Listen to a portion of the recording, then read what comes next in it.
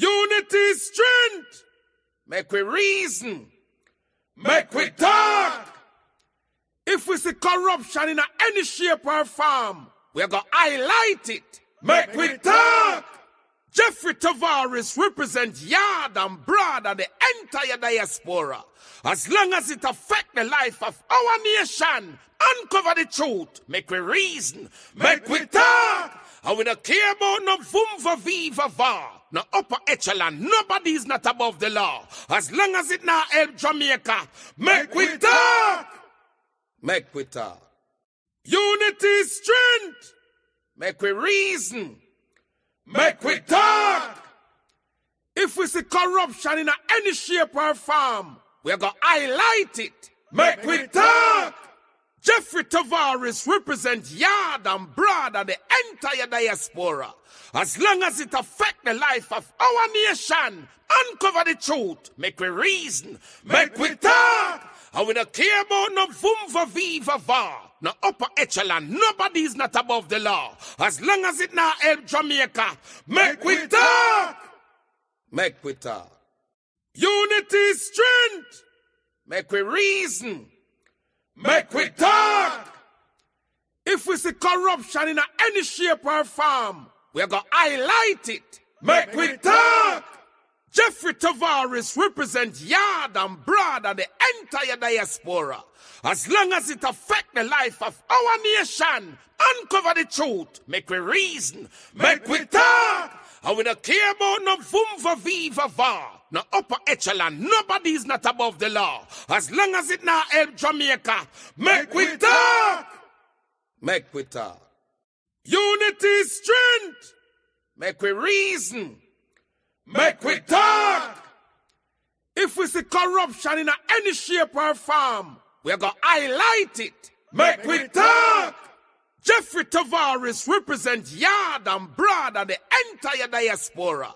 As long as it affects the life of our nation, uncover the truth, make we reason, make we talk. And we don't care about no vumva viva va, no upper echelon, nobody is not above the law. As long as it now help Jamaica, make we talk. Make we talk. Unity is strength. Make we reason. Make we talk. If we see corruption in any shape or form, we're going to highlight it. Make we talk. Jeffrey Tavares represents Yard and Broad and the entire diaspora.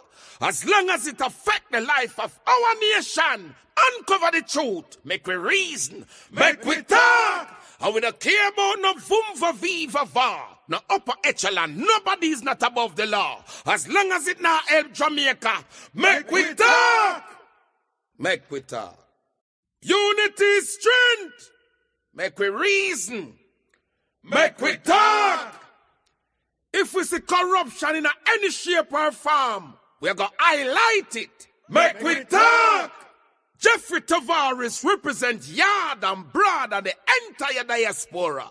As long as it affects the life of our nation, uncover the truth, make we reason, make we talk. And we don't care about no vumva viva va, no upper echelon, nobody is not above the law. As long as it now help Jamaica, make we talk. Make we talk. Unity is strength. Make we reason. Make we talk. If we see corruption in any shape or form, we're going to highlight it. Make we talk. Jeffrey Tavares represents Yard and Broad and the entire diaspora. As long as it affects the life of our nation, uncover the truth, make we reason, make we talk. And we don't care about no vumva viva va, no upper echelon, nobody is not above the law. As long as it now help Jamaica, make we talk. Make we talk. Good morning, we're listening, watching from around the world in the Eastern Caribbean. Welcome to an edition of the Mek Wi Talk program. Today is a sentencing hearing for former Member of Parliament, Julian Silvera. He pleaded guilty to manslaughter in the murder of his wife. Many people are calling for a stiffer sentencing for the former Member of Parliament. Today's proceeding will be presided over by Jamaica's Chief Justice Bryan Sykes. Good morning for those who are watching us from around the world and the Eastern Caribbean. For those in the chat room, like up the live feed, and share this morning. My special guest coming on pretty soon will be Major Robert Finzi Smith. He will be coming on. But in the meantime, we're going to play a video here by journalist Dean Jackson Miller, who has been, in the sense of you know, talking to us about what the sentence will be. The court hearing will start at 10 o'clock this morning. We'll be bringing you live coverage from the courthouse in Kingston, Jamaica. Live coverage from the courthouse in downtown Kingston. We'll be bringing you live coverage at 10 o'clock this morning. Live coverage of the sentencing hearing of Julian Silvera, former People's National Party Member of Parliament, a former lawmaker in the Parliament of Jamaica. He will be sentenced this morning. Will he get 15 years in prison? We don't know. We won't predict what he's going to get. What we're going to do for you until Mr. Finzi Smith comes on is to give you a rundown of what we all think. Dean Jackson Miller is also an attorney at law. She's an attorney at law. She's also a journalist. And we're going to listen to what she has to say about this case here. Here we go. Julian Silvera get for killing his wife. I'm going to come up with a number and we'll see how close I get or how far away I am. I'm Dean Jackson Miller. Thank you so much for joining me courtside. Time for tea.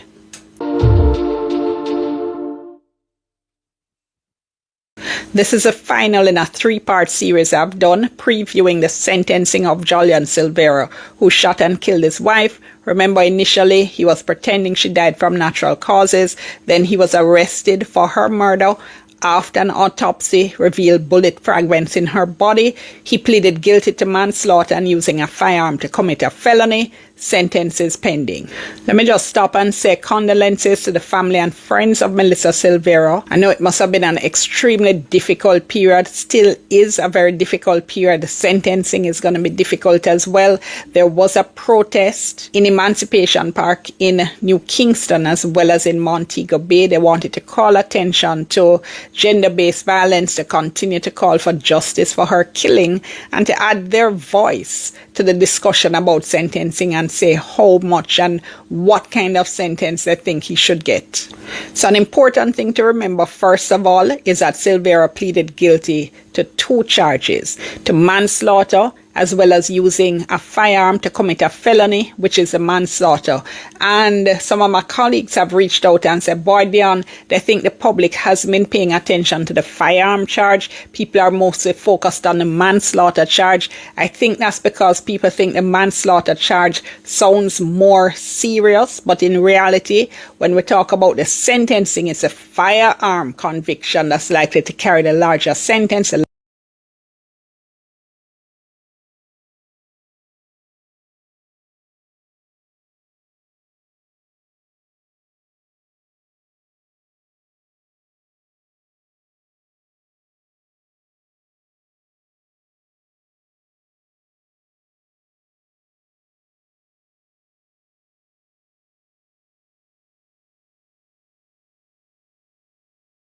Longer sentence, and you'll see why when I break that down in a little bit. Let me start by reminding you that manslaughter doesn't have a minimum. No, what I was saying, sorry about that. What I was saying is that we are standing by to join our special guest, Mr. Robert Finzi Smith. He's coming on now.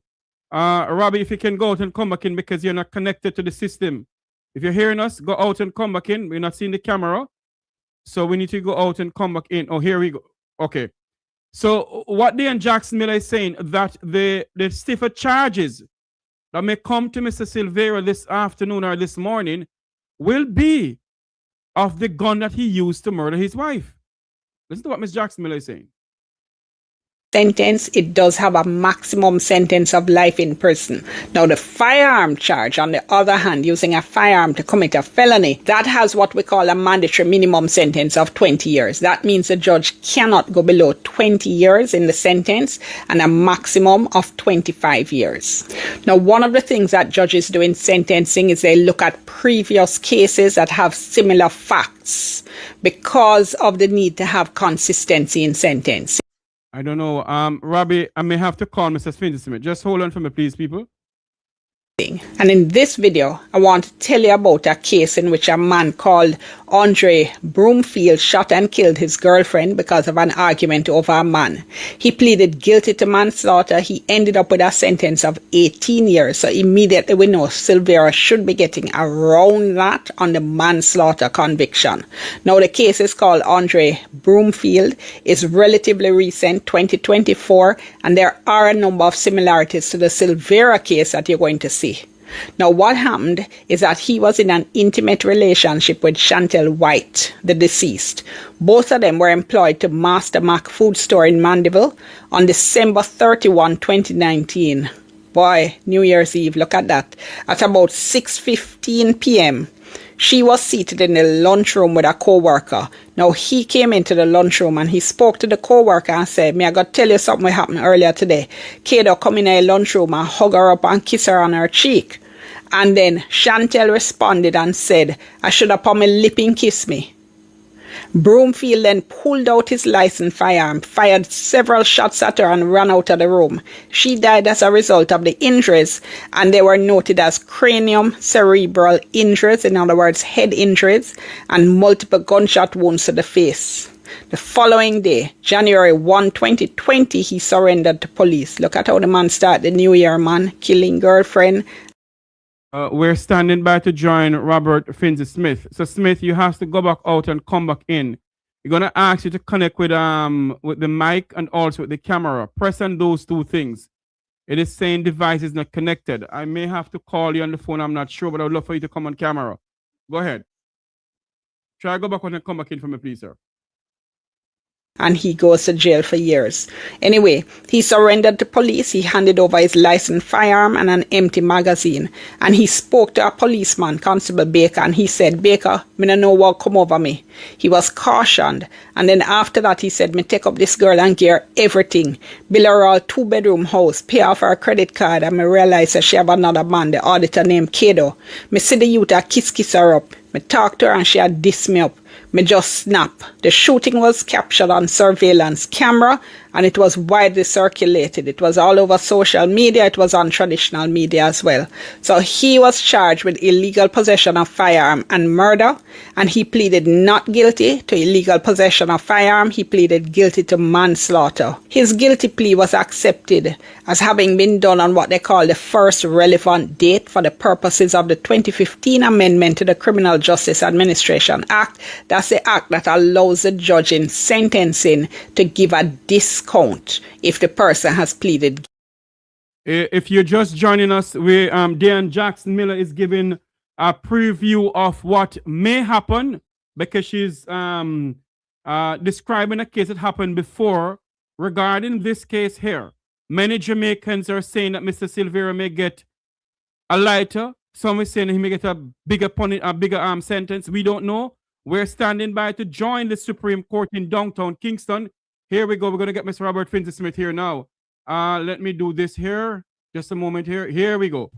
Bobby, one moment for me, please. Let me just finish what Dan Jackson Miller is saying. Then we're going to bring you on. Go ahead. Just a moment here. Let's listen back what Ms. Jackson Miller is saying pertaining to this case that she's talking about. Guilty. So after the judge got a social inquiry report, an antecedent report, that's a report that says any previous convictions, after his lawyer had made a plea in mitigation, that's when the lawyer basically begged the court and said, "Boy, judge, look at all these good things about my client, do ease up on the sentencing."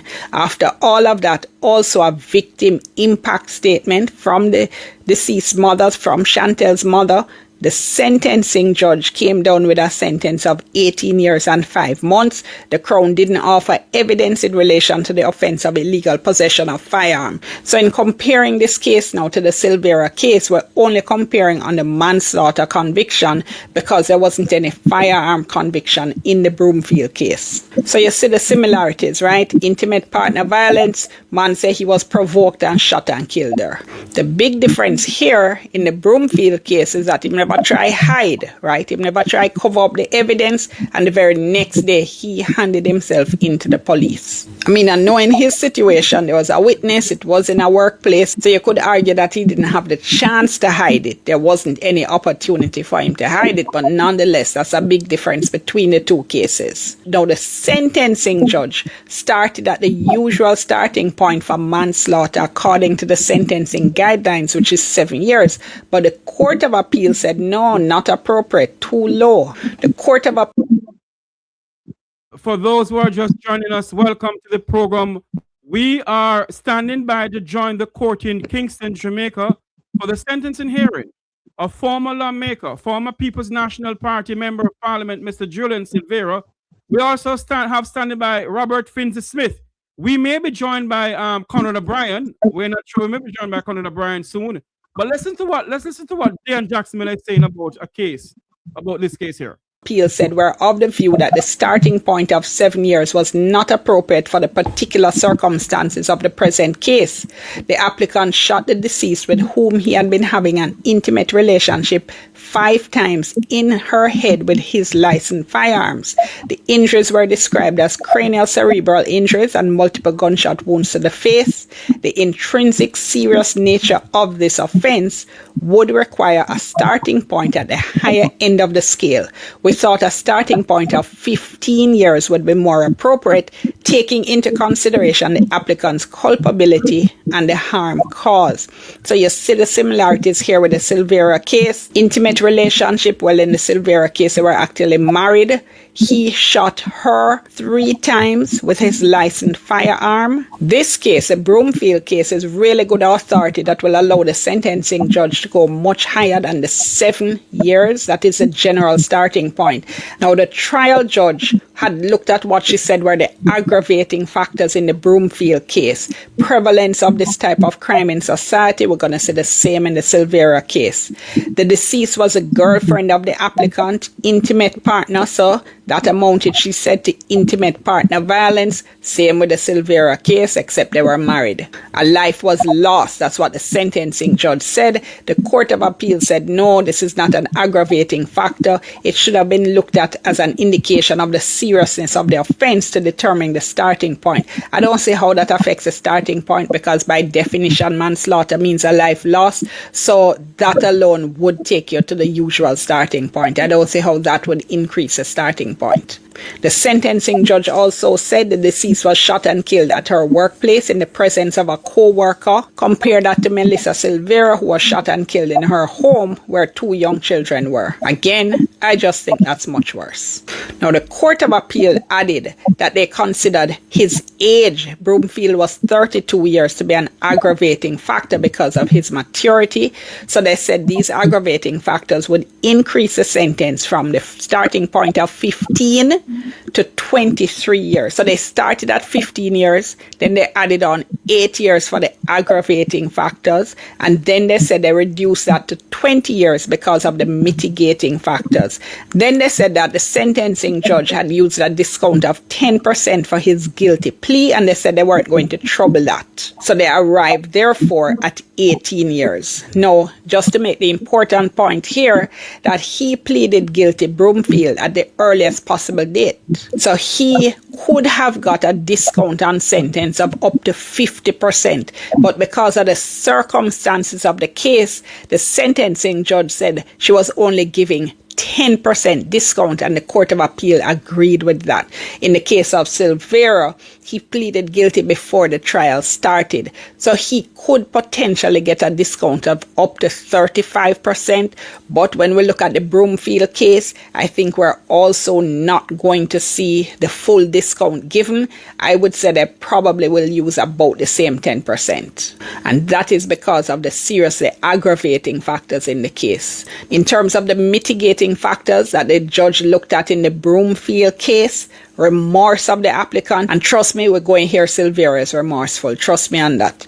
The Broomfield had a good antecedent report, expecting the same from Silvera. His social inquiry report was favorable, what the community and people who know him say about him, again expecting that for Silvera as well. He pleaded guilty, that's Broomfield, at the first relevant date. That wasn't the case for Silvera, but he did plead guilty before the trial started, so he saved the court resources. He saved the witnesses, especially the children, from having to testify. Broomfield surrendered himself to custody. Silvera didn't do that.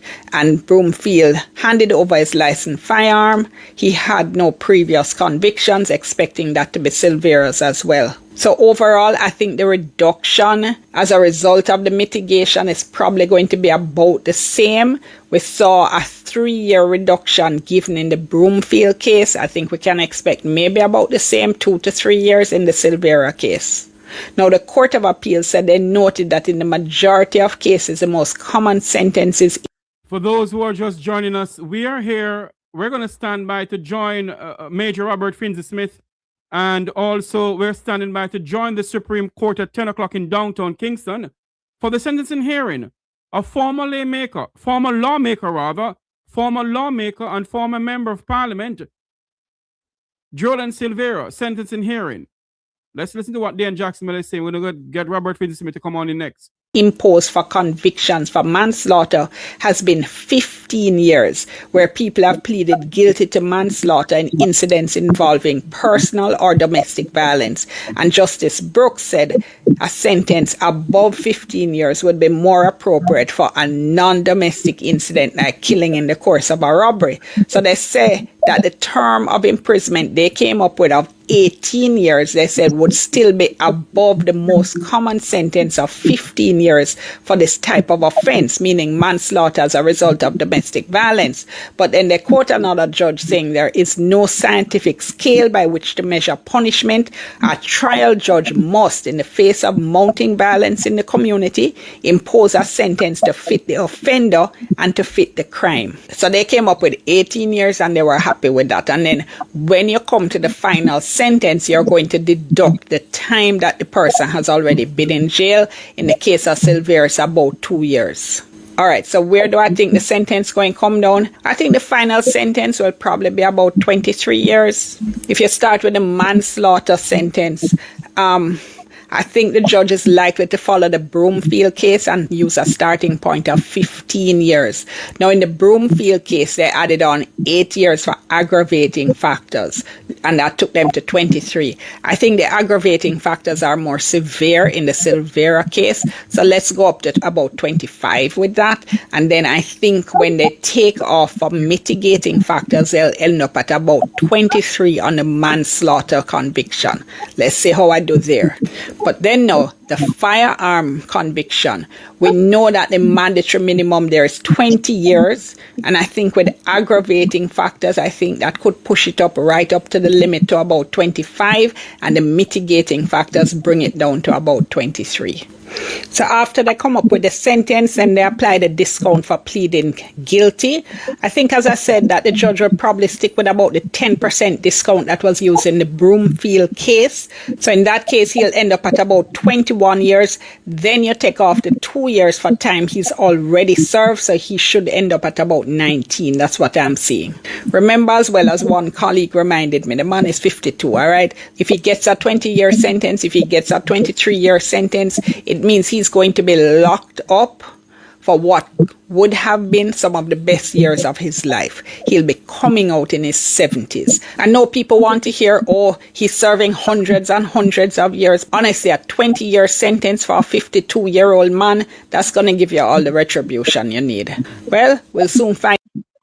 Well, there you have it. Dan Jackson Miller telling us what she thinks. We have with us, joining us now, Major Robert Finzi Smith. Robbie, welcome to the program as we stand by to join the Supreme Court in downtown Kingston. Go ahead. Thank you. Morning. Morning. I am in a quandary, Yes. something of a conundrum. Yes. I have been privy to certain information. Let's put it that way. Uh-huh. And there are a couple of questions in my mind that as yet have not. Usually, when somebody plead guilty to something like that, them illocute, like them say, this is what happened, this is the time it happened, this is what I did, what I shouldn't have done, whatever. My disturbing feeling is that the time of death as recorded, unless I am completely off track, somewhere close to midnight. His cell phone records put him miles away at that time. So hold on there for me, Major Smith. What you're saying to me that the former lawmaker cellular phone records put him miles away from the home? Yes. I go better. How can I put this? His wife's cell phone. Yes. The provider, which I believe was Judicial, if I'm wrong, correct me, initially said don't exist. Hold on here. The telephone provider said his wife's cellular phone records don't exist? Exactly. But there are records of bills sent to them. So how is it that this man pleaded guilty for... continue, before we go on. Continue. When you get the answer to the question you're about to ask me, tell me and we'll both know. Go ahead, Robbie. There's more to this than meets the eye. Yes. Why would you admit to something that the general public consider as heinous as this if you never do it? What is the profit? Something Unless not adding up. Can get up and say, and then when you hear that the Crown had doubts as to their ability to secure a conviction with the evidence they had, which is why they did not object to the lowering of the charge. And bear in mind, that there's not been an execution in Jamaica for decades. So, Major Smith, before we go to the execution, Major Smith, my question though, if the telephone provider is saying that the wife's cellular phone records doesn't exist, how is it that, on what basis does the JCF get Mr. Silvera? You know what? Let me not go down there. Let me rephrase this thing differently. In what? How did the JCF question Mr. Silvera pertaining to this then? You have any idea? It is my understanding that his evidence as to where he was not as accurate as it could have been. Oh. He said that he was with family, and the evidence has indicated he was elsewhere. Somebody who has a very nasty sense of humor once said when that evidence came out that whilst his wife was expiring, he was somewhere else perspiring. Oh. So in layman terms, he was somewhere with another chick. Yes. Then why would I plead guilty for manslaughter and I know I didn't do something? When you find out, let me know. Major Smith, something that adding up here. Not adding up. Is no way, no form of maths I know can make this accurate. And there is something circulating on social media that a well-known Jamaican member of parliament is involved in some money given away, whatever, to have some protest. Are you aware of that? They were willing to pay what they could to guarantee that him get the worst that is possible. Now, the other thing that I am trying to figure out is these demonstrations. It's not like them demonstrating and trying to influence a jury. Right. And I had said initially, there is no way that this man could have a fair jury trial in Jamaica. Because the case has been tried 15 times over. Yes, by social media and everything like that. Exactly. So who are the demonstrations trying to influence? The learned judge would have already deliberated the evidence available to him and made up his mind as to what this, because he's going to read out why him sentence you to that in him. Now, just going to say take 5 years and go or take 35 years and go.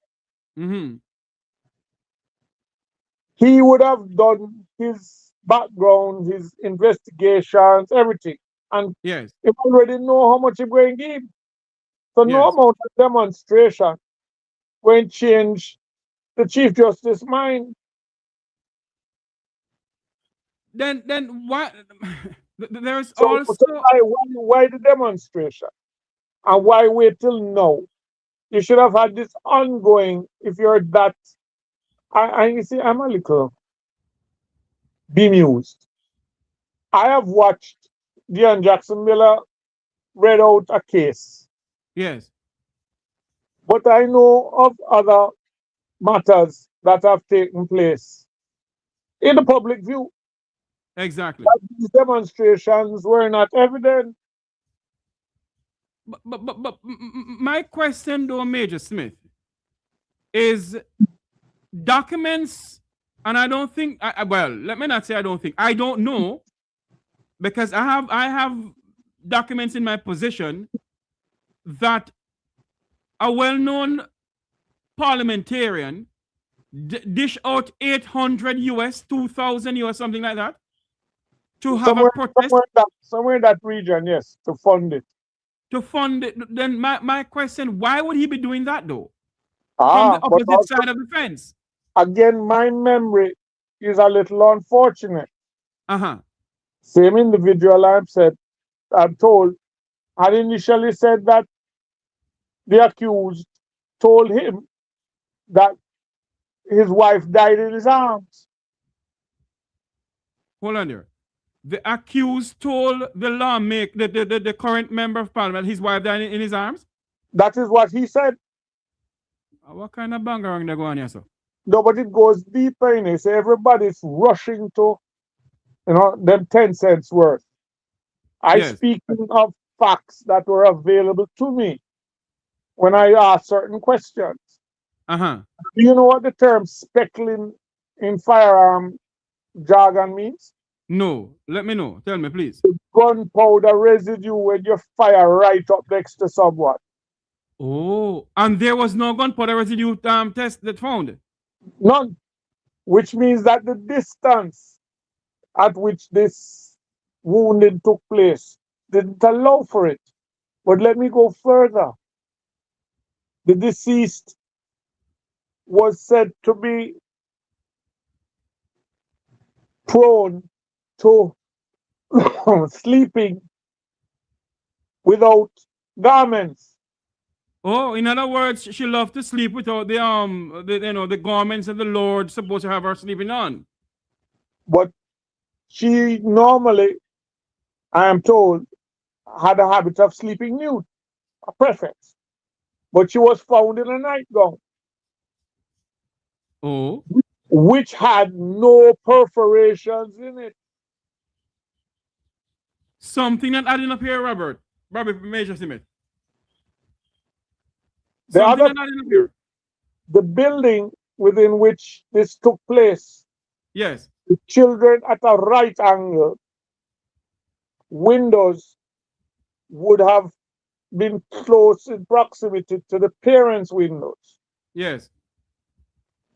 And you know them old house type of building that if you bark too loud the whole neighborhood here, it Yes, echo. yes. And if you do not know the whole bed, the body here, the better Jeffrey behave yourself. Go ahead, Major. So why would the children not have been instantly alerted by the sound of a Of a gunshot. a Yes. Glock 17 firing thrice? Because a Glock, when you fire a Glock in it has a woodum sound, you know. It is loud, and then it's an enclosed area. It is going to amplify it. Yes. So and I'm pretty much sure the detectives of the JCF must have questioned the children if they hear anything. Yes, I would have hoped so. Is it that? The accused statement is that original statement is that he was awakened at around 6 in the morning on a phone call from one of his children. Oh. But my question though, why would you take the fall for something you know he didn't do? And another thing, Major Smith, the gentleman from the JCF who gone to the Turks Island to work, was he called back to Jamaica to in this case? I'm not aware, no. And with the plea of guilty to manslaughter, it would not necessarily have required evidence from any other witness. Oh, but on the documents that I saw, and I'm pretty much sure I've seen that documents too, where the current lawmaker, the current member of parliament, was saying to the gentleman who gone to the Turks Island to work from the JCF that make sure that nothing comes out of this, that he get the stiffer sentence. Well,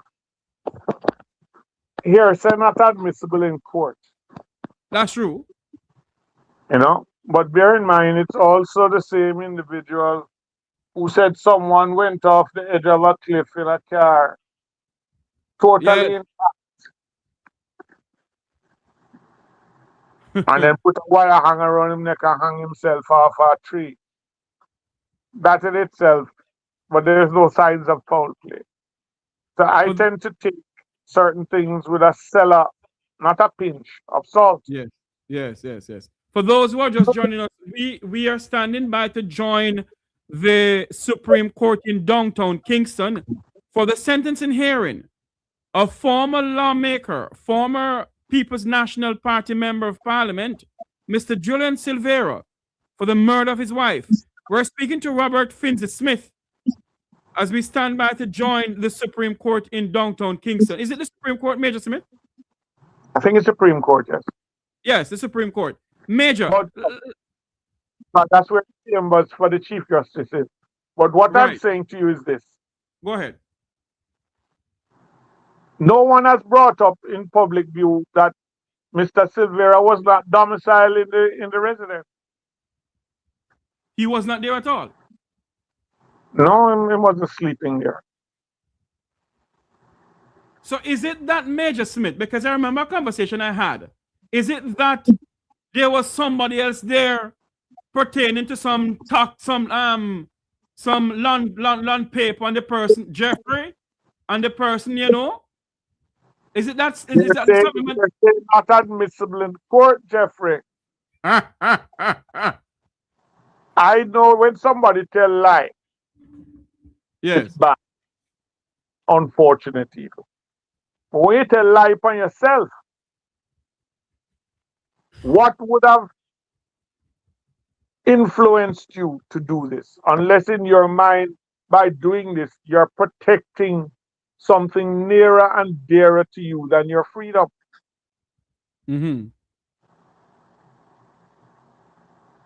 You want me to say it again so you get the full impact of what I just tell you? Go ahead, man. Well, I can hear it again. Go ahead. I said, Jeffrey, I got to do you something. And you said, go ahead, man, do your best. Uh-huh. And I said, all right, Jeffrey, I cannot do you nothing, you know. But one of your picnic them, I'll do them something. Yes. If you don't accept the blame for that. Hmm. And I So- look around and say, the same impact that would have made the accused lie as to his proximity the night of the incident to protect who he was sharing the sheets with.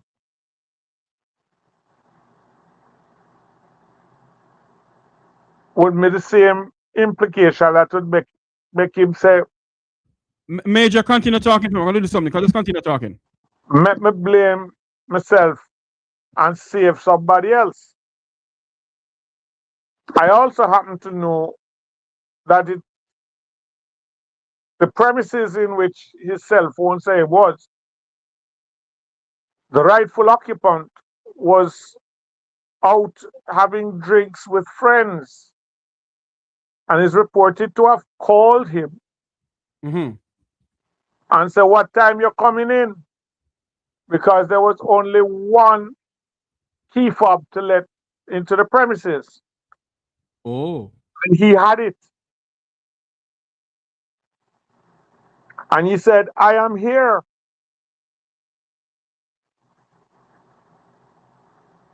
Major Smith. Her co-workers and friends overheard the conversation because they were at a hotel having drinks. And said, left the woman, man, make she drink her rum. So there are people who are privy to the fact that him was where his cell phone same was. So, this is baffling me though, Major Smith. You did not commit the crime, but you plead guilty to the crime? Is it that, hold on for me, Major. Is it that the former lawmaker is having a mental breakdown or something? Well, if you get locked up in places like Central Police Station for 2 years, it can break down your mentality, yes. But what I'm pointing out now is that his attorney seems to be very proud of himself to have reduced the murder charge to manslaughter. Oh. And it is, I'm told, based on the evidence, it would have been somehow difficult to make a strong Teflon type case for conviction. Okay. Because remember now, in law, it says beyond the shadow of a doubt. Yes. What would have made someone take advice from learned counsel to give away that thing and take the big lick? Hold on there for me. Was the gun that was used in the murder of Mr. Silvera's wife, was that gun licensed firearm owned by the husband? Yes. Oh. But at some stage, I'm not too certain when, where, or how, that weapon was in the possession of the police. Was there any, do you have any idea that there was any surveillance camera around the house just in case anybody came there, commit the crime and run away? In a BMW? No, but there could have been somebody who would have observed the arrivals of someone else. Yes, but into a BMW. But that evidence was not presented. Oh. Is it that they didn't want to present that evidence, that they just throw out that evidence? I don't know. To the best of my knowledge, his counsel did not avail himself of it. It is baffling me though, Major Smith, that Mr. Silvera would have wanted to give up his freedom to go and maybe spend half of his life, because if he, as what Dan Jackson Miller is saying, at 52 he goes to prison, at a certain time he may come back out at maybe at 72 or 73 years old. Will come out at my age. You're at 72? July coming if the creek don't rise. I am 73. You don't look 73 at all, Major. My acceptance of the compliment. But my thing is this. Okay. Have you ever seen the situation where you can put a piece of white paper, draw a line or a circle on it, Yes. put an ant in the middle of the circle, and the ant will not cross the line? Yes. Think about what I just said to you.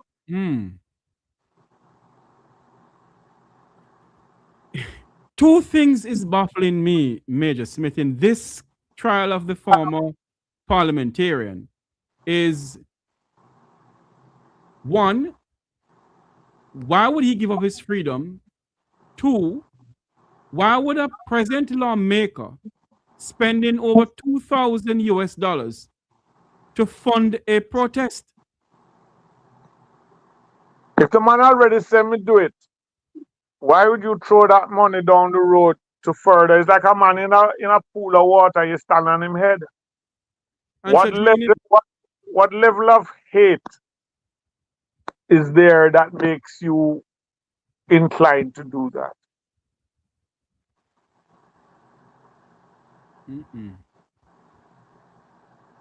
I am saying I am not in a position to give you the fullness of my theory. Yes. But I can say, in my opinion, there's much more to this than meets the eye. Hold on for me, Major Smith. We have we're gonna stand by to join the Supreme Court in downtown Kingston, where we have the Chief Justice of Jamaica presided over the case now of the sentencing of former People's National Party Member of Parliament, Mr. Julian Silvera. As we stand by to join them, it's now 12 minutes after 10 o'clock. We're still speaking to Major Smith about his take on the case. There's many questions, no answers. And many of us are asking the question that I'm asking right now. If you know he didn't commit the crime, why are you pleading guilty for something you haven't committed? And why is a current Jamaican politician, a government minister, is spending $2,000 United States dollars, it's alleged, to fund a protest in Montego and in Kingston? Questions and no answers. The time is now 13 after 10 o'clock. We're listening and watching from around the world and the Eastern Caribbean. It's Mek Wi Talk. We're talking to Major Robert Finley Smith, and we're standing by to join the Supreme Court in downtown Kingston. We're also standing by to join Conor O'Brien. I was told he's going to come on to the program. Major Smith, continue what you're saying. We'll look at this case, Major Smith. And one is asking the question, is it that this case is one of the most, well, is it that this case is so political motivated, in a sense? Because when the whole thing happened, you heard that the wife family owned some lands in St. Thomas, Kobe property to be exact. Didn't own it. Her grandfather owned it, but it had been finsacked. Yes. She was actively attempting to recover it. Yes. And was said to have been taking funds from people towards that. Yes. We have joining us now talk show host and commentator Conor O'Brien from Straight Up News Talk. Well, it's not News Talk anymore, it's Style. What is it again, Mr. O'Brien? Sleek Radio 93 FM. Sleek Radio. Conrad, welcome to the program. We have Major Smith here. What do you think about I must also say, Jeffrey, just for a bit of promo here, forgive me for my selfless plug. I must also say from also the Conrad Obi, the fireman YouTube channel. And I'm inviting people to go there, like, share, and subscribe. Mm-hmm. Conrad, as you have Major Smith on here, your take on the case, your take on the sentencing coming up. What do you think Chief Justice Bryan Sykes will do with this case? All right. Hi, Bobby. Morning, and morning to your listeners and viewers. First of all, I am not going to gaze into the goodly Chief Justice mind. What I will say on that is that I know that the Chief Justice is a consummate professional, and he will shut the noise out and deal with what is in front of him. So all the protests and the people talking about you should not use aggravated circumstances and all of those sort of things. Dr. Bryan Sykes, who is well schooled in the law, one of Jamaica's finest, certainly will opine or certainly must have basically looked at what is in front of him, and I'm sure he will come up with the judgment. As it relates to some of the things that we see happening, Jeffrey, it is Conrad, you're breaking up, Conrad. You're breaking up. We're losing you.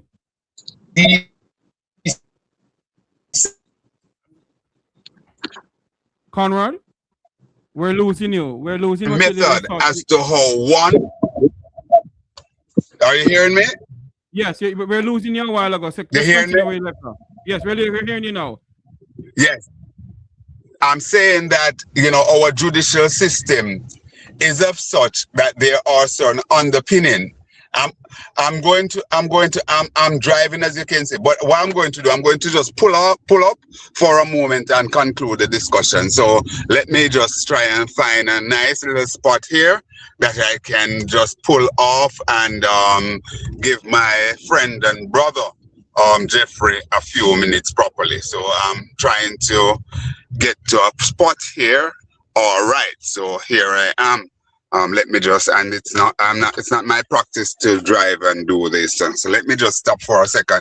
Yes, Jeffrey, and listening. So I was saying that, our judicial system is structured in a way as to how one is able to get a guilty plea as it relates to a case that one was charged for murder, and at the end of the day, someone get a manslaughter plea. Had that not been an underpinning in law, then certainly the goodly gentleman, Mr. Silvera, would not have gotten it. It's not something that was plucked out of the hat. It is something that is enshrined and embedded in our jurisprudence. All right. That said, it is going to be interesting to see the verdict that comes out of this, Jeffrey, because as I said before, the lawyers and the judge, of course, they have the file in front of them. This case was actually held in camera, so we weren't able to listen to whatever testimonial and so on the accused would have put forward there. So let's see what will happen. But I heard you may ask Bobby earlier about a present lawmaker spending money to have process, and so that's just indecent, because he well knew that's not something that you're supposed to do, because it could basically, it's a way of trying to prejudice the case one way or the other. And that is why I said early in the piece that I have ultimate confidence in the Chief Justice that he will shut the noise out and he will display professionalism in his sentence in this today. We have lost Major Robert Finney. We still have Conrad O'Brien here as we stand by. It's now 19 after 10 o'clock. We're standing by to join the Supreme Court in downtown Kingston for the sentencing hearing of former lawmaker and former People's National Party Member of Parliament, Mr. Jolyan Silvera. We have with us Conrad. when you look on this case, Conrad, and it was tried in the public in so many times in the public domain, you wonder if, you know, would you have gotten a fair trial here in Jamaica?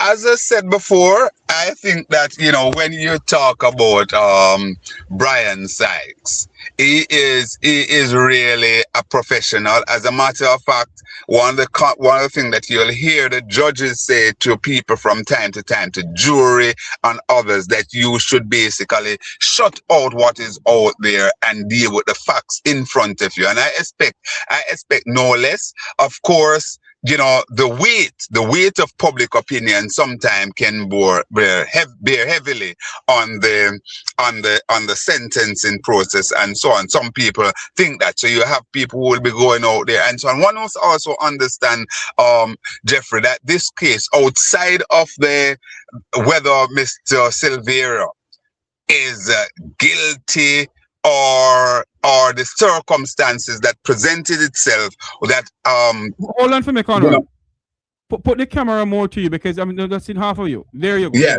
I'm saying that whatever the situation is that would have caused what happened in with the Silveras, you know, Melissa, who was also a good friend of mine, and of course her husband, who is also a good friend of mine, because I'm not going to divorce my brethren because him get himself in trouble. What happened? I will condemn the act and so on, but certainly I'm not going to say, boy, I never knew Silvera. Silvera was a brethren of mine and still is a brethren of mine because he's not dead, right?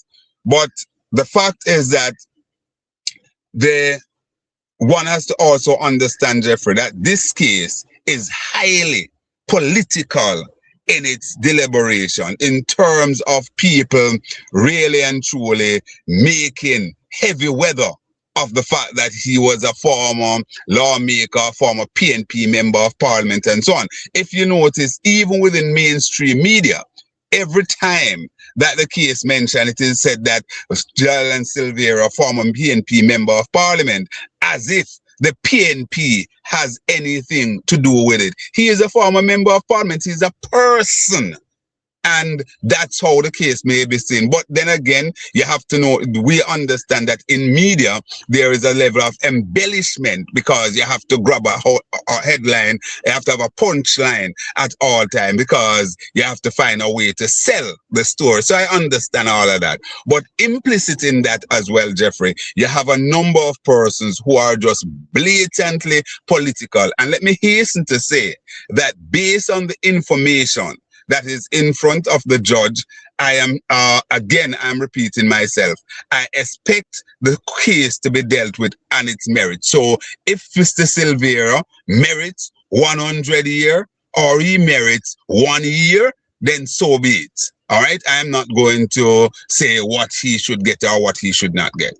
What I will note as well is that the children are in center of this, and as what is happening now is that they are void of both mother and father at this time.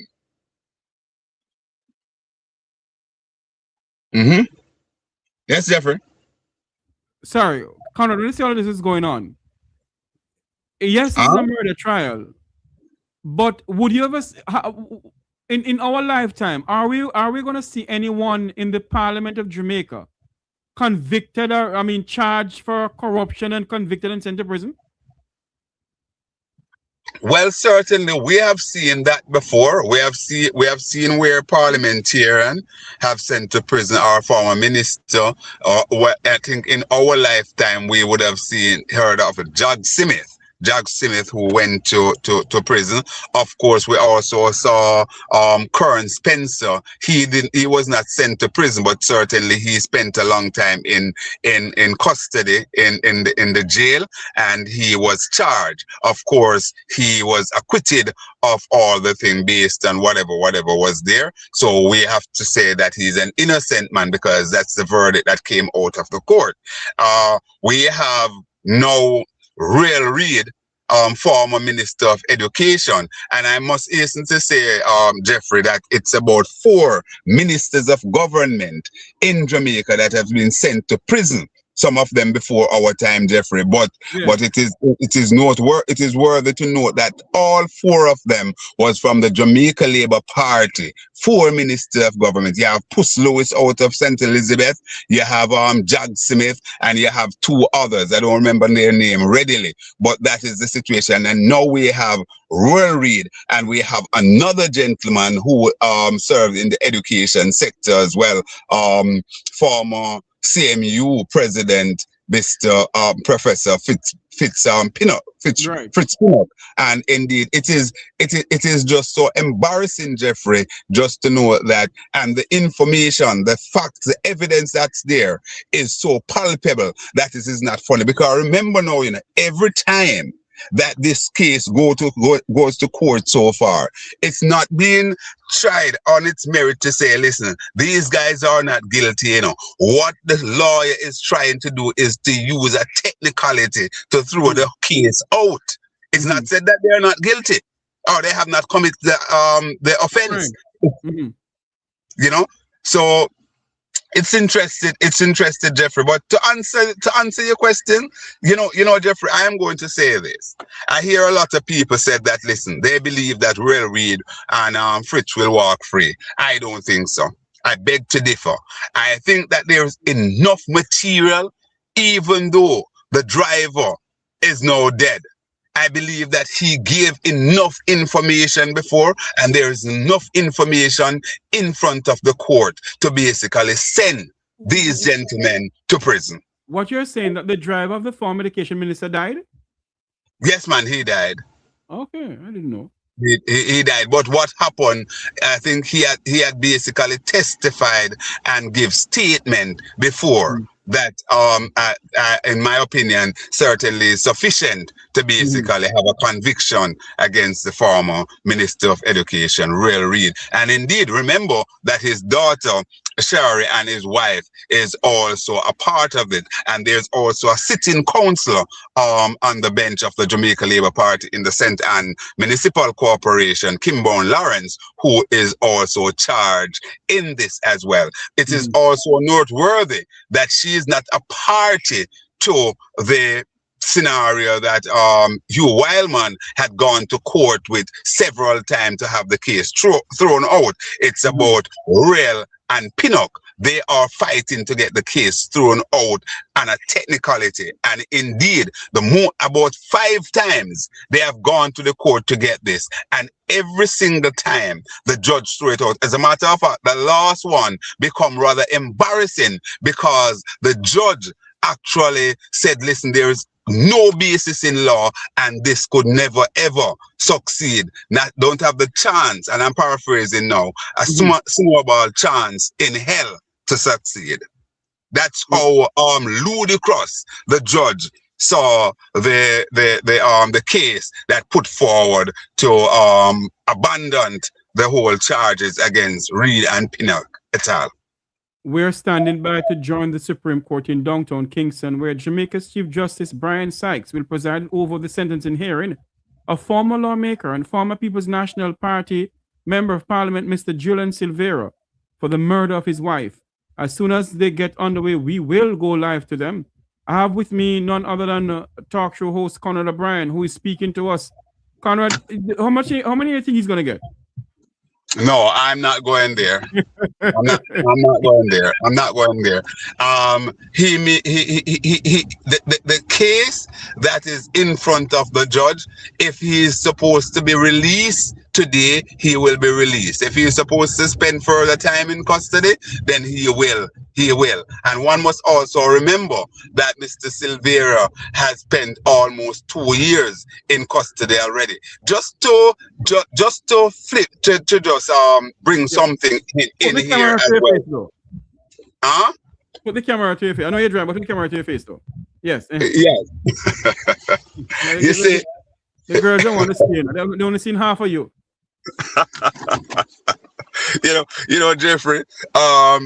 Just the fact is that to bring something here in or throw a curveball in this, one will understand that, or should understand rather, that Mr. Silvera was charged in custody for almost 2 years or so, pled guilty to manslaughter. And indeed, the Chief Justice will deliberate and will hand the sentence down this afternoon or sometime today. The fact is that we have situation here in Jamaica where the PM lawyer, Patrick Bailey, a man was found in his house, murdered or dead in his house with, I think, gunshot wound and certainly stab wounds.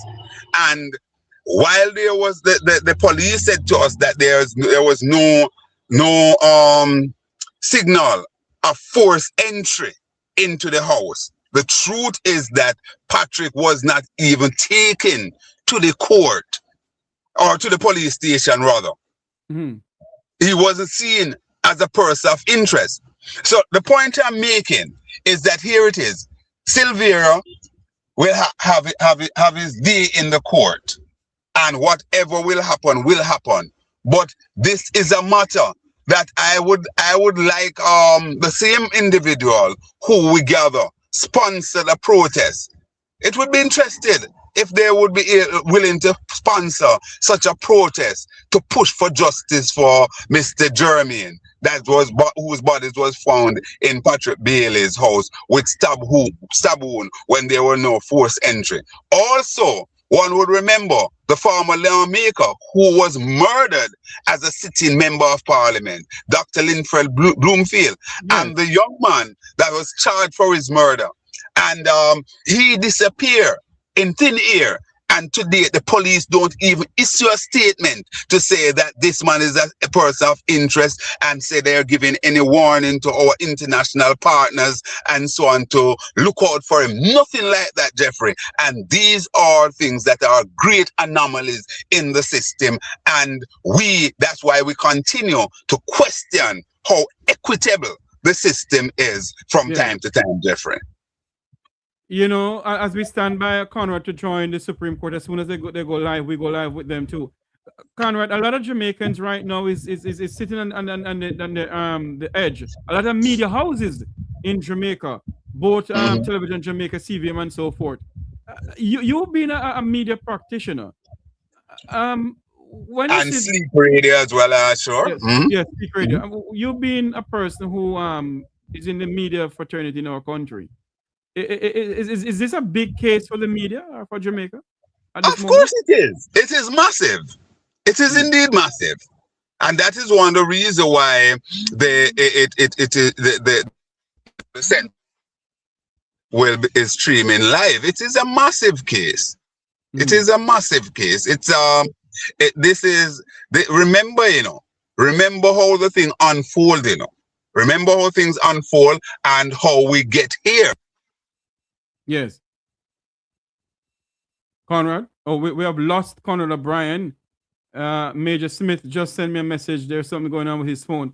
But as we stand by here, ladies and gentlemen, people, to join the Supreme Court in downtown Kingston for the sentencing hearing of former lawmaker Jolyan Silvera. Remember to like, share, and subscribe. Like, share, and subscribe. Come on, like up the live feed. Share the live feed. Like, share, and subscribe to the Mek Wi Talk program.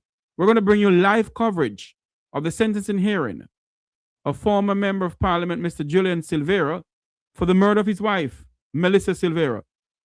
Jamaicans are asking a lot of questions this afternoon or this morning, wherever you listen from and watching from around the world. Is it that there's so much media coverage on this? Is it because he's a former Member of Parliament for the opposition party, or is it that is a case that many of us have to watch? Because I'm still questioning the whole idea of him pleading guilty. I am no lawyer, and I don't profess to be a lawyer. And many of us are village lawyers. I don't want to be a village lawyer either. But, we're asking questions this morning. Is based on what Bobby Finzi-Smith just said to us, we're asking questions. Is it that this individual, Mr. Silvera, is pleading guilty because he's trying to, I don't know. But why would you give up your freedom? Why would you give up your freedom? I want some people to call the number 954-529-8030. How much airs do you think he'll get? How much airs do you think Mr. Silvera? Oh, here we go. Conrad Bryan is back. Conrad, welcome back to the program. Indeed, I don't know where I lost you, Jeffrey. But I was saying to you, yes, indeed, this is a massive case. It's a massive situation, and it's practitioners' dream to be carrying stories like this. And I was saying that had I been on air, today, I would be really looking at how I'll be wording my commentary based on however the verdict goes. I would basically be looking at it. So certainly it's a big case, Jeff, because one has to understand or to remember how the whole thing unfolded.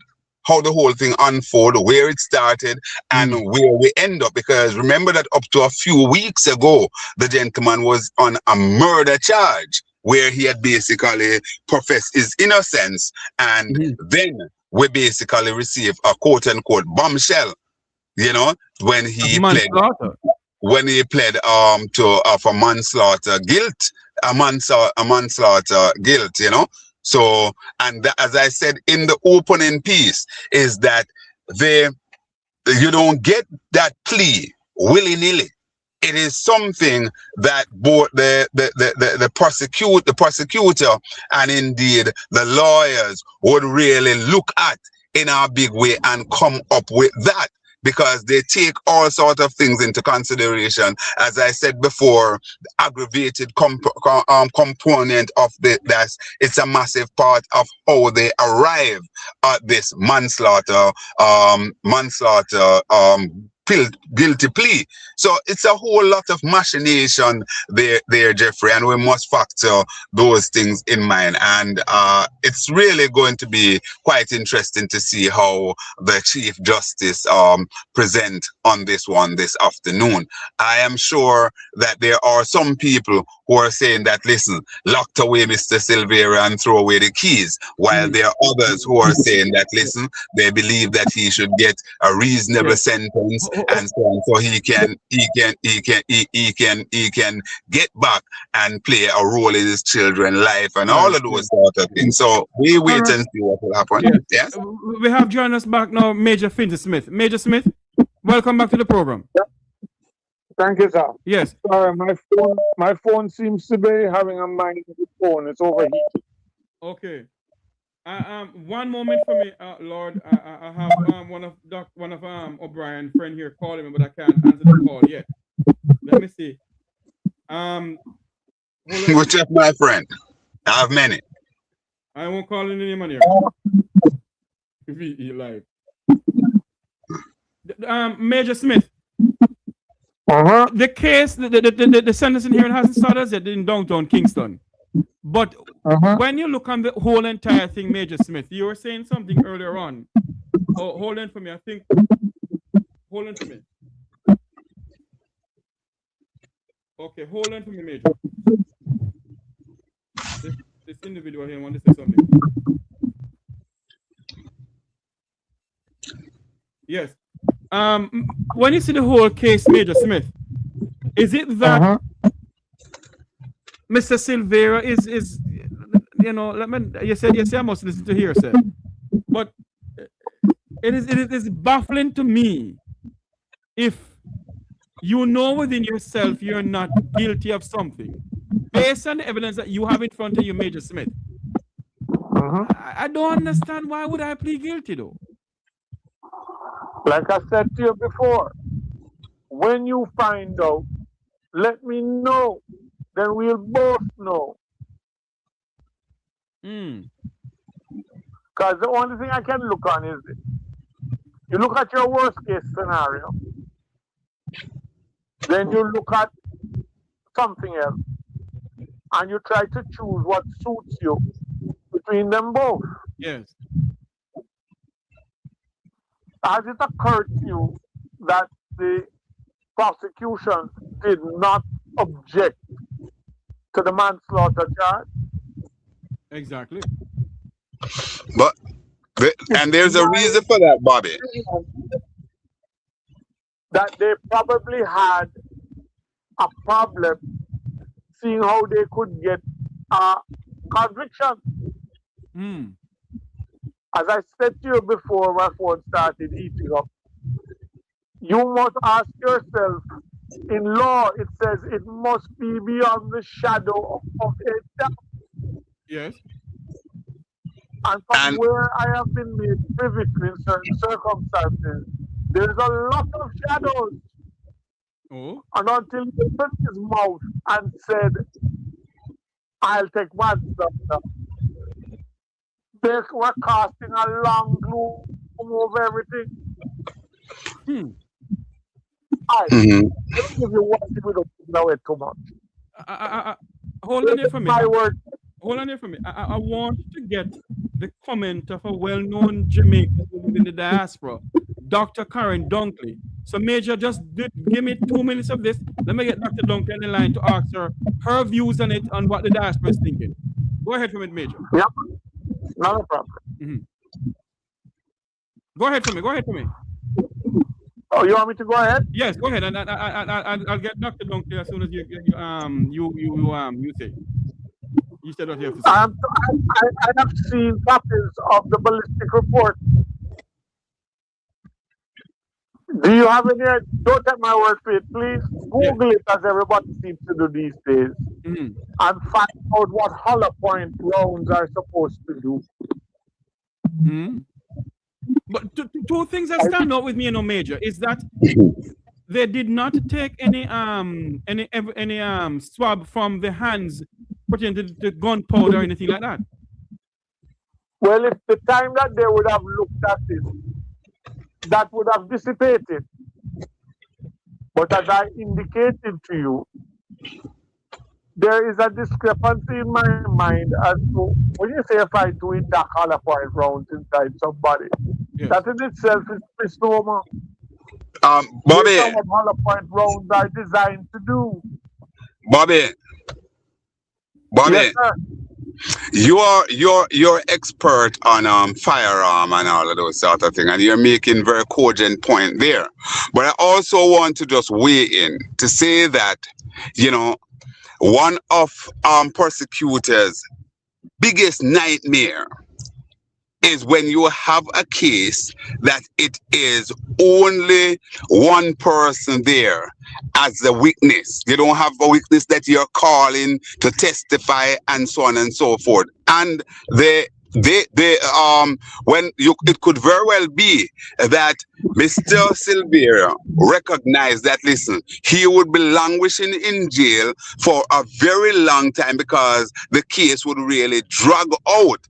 And he sees in that, listen, if I go the route of a guilty plea, bearing in mind that there are certain amount of discount in sentencing and all of those sort of things, and remember now that he's represented by a capable lawyer who he would also be acting and advice given to him from his lawyer, then he went for the guilty plea and hoping that he will get a sentence rather that will be one that is not too punitive, to use a word. What say you? I do not think, considering our I didn't get you. guidelines today, and the way the Chief Justice thinks and reason, I don't think that's something that you can sit down and lay your hat on. If you cannot prove beyond the shadow of a doubt without my telling you that I did this, why would I say I did it? I come back also, the time of death. Time of death was said to be around 12 midnight. At 12 midnight, Mr. Silvera's phone was tripping cell towers way away from the premises.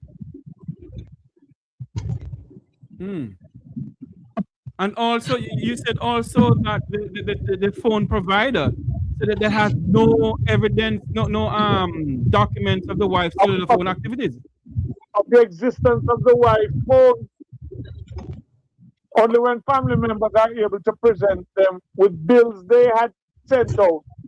And although nobody explained how their original statement that the phone don't exist coincide with them having bills that don't exist.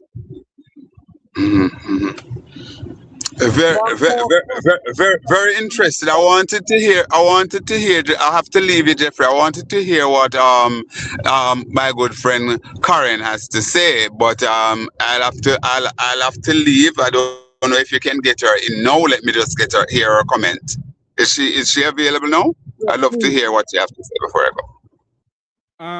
I think no, she's not available right now. She said that she'll call me in. She'll call in when the time is right. She's not available right now. But as you go, Conrad, just give us about 2 minutes as you wrap up, and I have Major here with me. Just give me 2 minutes.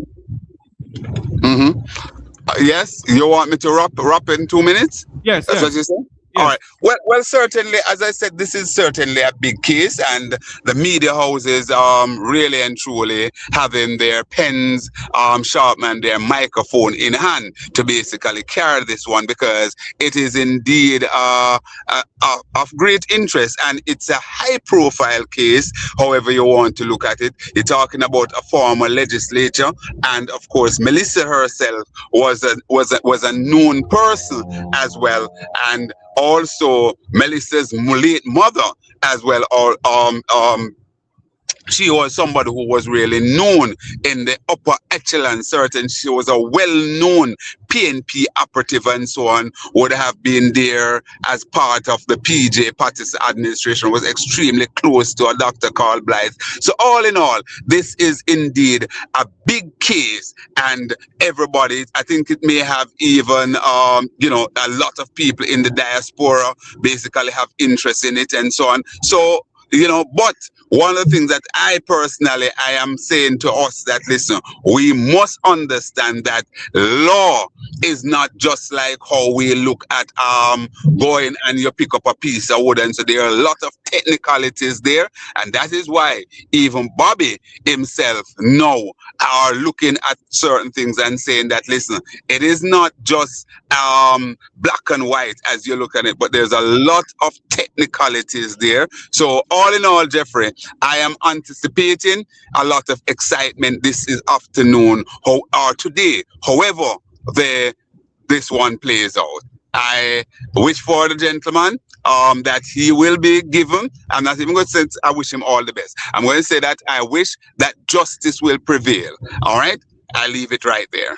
And I'm pretty much sure I can get you after the sentence in here and to get your comments in that too. All right, Jeffrey. All right, no problem. Good. I'll call you back. That's Conrad Bryan, your talk show host. Thanks for coming on. Major Smith, continue. Your take on as what you're saying that there was no telephone record shown of Mrs. Silvera's telephone. Is that true, Mr. Smith, or is just something people are saying, sir? Let's put it clear this way. I don't like to say me hearsay. Yes. I'm in a position to tell you that when certain things were checked, because it's normal investigation. So what about our phone? Because I know of a phone call that occurred the very night that she left us. And the time the phone call was made, who the phone call was with, what it was about.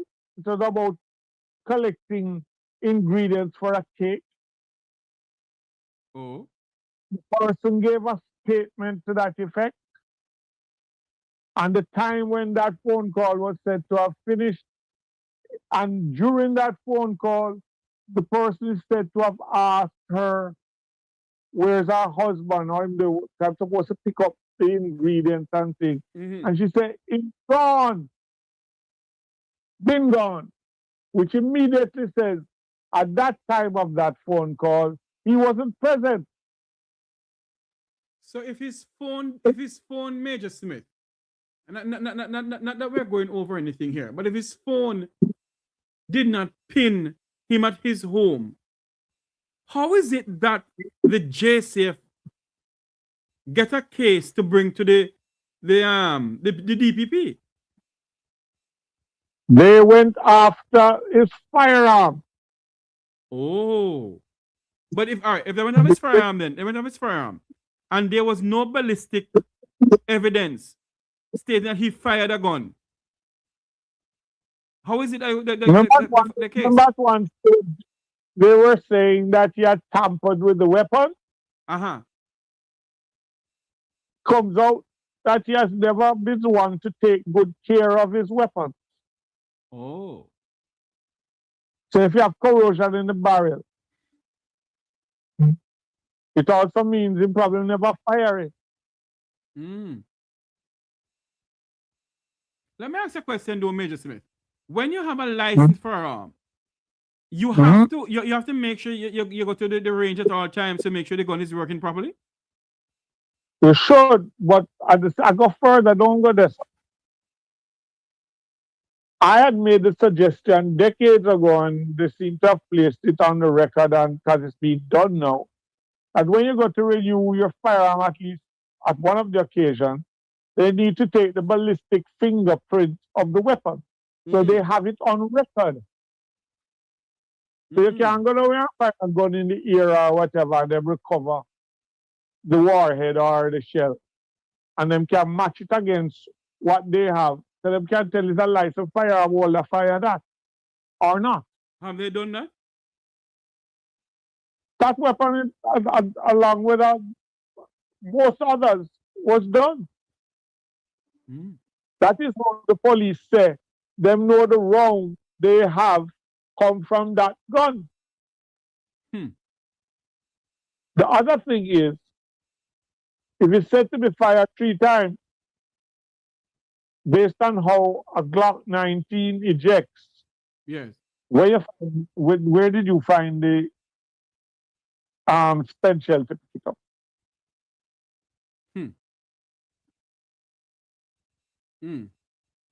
Am I making any sense? Yes, to you are. Yes, you are. Yes, you are. And when you look on the autopsy report, the pattern that they claim the round traveled, she would have had to be lying down. Yes. But you know, based on what we have been told in this case here, that she got the shot near to her private part. Is that so? One of the rounds entered above her hip bone, yes.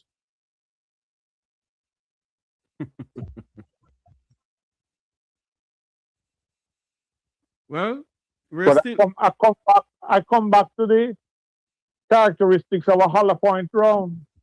Jeffrey, the mushroom one enters your butt, and there is no doubt that you get hit by a hollow point, because it will be very obvious in front of you. Yes, Conrad O'Brien, you're back with us. Go ahead. Yes, I'm just saying that I listen to Major, and the more Major speak on this, is the more it shows that there are a lot of anomaly there, and when one look at it, you wonder now. You say the manslaughter plea, it give rise to why the court or why the prosecutor did not object to the manslaughter case, because here is it. A lot of things that Bobby is saying certainly open a Pandora box. And that is why, Jeffrey, I have been saying from the day one, I have confidence in Chief Justice that he will look at everything that is in front of him, and he will shut the noise out and deliberate on what is in front of him and come up with his sentencing. What say you, Bobby? But Conrad, can I give you something else, and then I'll shut up, because the bomb that this will probably set off will make you feel you down Iran. It is my understanding that there is a sworn statement from someone who let someone into the apartment building shortly before the rounds were heard. Mm-hmm. And the person came back down and got into a vehicle that a lady was waiting on him in and left. To the best of my knowledge, the defense attorney has been made privy to the fact that this exists, but never availed himself of it. Yeah. Explain that Interesting. to Very, me. very, very interesting. Ta-ta, guys. Later. Later. Cool. Bye-bye. All right. All All right, right. cool. Conrad O'Brien there. Bobby, we're still standing by to join the live feed from the Supreme Court in downtown Kingston, the sentencing hearing of former People's National Party member of Parliament Julian Silvera. I see we're in the Gleaner a while ago, Bobby, is saying that Mr. Silvera always walk away. Friends say Julian Silvera usually walk away from confrontation. A sentencing hearing gets underway. To the best of what I've been told, that is more the norm than anything else. Yes. Also, I go back to the point, he was not domiciled in the home. He had brought home the boys, brought Chinese food, and they all sat down and ate. Mm-hmm. So the conversation I tell you I'm privy to on the phone, when the person asked where him is, he said, bring food for us and we eat, and him gone. Prior to that, actually, when he was leaving the first time, she asked him, I'm told, to go to Stonehill Square and buy a bottle of beer and some peanuts for her. The peanuts were found scattered, and the bottle of beer was on the ground. So do you have any idea? Have they taken any fingerprint from the beer bottle? Boss man, I don't know. I don't know. Jesus. My thing is, it is a unfortunate amalgamation of why didn't you? Hold on there for me, Bobby. Hold on a minute. Major Robert Finley-Smith on the phone with us speaking about Julian Silvera case. We're standing by to join the Supreme Court in downtown Kingston. As you see, please stand by for live streaming. So we're standing by to join the Supreme Court in downtown Kingston. As soon as they get underway, we will bring it to you live. This is Mek Wi Talk. It's now 10:57. We're listening. Go ahead. I need to once make this phone chill out before it shuts down again. But Yes. let me just leave you with this before I get back. Go ahead. I'm not saying him innocent, Mm-hmm. but what has become privy to me points more to his innocence than guilt. Mm-hmm. My thing is, why you do it? Not why you shoot her, you know. Why you say you did. If my cellular phone show that I was somewhere else and it can be proven that I was there where my cellular phone was, I'm not going to plead guilty for something I didn't do. Okay. I know that there's a statement with the lady with whom he was. But did they use that statement in court? No. Knowing that this case hasn't started to try, you know. Was there when the phone call came from his child to say something wrong with mommy. Was there to say that he was like in a state of flux, getting dressed because it's like he panicked. Yes. Was there to say that he left from their premises that he was at and went up?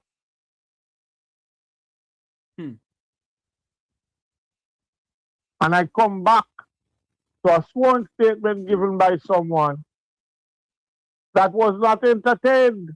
Yes.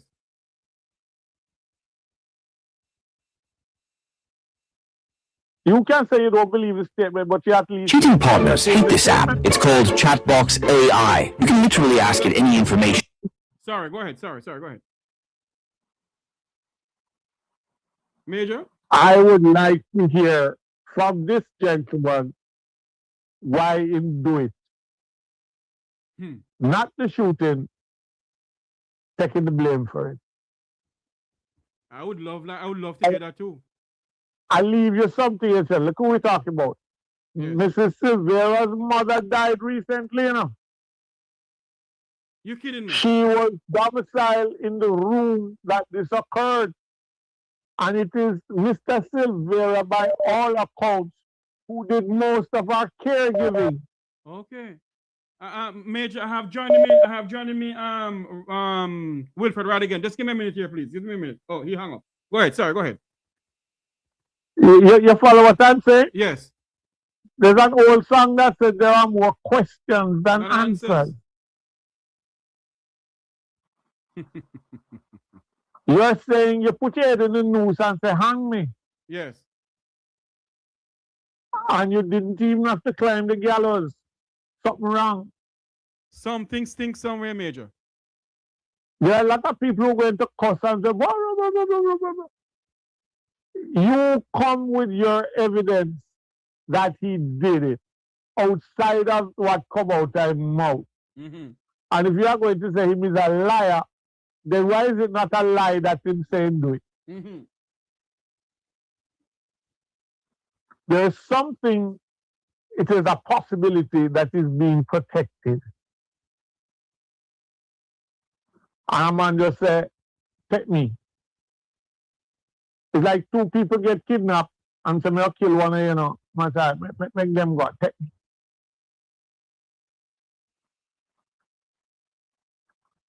And then now, when you add that to the mix, that someone who was his political rival is on record, is viral all over the place, as encouraging financially and otherwise that he be sunk. And that's what I'm trying to figure out. Into something. There you go. And that's what I'm trying to figure out, Major Smith. Why would you come out and be funding a protest that costs you 2,000 United States dollars? Something is not adding up. What is the aim? Why is it being? Why are the things out there? You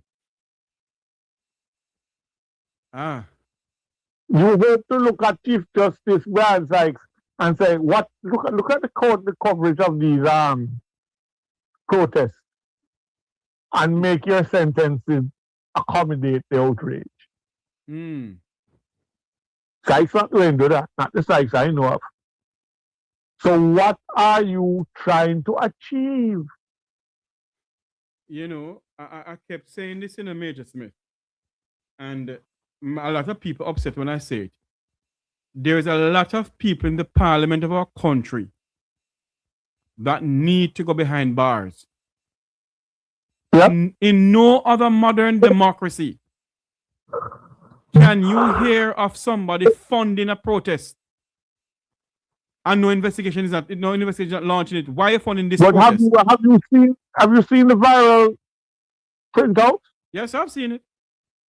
Have you seen the comments that are attributed to the person? Yes. As you see, where it is in his best interest that this. What is his best interest? And if you do this, you have to call me Mr. So-and-so. Call me Bobby. Yes. We're friends. True. And this is the same person who originally came out and says that Mr. Silvera said Mrs. Silvera died in his arms.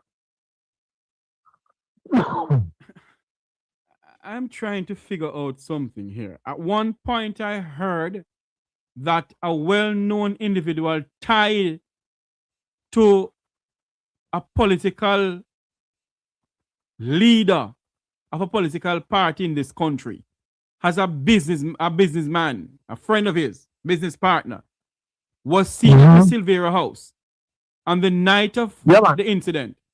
Are you aware of that, sir? No comment. Oh, Lord. The same person that she was forming a company with and looking after his space in a New Kingston? Yes. No comment. We're speaking to Major Robert Bobby Finzi Smith, one of Jamaica's luminary minds. His take on the sentencing of former lawmaker Julian Silvera and the murder of his wife. But I tell you something. Yes. If that bears any weight and holds any water, if after the sentencing today the person would have considered themselves free and clear and get away with it, yes. When people do certain things and get away with it, it emboldens them to do it again. You know? And then all the people who are in a great uproar will be crying in them coffee and saying, if I didn't know, you know, but him admit it. How was I to know? Him admit it.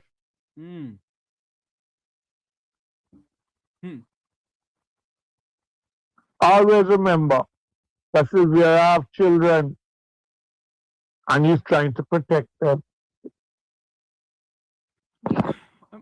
You know, I'm here sitting and I'm saying to myself, you have 2 young children.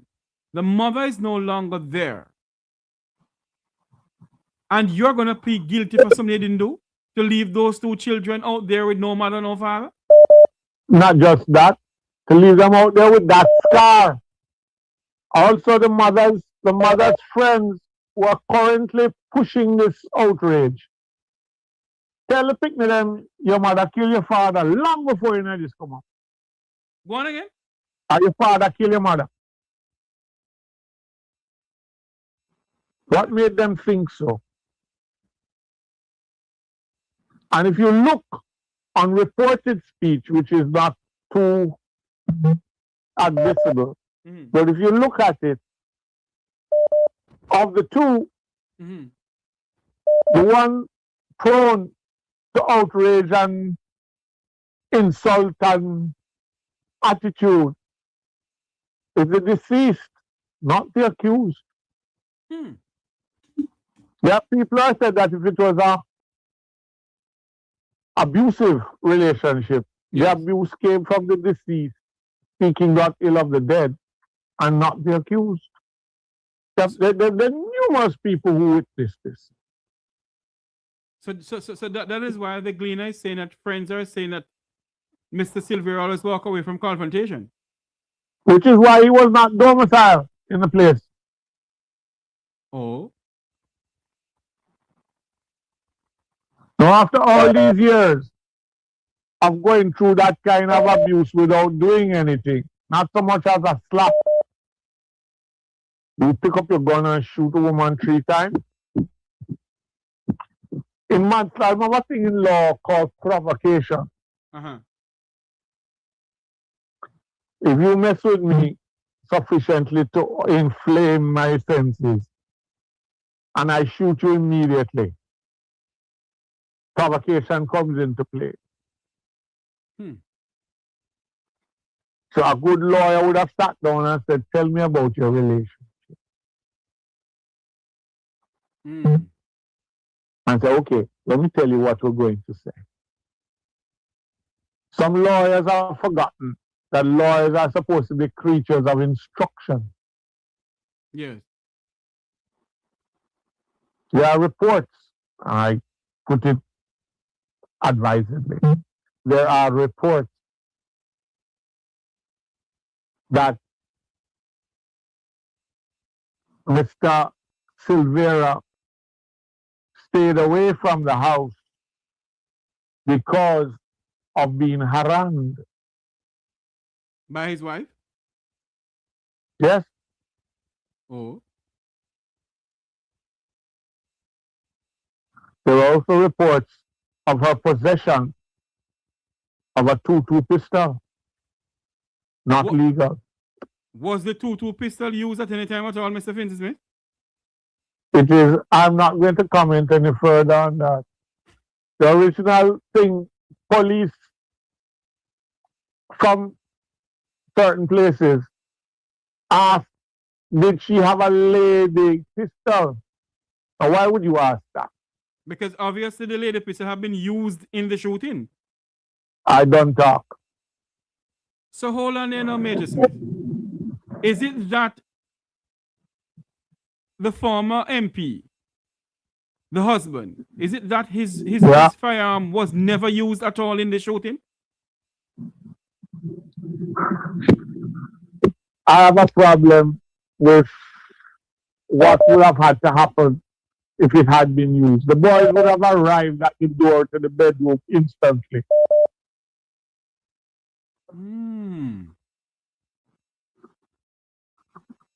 And if his gun, I don't know, something is not adding up here. And it's his gun would have shown signs of having been fired. Repeat, I didn't hear you. His gun would have shown signs of having been fired. Right. I'm told that why the gun barrel is so corroded and dirty, you know, is that they took it with him and him shotgun the bird bush. And in a bird bush, rain, this, that, and never clean it. There are some people feel that if you have a Glock, it don't need cleaning because it's supposed to be plastic. Forgetting that the barrel is better.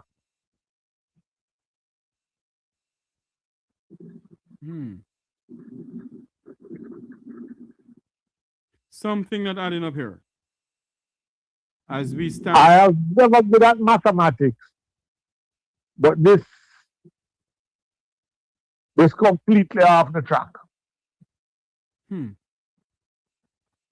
As we stand by to join the Supreme Court, is now 11 minutes after 11 o'clock. We're listening, watching from around the world in the Eastern Caribbean. This is Mek Wi Talk. We're standing. Let me take a call here, Jeffrey. Yes, go ahead and come back. We're going to call you back after the sentencing. Okay. We're going to open up the phone lines. I know I have some people calling in 954-529-8030 as we stand by to join the live feed from as we join the live, where somebody join live feed. Good morning, Mek Wi Talk, you're live. Yes. So things is a smart man. Today I make some breakfast. You remember when I called a couple weeks ago, I'm saying, when you have young children and you're put in a certain position, who will you protect? Your children. Are you going to protect yourself or are you going to protect your children? At all costs, you protect your children. Listen, my man. In this case, this man know what he do. The land where they take where Hooper name the pan land. When people decide, say, by the hook or the crook, you ever hear that saying that Jamaica? Yeah, man. Okay. So he might protect him pitting them. So in other words, what is depending on is people like Finsey Smith and the other bloggers who can see through the thin line that is between the case. Well, I forgot to say this to Major Smith. I was told, and I'm privy to certain things that I can't go into details though. I was told that after the sentencing hearing today of Julian Silvera, there is 2 major bloggers that have information, and I'm privy to the information, that will come out, and it may damage down to the very core of the governing Jamaica Labour Party. Let me tell you something. A chess him a play here. He's protecting his kids, and I would have done the same thing. Would I take blame? Would I say yes, I may do it? Because if you threaten me pitting them, Jeffrey, me I go say yes, I may do it.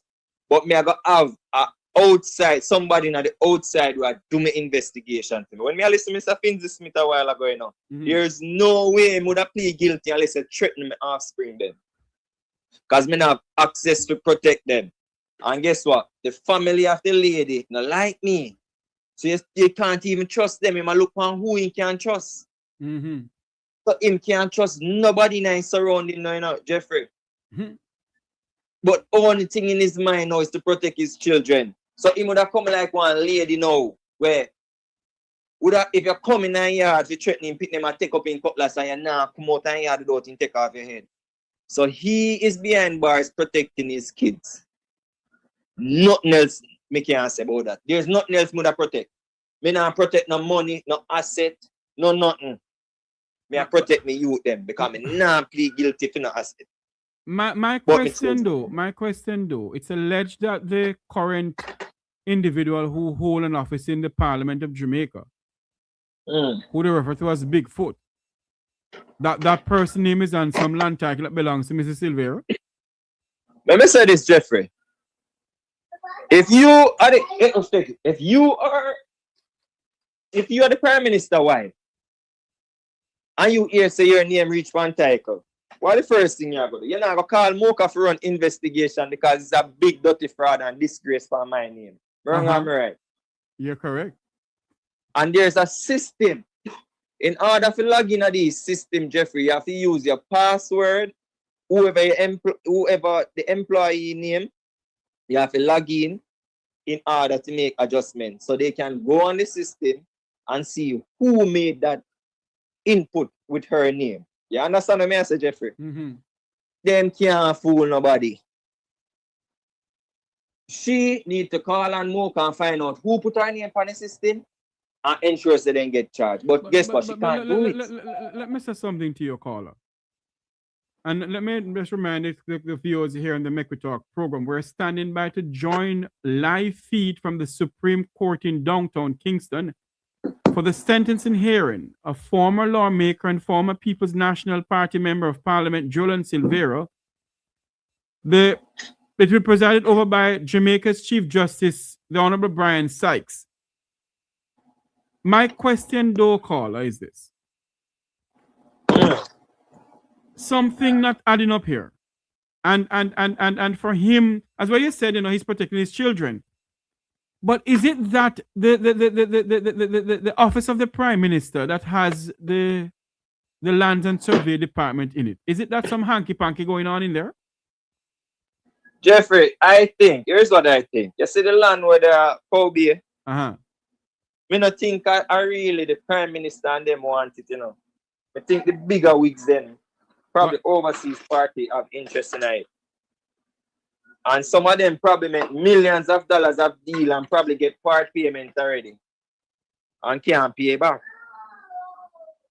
Saying that to say, if you take money from people and you can't pay back, and you have no way of giving it back, allegedly. Just saying for argument's sake. What's your next move, Jeffrey? Is it that what's your next move, Jeffrey? You answer me. Answer the question. You call you answer the next move is to ensure so you get rid of the people. Well, and the easiest way to get rid of the people is if me and my wife now live good. I smartest way that. If me and my wife now live good. Let me say something. Hold on there for me. Let me say something here to someone in the chat room. The person said that she do not need to do anything. The police need to do their job. But if no one report the incident to the police, how can the police do their job? Who said that? Anybody who said that a thief, though. Is anybody who said that in a comment a thief? No, you can't do that. Because you can't be the Prime Minister wife. And this is a big old scandal upon your name, and you know say death involved. Hold on there. Hold on.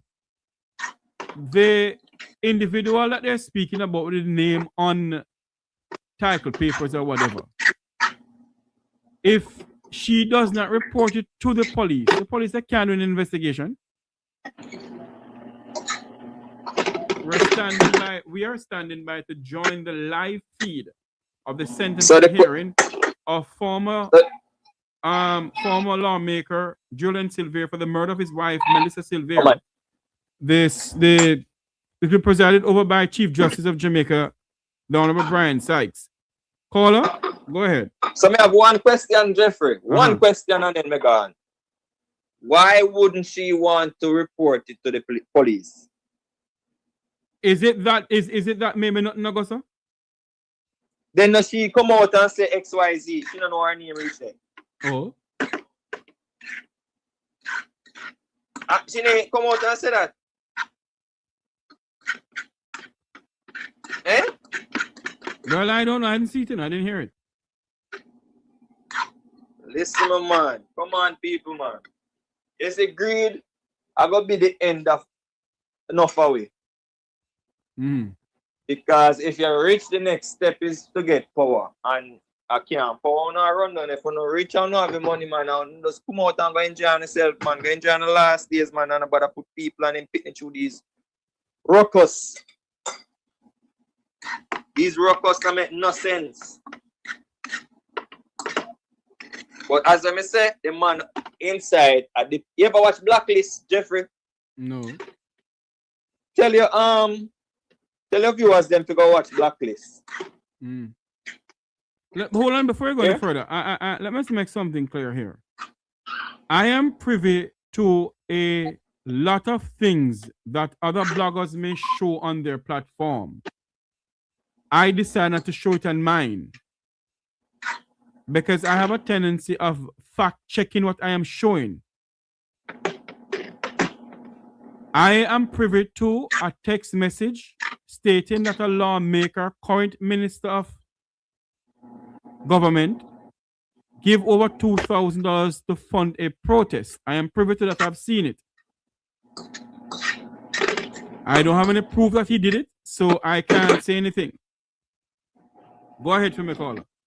As I say, that young man there, so even though he plead guilty, he's dependent on the people outside to work on his behalf. And some people is definitely working on his behalf to ensure that the truth come out and his children are being protected. Only that I can say. All right, but watch the ride, Jeffrey. Yeah, man. All right, thanks much. Yeah. There you go. The number to call is 954-529-8030. It is now 11:21, and we're still waiting for the live feed. They have on their system here, live streaming will begin shortly. Please stand by. So we're standing by to bring you live coverage of the sentencing hearing of former lawmaker and former People's National Party Member of Parliament, Julian Silvera, for the murder of his wife, Melissa Silvera. Many Jamaicans are asking the question this morning or this afternoon, this morning, did he truly kill his wife? Those are the questions they're asking. As we stand by to join the live feed. Many media houses are carrying this live feed this afternoon. And, you know, questions are asked because if they haven't done any tests on his hand to see if his gun was fired, I don't know why would I be guilty to something that I know I didn't do. Until we get the live cover, the live feed, the numbers to call is 954-529-8030. What do you think about this sentencing? Do you think he'll get a maximum sentence? Do you think he'll go scot-free? What is your views on it? 954-529-8030. We're standing by to join the live feed. As soon as we do so, we will bring it to you. And we're gonna have rejoin back Robert Pinter-Smith to come onto the program to speak to us, his views on it, his views on the sentencing. For those who live in the diaspora, welcome to the program. Let me put up the number here on the screen. I put it on the thing here to bring the number on. Here we go. Hold on for me. Let me do this. Just a moment here, please. As we stand by to join the live feed, as soon as they bring it to us, we will bring it to you. The numbers to call is 954-529-8030. That's 954-529-8030. That's the numbers to call into the program to give your views on what is coming up next. And my question is this: they can, police can investigate a murder, which of that they should and they must do it. But there must be an investigation into corrupt practices of what is going on in this country. because many of them, there's no investigation into Darrell Vaz and his $1.4 billion school bus scandal, yet he need $2 billion more to do what? There's no investigation into that. And I believe that there should be an investigation launched. I believe that whatever should happen and whosoever must be brought before the court must be brought before the court, because many of us may think it's only the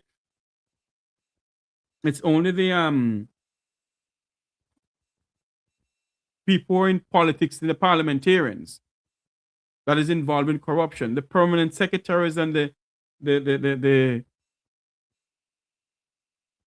who are in top jobs in our country. They're involved in politics, in corruption too.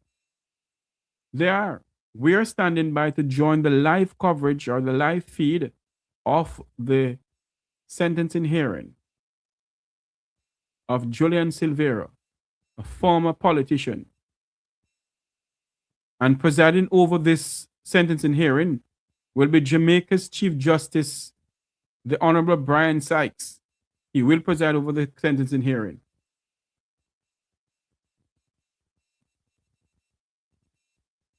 You know, and there's a lot of questions to be asked, you know. How is it that a former, well, how is it that a present member of parliament, a present minister of government? Hello, good afternoon, good morning.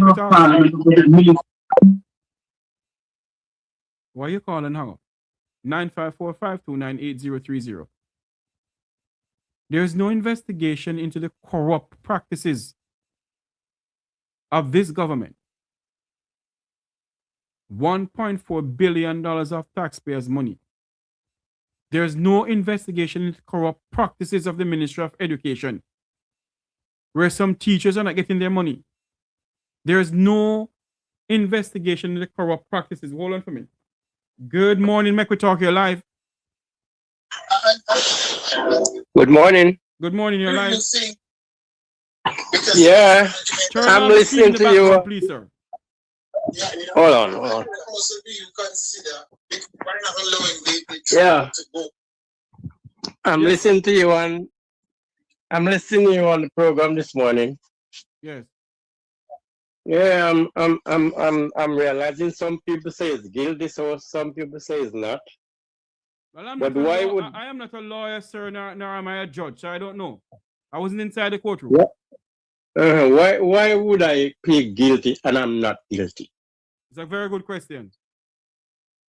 Based on what Major Robert Francis Smith said, if there's no ballistic evidence of me firing my gun, and I know I didn't do it.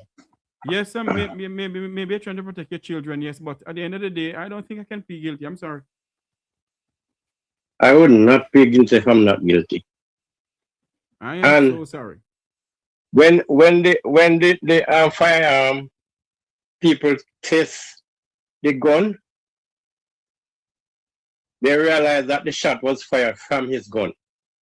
Before he said that he wasn't guilty. Hold on there. And also, hold on there. Mm-hmm. Why you said a while ago that the shot was fired from his gun? From his gun. But my question this morning, sir, at 11:28, and we're standing by to join the live feed. My question, though, sir, did the police did a swab of his hand to say that there was gun residue on his hand? Before when no. The first hold on for me, sir. Hold on. When they ascertain that Mrs. Silvera died from gunshot wounds, did the members of the JCF or detective of the JCF did a swab of Mr. Silvera hand and gun to ascertain that he fired the gun and the shot came from his gun? I don't know, and if they even did do that, it was a week after they realized she was killed by a gun. Then even if it's a week after, sir, they're supposed to do a swab on the gun too. Well, that's why they said, that's why they do a swab on the gun and they say they find the shot was fired from his gun. So if Mr. Silvera is taking up for somebody, I'm sorry for him. I would never plead guilty and why would he be sorry? Why would he be sorry for a person who's taking for another person? There is nobody on the face of God earth can pay me for my freedom. I would never plead guilty for somebody take blame for somebody else wrong. I would never do that. Well, how much do you think he will get, sir? I don't know. I don't know I don't know how much I think he will get. Do you believe that if although a murder case is different from a thanks for calling in, sir. I have this call coming. Thanks for calling in. All right. Okay. Hello, good morning. Mek Wi Talk live. Hello?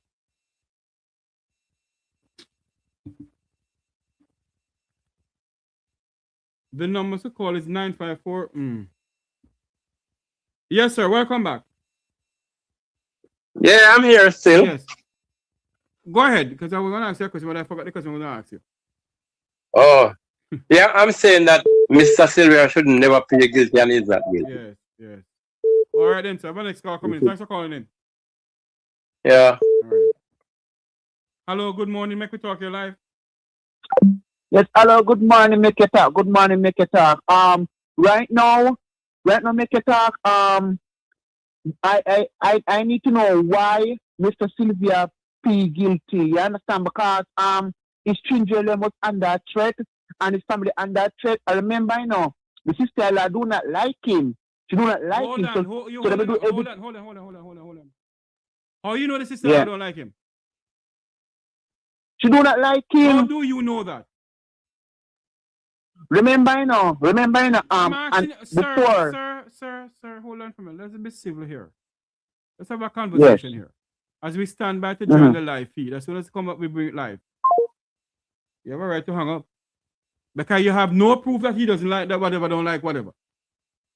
And I don't like people calling my program and come on, man. We must call the program, be civil. What proof? Let's have a conversation. What proof do you have that his good morning, Mek Wi Talk your life. Yes, I'm calling about the Silvera case. And I heard you said something about they didn't ascertain by taking a swab. No. I'm asking the question, did they do so? And they couldn't do so. And the reason why that they couldn't do so is because it's a couple weeks after he was charged. Just remember, originally, she was supposedly died during her sleep.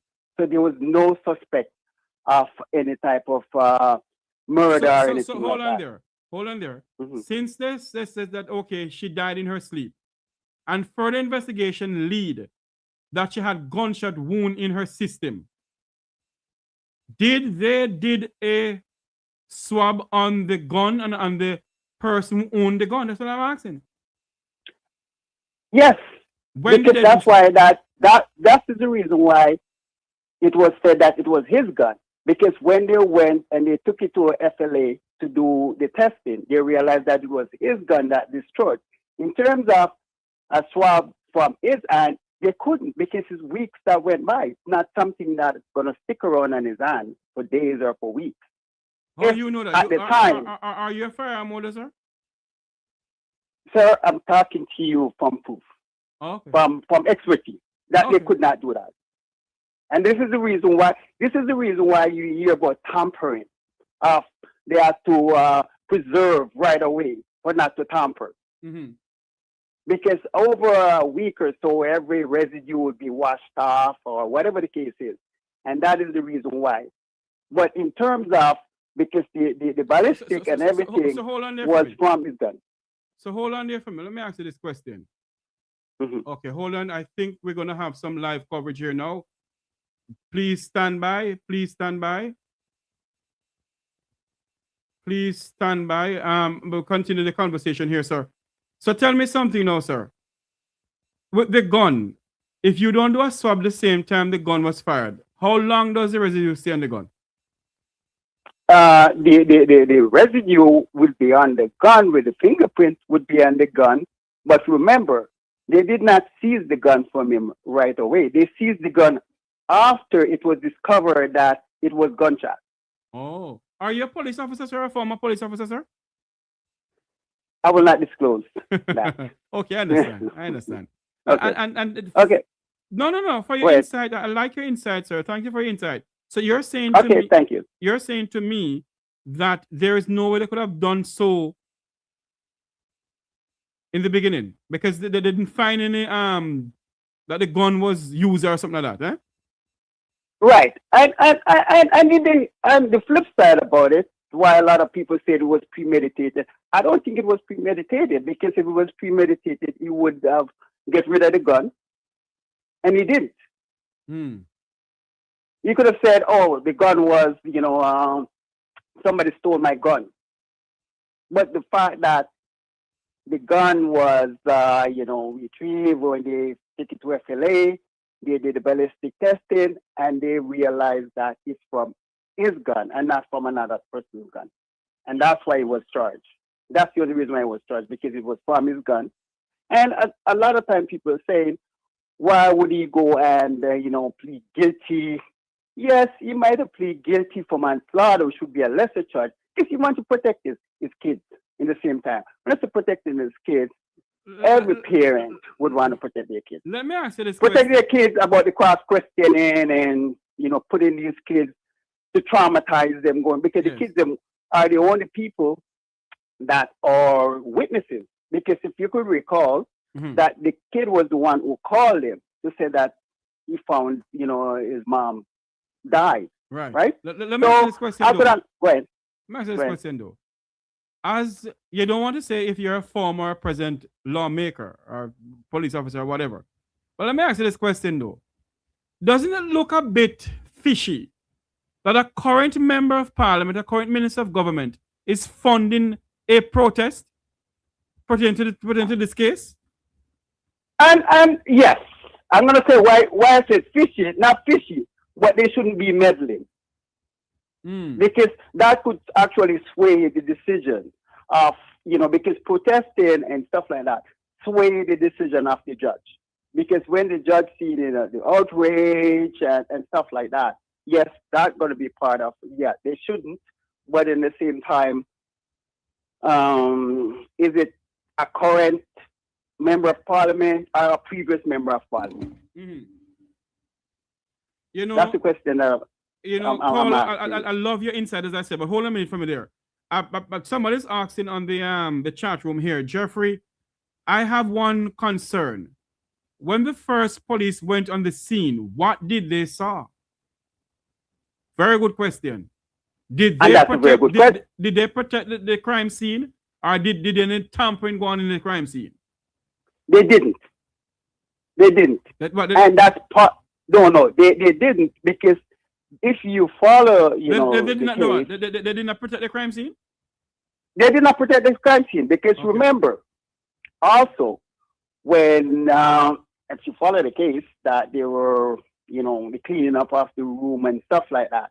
But he didn't protect the crime scene, because it was one police that from a certain station that they call, and he went there, and they didn't protect the crime scene. Because at the time, if they did protect the crime scene, that's when that they would have confiscated his firearm, because then they would have known that her death was from the firearm. So that's why.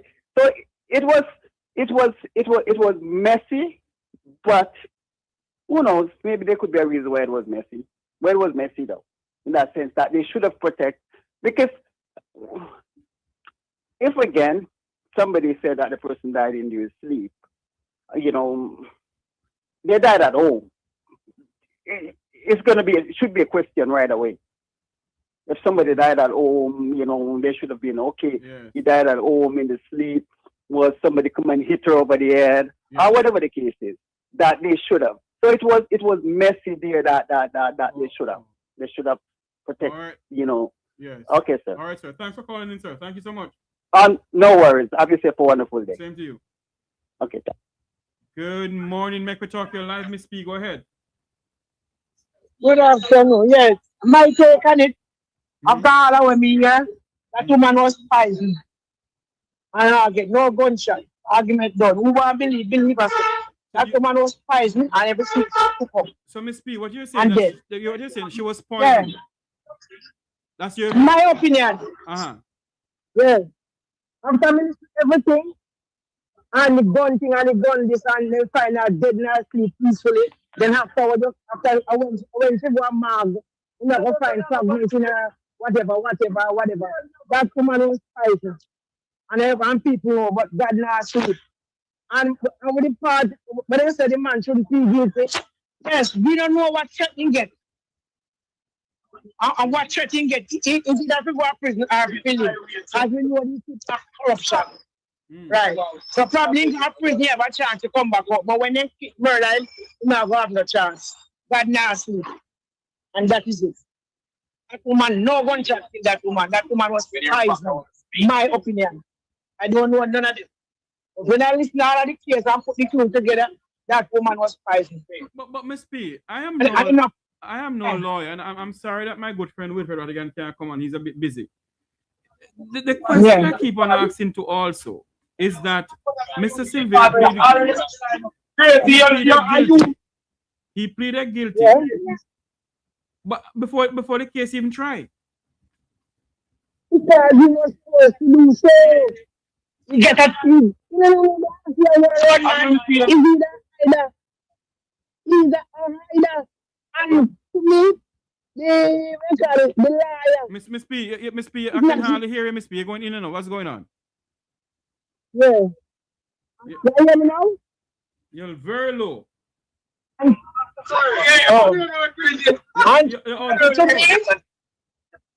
Yeah, man, no, I don't need to know. What me say? The liar not working with Mr. Silvera. So everything is was a bio. But God not sleep, and that is it. My take on it. All right, Miss P, thanks for calling. My take on it. Come is what made the man in our wife. You're not killing long time. Not forgotten. Yes. Lana money. If you love somebody, are you gonna get into such a high rage that you kill the person? You man not kill your wife. But them have them different like every other. Okay, how upset they are then different when you know kill your wife. Miss P, look how upset I make it. There's no way I can think of that. Him not even live there. Him not even live there. You know, come pick up and pick them and drop them and school or whatever. I'm not live by here again. And them have the internal affair. But there are some people who are trying to get to him. But God not sleep. I make we pray for long life. I make we show this and go work out. Anyway, I nice. Thanks for calling in. Yeah. 954-529-8030. We're standing by. It is now 11:43. Everything they're supposed to start at 10 o'clock. It's now 11:43. They're counting down. That's a live feed from the Supreme Court counting down. As soon as it gets underway, we will bring it to you live right here in the Mek Wi Talk program. Wherever you're listening, watching from around the world and the Eastern Caribbean, as we stand by to get our live coverage of the Julian Silvera sentencing. You know, a lot of people saying he didn't kill his wife. My take on it, I don't think he did. But I wasn't there, so there's no way I can, that can't go in the court of law. But based on what my good friend Robert Major Finty Smith said, we have to pick sense out of nonsense. Something not add up.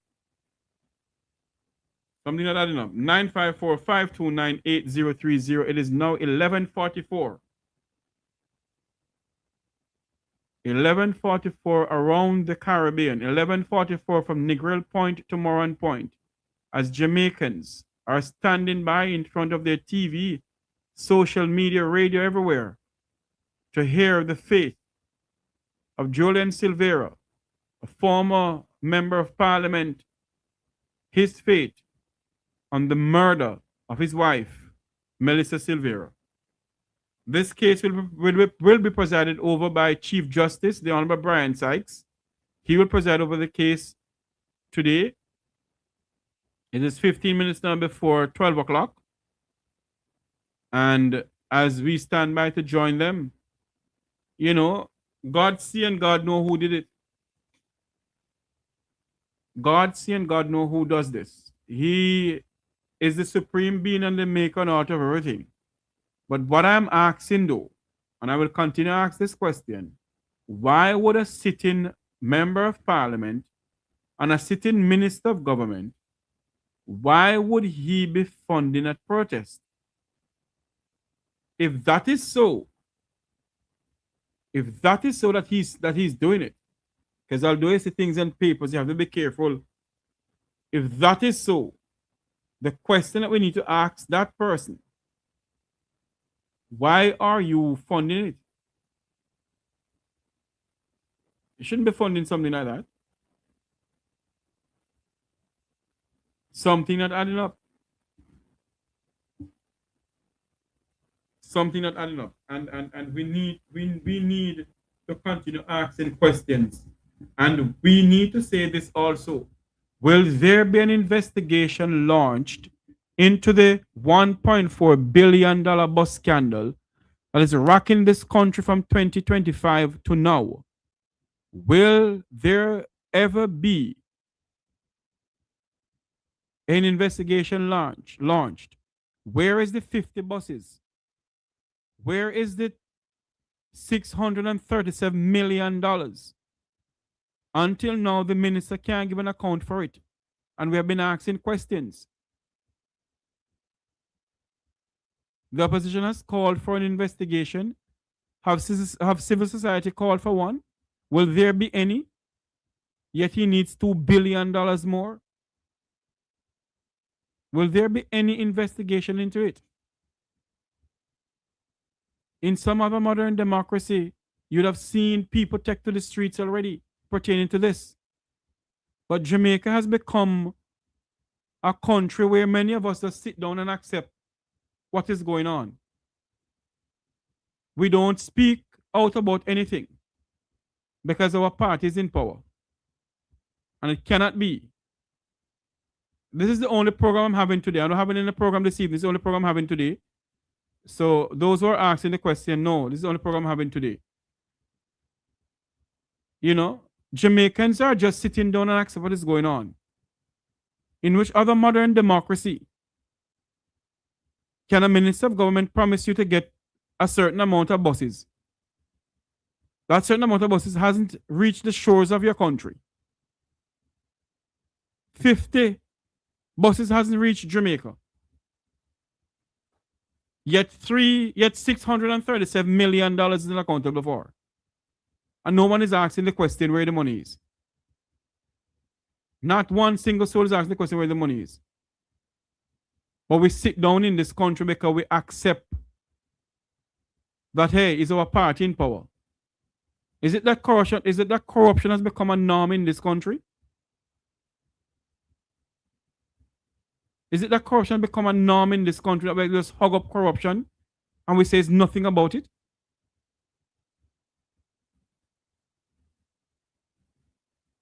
My take on the whole Silvera case, let the chips lies where they may. I am not in the courthouse. I'm not a judge. I can't say yes, he's guilty or he's not guilty. The question that I may ask though, why did he plead guilty? Why didn't he let it go to trial? We're standing by to join the Supreme Court in downtown Kingston for the sentencing hearing of former member of Parliament Julian Silvera. The sentencing hearing will be presided over by Chief Justice, the Honorable Bryan Sykes. That's Jamaica's Chief Justice. 6, 5, 4, 3, 2, 1. Will they start now? We don't know. We're still waiting on them to come on live to speak to us. Soon as they do so, we will bring it to you live. This is Mek Wi Talk. Remember to like, share, and subscribe. Like, share, and subscribe. To all our listeners around the world and the Eastern Caribbean, good afternoon, good morning, good night to you all. It is 10 minutes before 12 o'clock here in the land of wood and water. We're standing by to join the live coverage of the sentencing hearing of a former politician of Jamaica. He pleaded guilty in the murder of his wife, Melissa Silvera. This case has been a high-profile case from start to the end. Just like the case of Noel Maitland has been a high-profile case from start to finish. Well, the Jamaican people will see justice done for them when it comes on to political corruption and nepotism in this country. Will they ever see it? As we stand by to join the live coverage of the sentencing hearing live from the Supreme Court of in downtown Kingston, the sentencing hearing of a former member of parliament, a former lawmaker, Julian Silvera. He pleaded guilty in murdering his wife, Melissa Silvera. This hearing will be presided over by Jamaica's Chief Justice, the Honorable Bryan Sykes. He will preside over the sentencing hearing. And the hearing is supposed to be started from 10 o'clock this morning. It is now minutes before 12 o'clock. Jamaicans in the diaspora listening to us via the Mek Wi Talk program and other media portal. Jamaicans from around the world is watching and listening to us. They go back again. Please stand by for live stream. We're standing by. I don't know what's going on, but we're standing by here. And as soon as the coverage starts, we will bring it to you live. This is the only program that I'm having this afternoon or this morning. There will be no other program in the Mek Wi Talk program because let me say this to you. My mother passed away. Let me say this. Why I didn't come on Monday night is because my mom passed away and I decided not to come on. And this is the only program I'm having today. I am mourning the death of my mother. She died in Jamaica on Monday evening when I'm about to come on. She died. So I won't be coming on. Maybe I come on once in a blue. I will bring you the live coverage of the debate there, the budget debate. But to come on, I don't think I can come on as I used to. So that's it. My mother passed away. We're standing by to join the live feed of what is going on by the Supreme Court in downtown Kingston. Thank you very much. Thank you. 954-529-8030. That's the number to call for the program until we get the live feed of what is going on by the Supreme Court. Thank you all very much for your condolence. Thank you. Trying to stay strong indeed. It's because it's not easy. Let me say something to you. My dad died last year, April. My auntie used to love to call this program. I buried her a month ago. And now my mom. So that has not been easy for me. Has not been easy for me. It is something that really rips your heart into, plus other things that I'm facing. And it is really hard to see what's going on around you, as if your whole world is falling apart. But you have to stay strong. Have to stay strong. So, yeah, from last year to this year has not been easy word for me. Has not been easy. My father, my auntie, and now my mom has not been easy. As we stand by to join the live coverage of the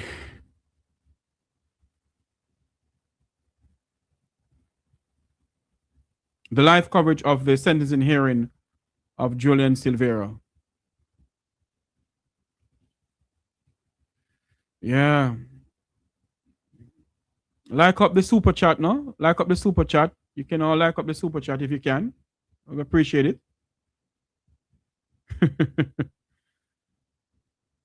Yes, it's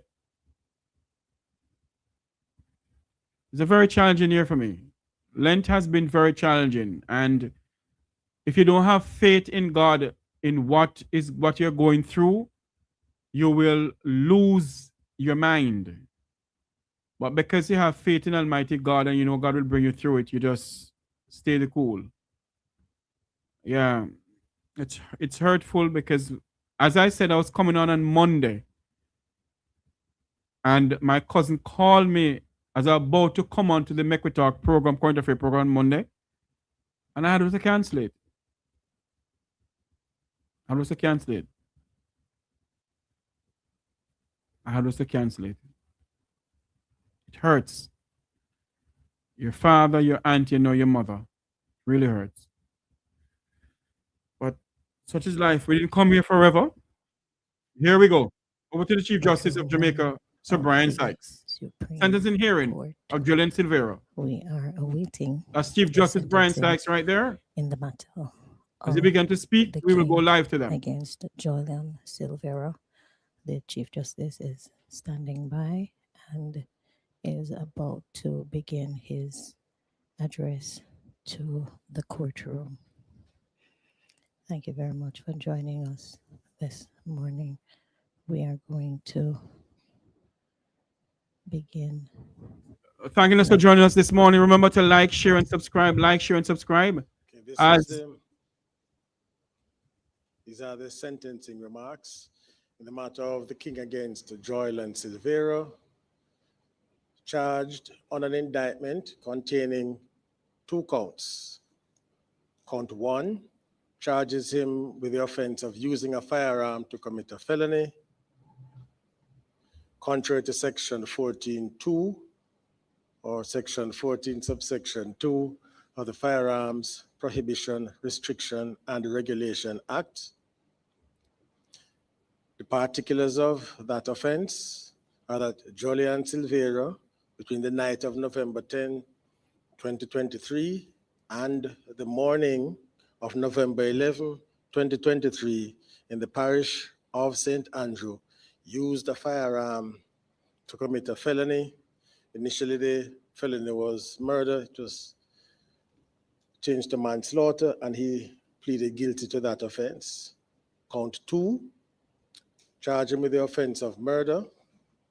Particulars of that offense are that Julian Silvera, between the night of November 10, 2023, and the morning of November 11, 2023, in the parish of St. Andrew, murdered Melissa Silvera. To that count, he entered a plea of not guilty of murder, but guilty of manslaughter. The plea was accepted by the prosecution and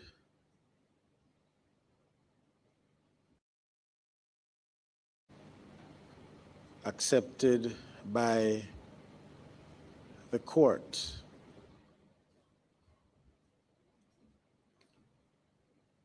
This plea was entered on February 3, 2026.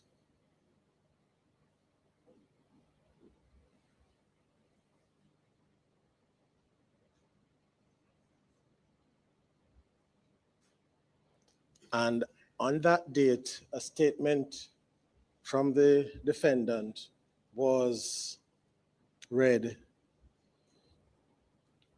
into the record. And it states, I, Julian Silvera, made this statement to say that on the night of November 10th, 2023, a very unfortunate incident occurred, resulting in the death of my wife, Melissa Walter Silvera. Leading up to that event, there has been provocation from her ever since the death of my son, for which she continues to blame me. As per usual, to avoid confrontation, these confrontations vary from financial to taking responsibility for the conditions that we were living in, and she has a time where she explodes no matter when and where.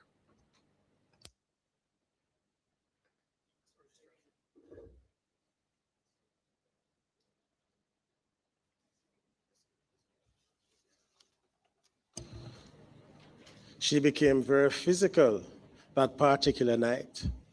These are ongoing things. So at times, when I see that this is going to blow out of proportion, I normally take refuge, thank you, at my sister's house to allow her temper to quell. On this particular night, the rhetoric began. She became more confrontational than normal, screaming, shouting, and even at times swinging her fist. So I decided that it was time to leave. So I reached for my gun, where it is normally kept, to holster it, and told her that I would be back tomorrow. She became increasingly angered and enraged, and lunged after me and grabbed at the gun, and then uttered the words to the effect that I was responsible for the death of our child, and made derogatory comments about my mother and the family. Although she had mentioned blaming me for the death of my son before that night, the way she said it and how, and the mention of my mom and my other family, her words and expletives that night really angered me in the moment.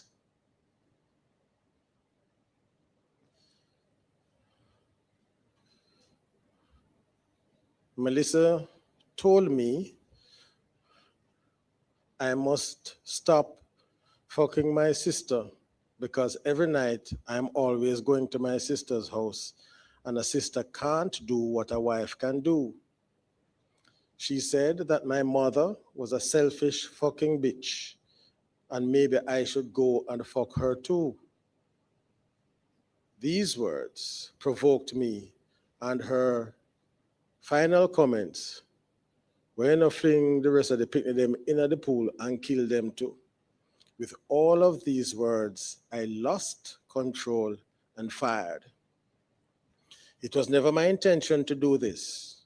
It was not premeditated, and it was not my intention to hurt or kill her that night. This having happened, I panicked and I left.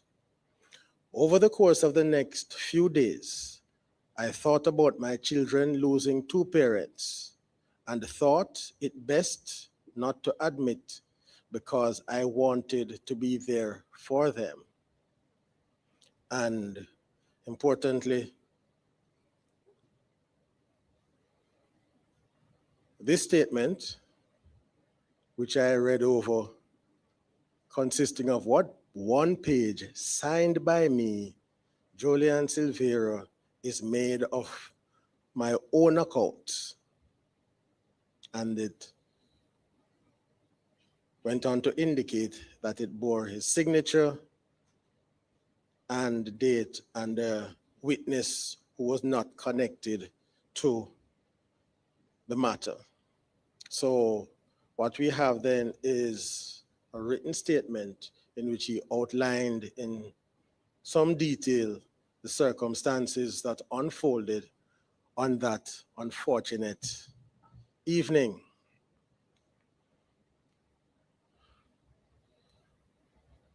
Now let us go now to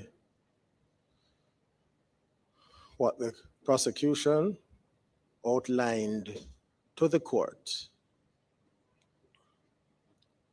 And then we'll have some observations about that, and then put this in context of the law relating to homicide.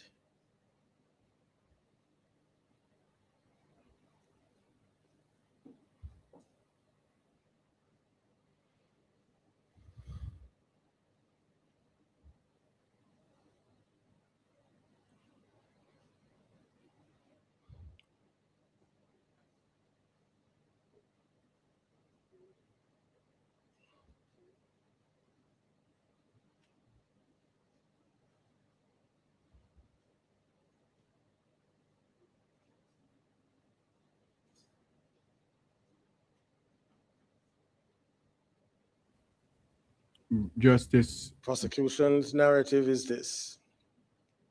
Sometime after 10:30 p.m. on the 10th of November 2023, Mr. Silvera told his wife and children that he was leaving and that he will return the following day. His wife told him that he could not leave, and an argument ensued. According to the children, the adults swore at each other and then he left. Sometime before 6 a.m. on the morning of the 11th of November 2023, one of the children, and the name is there, but I'm not calling the name, went into his parents' room. He discovered his mother's lifeless body on the floor next to her bed. He observed that blood was coming through, to quote, her butt, mouth, and nose. He ran from the bedroom and alerted his other brother, who accompanied him back to the parents' room. They indicated they both checked for signs of life. They then decided to make contact with their father and were eventually successful. The prosecution next referred to a witness statement provided by Mr. Silvera. This is a statement that was provided before he became a suspect. In that statement, he indicated that upon speaking to his children, he contacted the Stony Hill police station and told them that he was on his way home when he got a call from his son indicating that his mother's lifeless body was there and that he needed assistance. Upon arrival at the house at 28 Diamond Road, Stony Hill in the parish of St. Andrew, Mr. Silvera went into his bedroom, saw his wife sitting in a position with her head leaning forward at the side of the bed.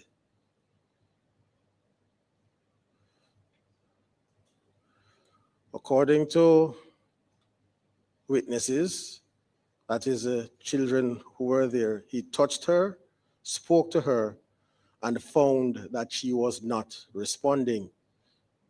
So up to that point, based upon this, you had the body, the children, then Mr. Silvera arriving, then you had Mr. Silvera, the body, and the children.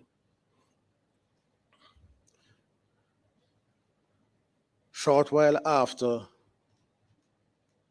a first responder from the Jamaica Constabulary Force arrived, that is a sergeant from the Stony Hill Police Station.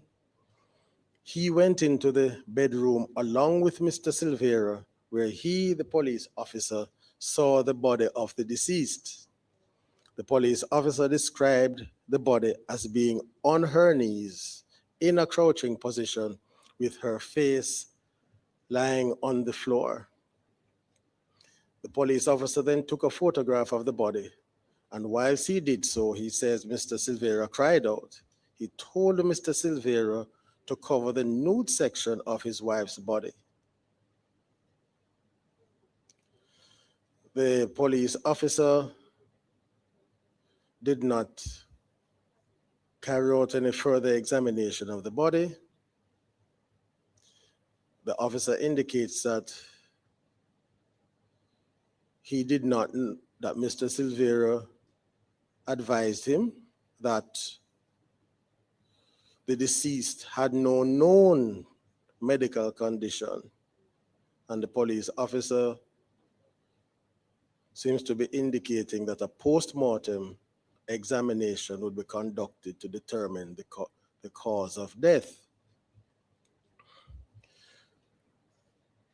The House of Tranquility Funeral Home was contacted for the removal of the deceased body.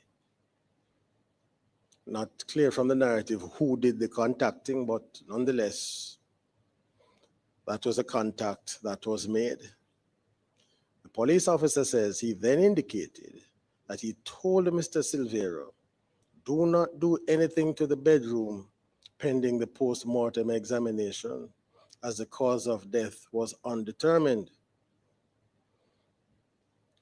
Mrs. Silvera's body was removed and taken to the House of Tranquility Funeral Home.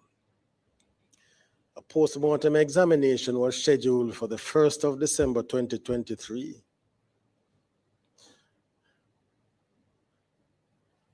The pathologist who arrived to do the post-mortem examination observed marks on the body. As a result of her observation, the body was sealed and the detectives were called to assist in the investigation.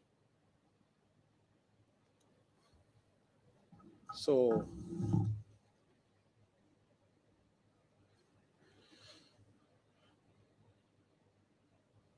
on the 15th of December 2023, the same pathologist conducted post-mortem examination on the body of Mrs. Silvera. The pathologist noted that there were 3 gunshot wounds, 1 perforating gunshot wound to the front right thigh, 1 penetrating gunshot wound to the left side of the lower abdomen, and a 3rd that is described as a superficial penetrating gunshot wound to the right side of the lower abdomen. The pathologist found that the immediate cause of death was due to multiple gunshot wounds. During the post-mortem, the pathologist removed 2 projectiles from the body of Mrs. Silvera. These projectiles were handed over to an officer, not the one who turned up apparently on the 10th of November, assigned to the Jamaica Constabulary Force, and it was after the post-mortem was concluded, Mr. Silvera became a suspect and was taken into custody. The narrative goes on to indicate that he's a licensed firearm holder. Specifically, he has a 9mm Glock Model 17 Gen 4 double action auto-loading pistol black polymer receiver slide, a 17 cartridge capacity magazine bearing the serial number AAFZ038, and this firearm was taken from him. The firearm was submitted to the Institute of Forensic Science and Legal Medicine for ballistic testing, along with the 2 projectiles removed from the body of the deceased. The ballistic examiner made a comparison. He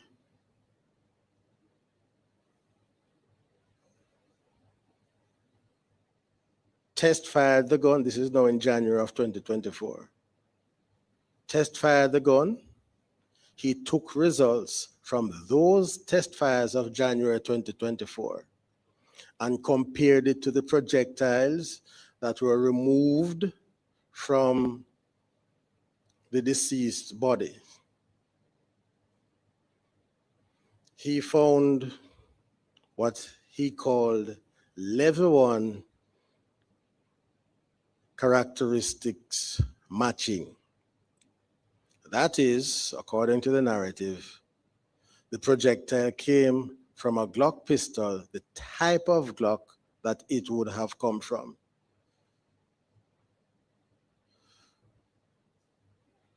He found that there was some amount of level 2 matching. And this apparently is striations, and that there were no additional markings that were unusual. So I'll pause here for a moment and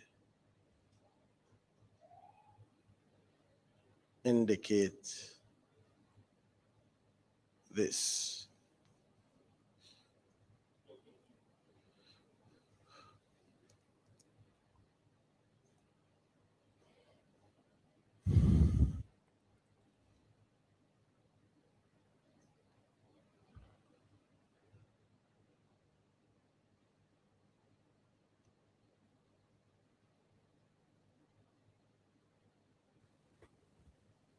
If you're just joining us, the sentencing hearing of Julian Silvera, presided over by Chief Justice of Jamaica, the Honorable Bryan Sykes.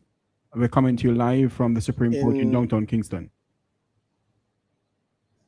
Preparing for this matter, I was reading through the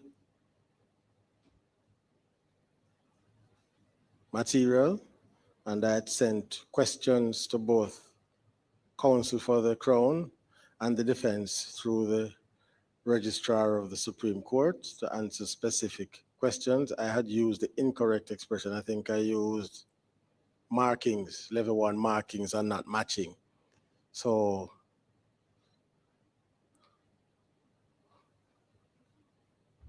counsel for the defense, being the cautious man that he is, he indicated that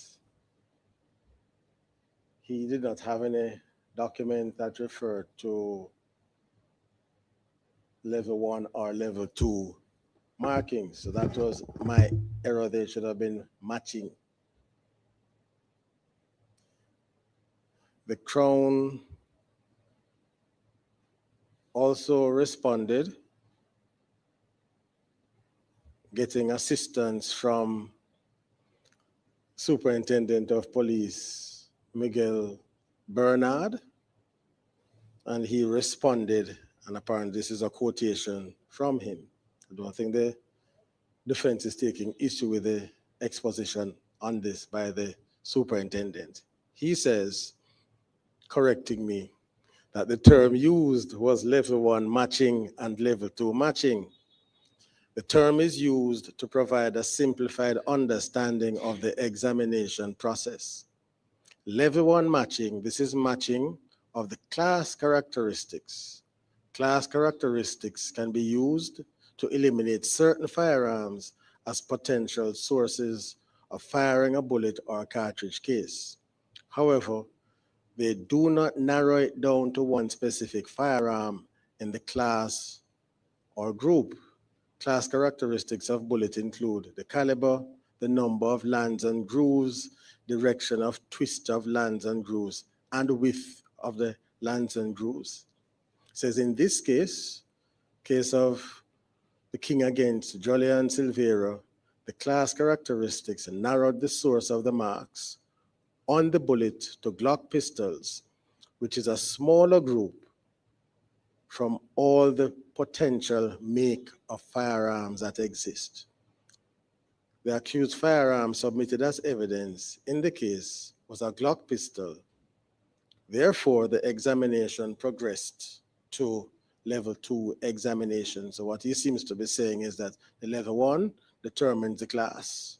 And then once it falls, you identify the class, then you go on now to see about the specifics of the object, the gun. Level 2 matching, he says, is this. This is matching of the individual characteristics that are unique to one specific firearm. At this level, the comparison requires microscopic analysis and cannot be done with the naked eye. Individual characteristics of bullets are random, striated marks, striations on the land impressions on the bullets. In this case, the King against Jolyan Silvera, there was sufficient matching of the individual characteristics to conclude that the bullets matched the test fires said to be from the accused's licensed firearm. He says the damage seen in the barrel was consistent with a corrosive chemical reaction in the barrel, was unlikely to have occurred naturally because in the relatively short space of time between the death of the deceased Melissa Silvera and the gun being submitted to the ballistics department, this corrosion distorted the individual characteristics, making it difficult to match bullets fired through the barrel before the corrosion and those that were fired through the barrel after the corrosion. That is to say, the damage was consistent with or likely a deliberate attempt to prevent any subsequent matching of test fires from the gun with any bullets that were fired through the barrel prior to the corrosion. So we go back now to the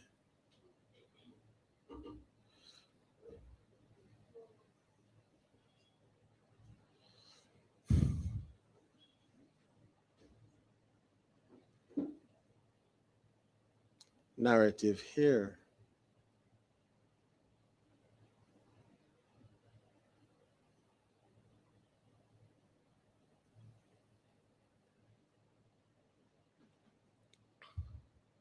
Yes, so he continues now. There is something called an IBIS system, that is an integrated ballistic identification system, commonly known as IBIS. This is a database, and this database contains firearm ballistic signatures.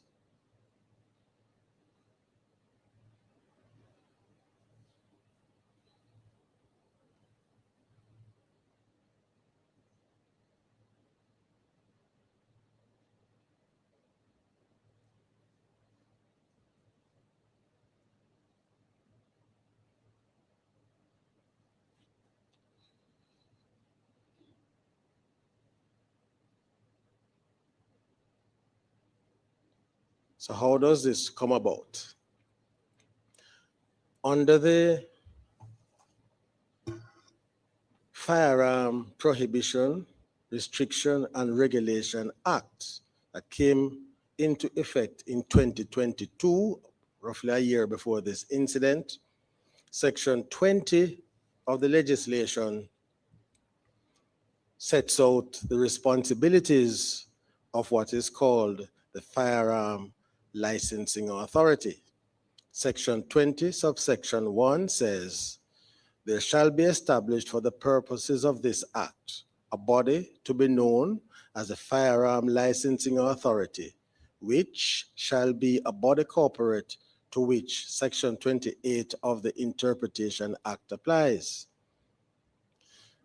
Section 20, subsection 3 states, the authority shall be responsible for regulating, in accordance with this act, the handling of firearms and ammunition, and the importation and exportation of firearms and ammunition into or from Jamaica, and without prejudice to the generality of the foregoing, the functions of the authority shall include, and it has an impressively long list, but for our purposes now, we come to paragraph L, which says that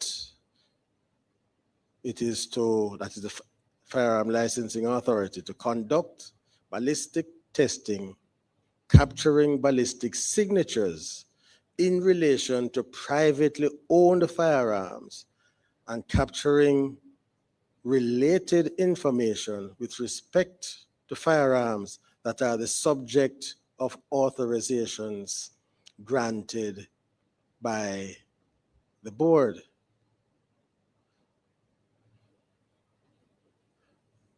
Then there is reference to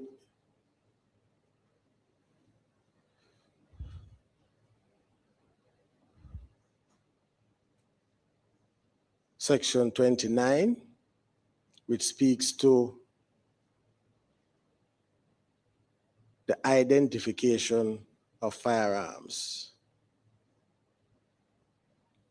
And then there is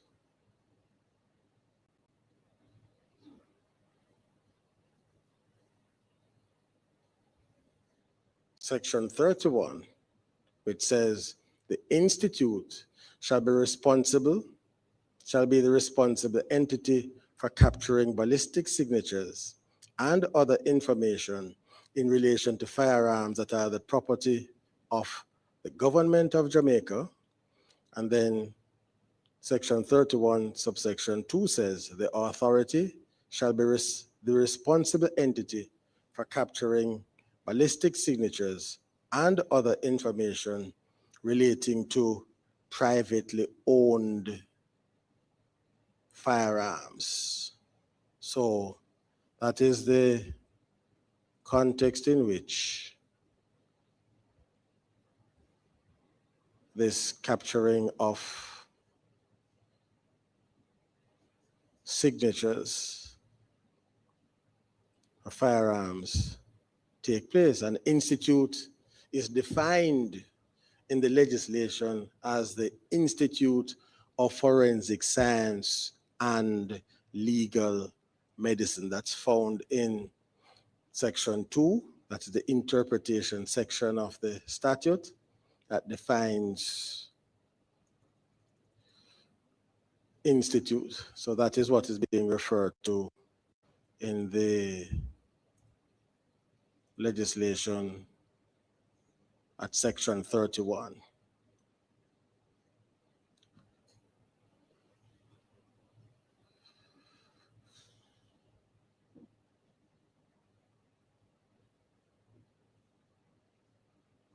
Right, so now,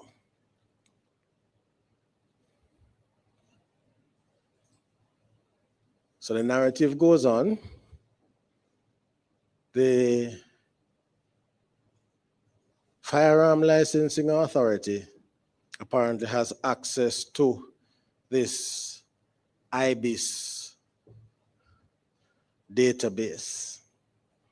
And apparently the idea is that whenever a person would acquire a firearm that's a private citizen and present the firearm to the Firearm Licensing Authority, test fires will be made and the ballistic signature from the said firearm is uploaded to the IBIS system. So the FLA creates a signature, is stored on the IBIS system.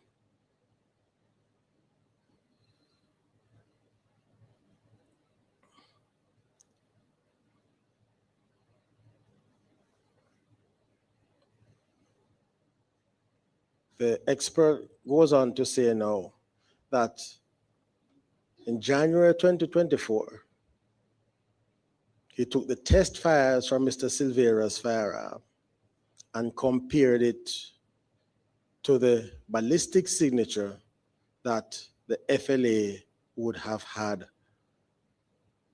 based upon its statutory powers. And he also compared the projectiles taken from the body of the deceased to the ballistic signature of Mr. Silvera's firearm containing on the IBIS database, and he got a match. This led him now to do a physical examination of the ballistic material.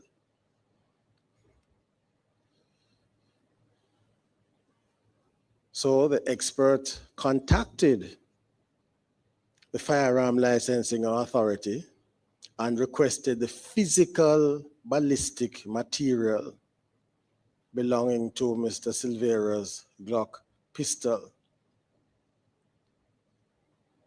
The FLA provided the material to the Institute of Forensic Science and Legal Medicine. The expert did a comparison, and the spent casings in the FLA's possession that came from Mr. Silvera's firearm was compared against the projectiles, that is the bullets taken from the body of the deceased, and it was a match. He went further. He did a comparison as well between the spent casing, that is the ballistic material from the FLA, to the test fires that the ballistic expert, did of Mr. Silvera's firearm in January of 2024, and arrived at the same conclusion. That is, he saw level 1 matching and some amount of level 2 matching. The expert goes on to say, according to the Crown, having looked at the barrel of the firearm closely, he saw what in his opinion would have been the existence of corrosion or the existence of a corrosive material being introduced into the barrel of the firearm. But based on the extent of the level 2 matching of the characteristics, he was able to say that these projectiles came from this firearm.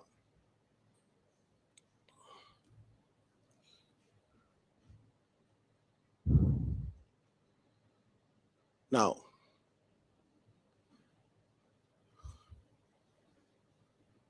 additional narrative here.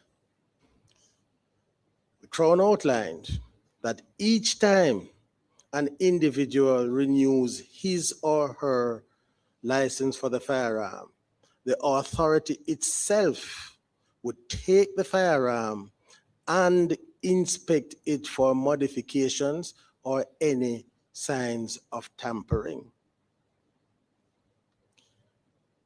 The narrative from the Crown is that on the 29th of September 2023, Mr. Silvera renewed his license and the firearm was inspected on that day. The information from the Firearm Licensing Authority is that no signs of tampering were observed during that inspection. And then, after the conclusion of the ballistic examination, no surprises here, Mr. Silvera was taken into custody. I think he was already in custody before, based upon the narrative, but anyway, he was now arrested and charged. The expert expressed the view that the corrosion could not have occurred naturally based on what he saw. In fact, he said that that type of corrosion would normally occur in firearms that are kept in water. or firearms that are buried in some areas as frequented by liquid or some other form of substance. He expressed the view that it could not have occurred between the 29th of September 2023, when the firearm was examined by the Firearm Licensing Authority, and January 2024, when he, the expert, did his examination. So he was then, that is Mr. Silvera, arrested, charged for the offenses of using a firearm to commit a felony and murder. And after that narrative was outlined, then the Crown indicated that they were minded to accept the plea. So that's part one of my remarks. So now, let us put things in perspective. The legislation that governs offenses of this nature is the Offenses Against the Person Act. At Section 6,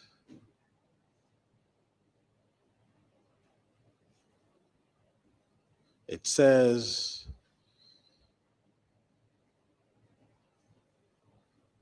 and I'm missing the first few letters here. So let's find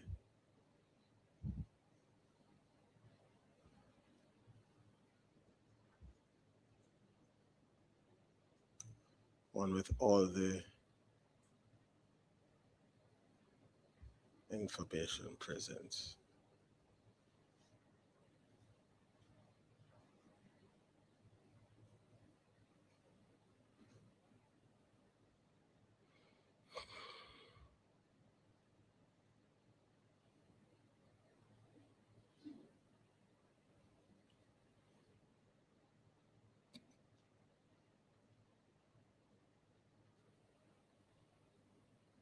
If you're just joining us, we're seeing Section a live 6 footage. says, where on a charge of murder, there is evidence on which the jury can find that the person charged was provoked, whether by things done or by things said, or by both together, to lose his self-control.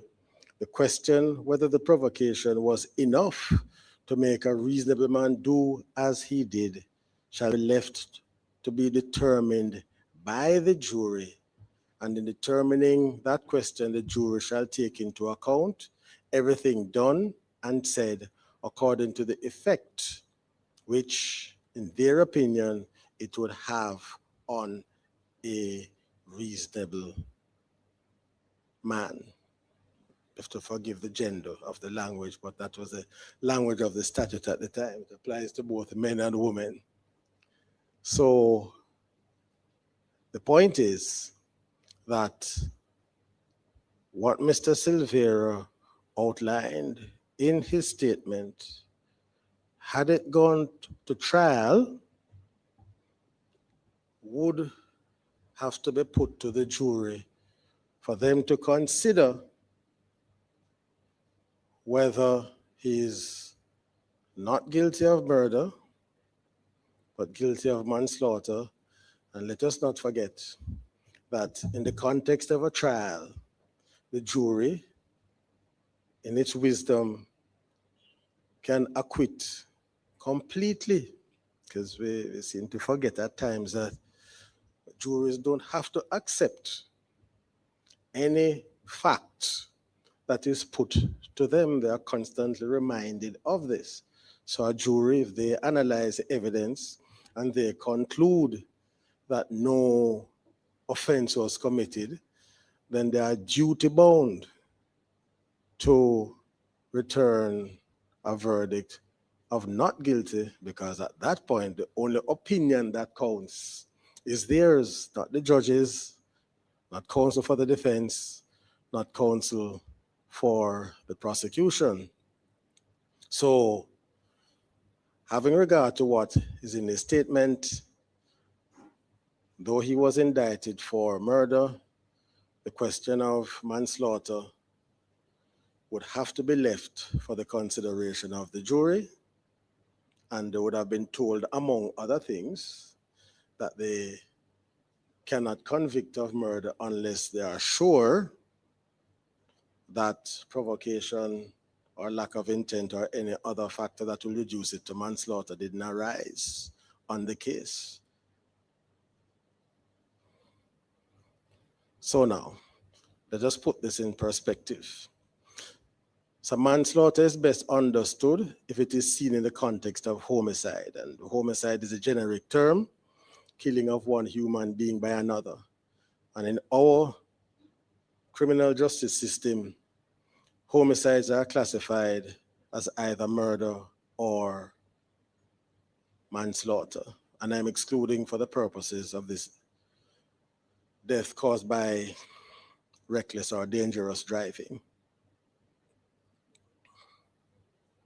So, murder occurs when a person of sound mind and discretion, by a voluntary and deliberate act, causes the death of another who is under the sovereign's peace in circumstances where the person doing the act causing death had the intention to kill or cause really serious bodily harm, and while doing the act which causes death, there was no lawful justification, such as self-defense, or excuse, such as insanity, and so on.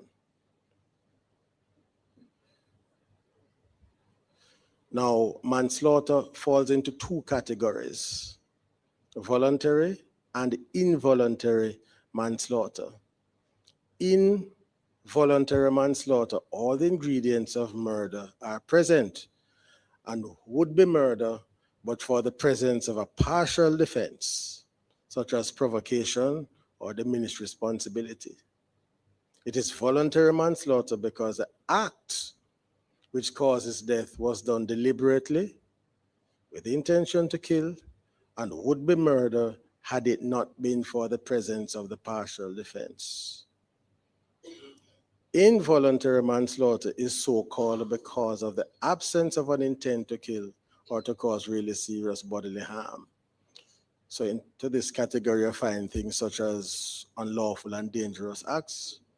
You might push over someone or you punch someone in the face and they drop and hit the head and they die. Oftentimes, in that context, the person doing the punching does not intend to kill or to cause any really serious injury, but it's an unlawful act. So that is the distinction, really. And what is the significance of the distinction? It is now reflected in the approach to sentencing. So, manslaughter arising by provocation or by diminished responsibility, into the category of voluntary manslaughter. Manslaughter arising from an unlawful and dangerous act or by gross negligence, involuntary manslaughter. In the case here, we are not dealing with involuntary manslaughter, but voluntary manslaughter.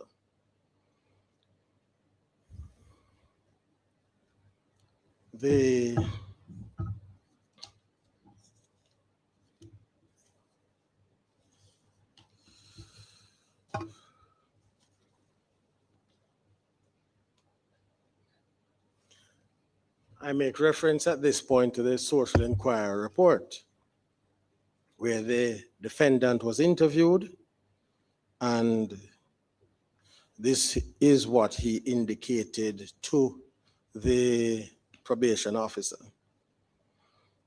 Said Mr. Jolyan Silvera was interviewed at the Kingston Central Police lockups. During the interview, he was respectful and cooperative. He stated that for several years prior to the incident, he and his late wife frequently argued, primarily over financial matters. He further disclosed that he was blamed for the death of their son, which further contributed to ongoing tension in the relationship. On the day of the incident, Mr. Silvera reported that an argument occurred between him and his wife. He explained that it was customary for him to leave and spend the night at his sister's residence following disputes. However, during this particular argument, his wife spat in his face and accused him of engaging in incestuous relationships with his older children and his sister. Mr. Silvera stated that during the confrontation, he reached a breaking point. He went to retrieve his licensed firearm to holster it, and as his wife approached him, the situation escalated further, and in the course of the struggle, he discharged the weapon 3 times, fatally wounding her. He admitted that he panicked immediately afterward and left the apartment. He emphasized that the incident was not premeditated, but rather the result of provocation in the heat of the moment. Mr. Silvera expressed deep remorse, stating that he is profoundly regretful that such a tragedy occurred. He acknowledged that there will be consequences to face, but he hopes that one day he will be able to meet his children again to seek their forgiveness. So,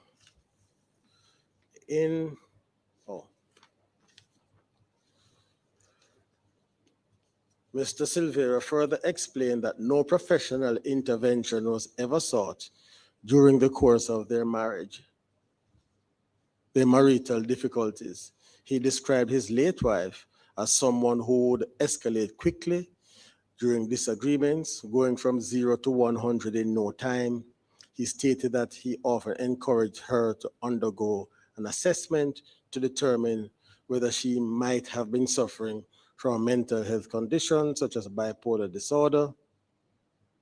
He added that matters worsened following the death of her mother, after which, quoting now, everything that could go wrong went wrong, unquote.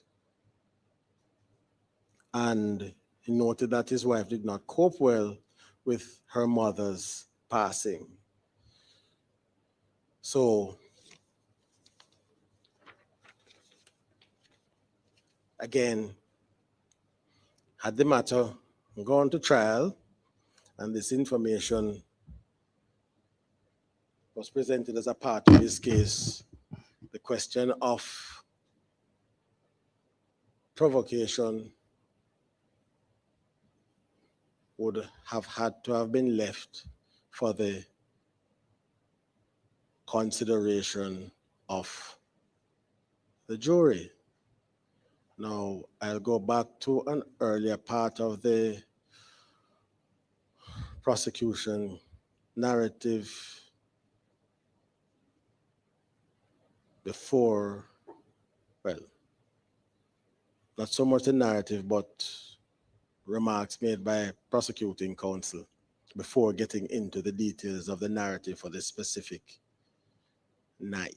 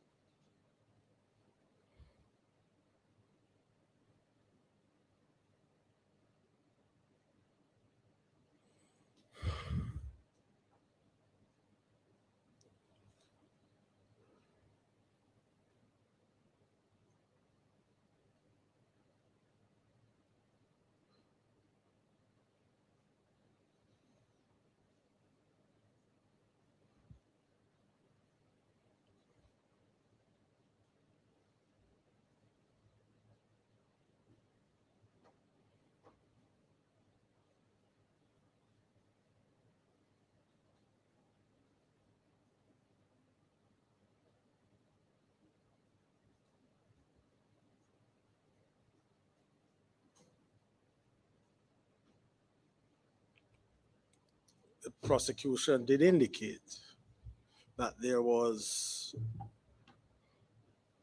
information available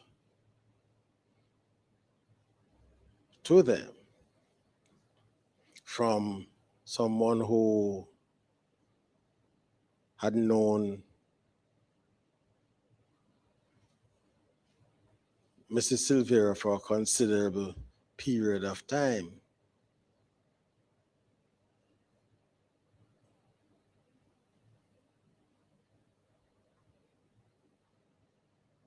And that person and Mrs. Silvera would have what she calls tracing, and by tracing, she meant to make up some noise.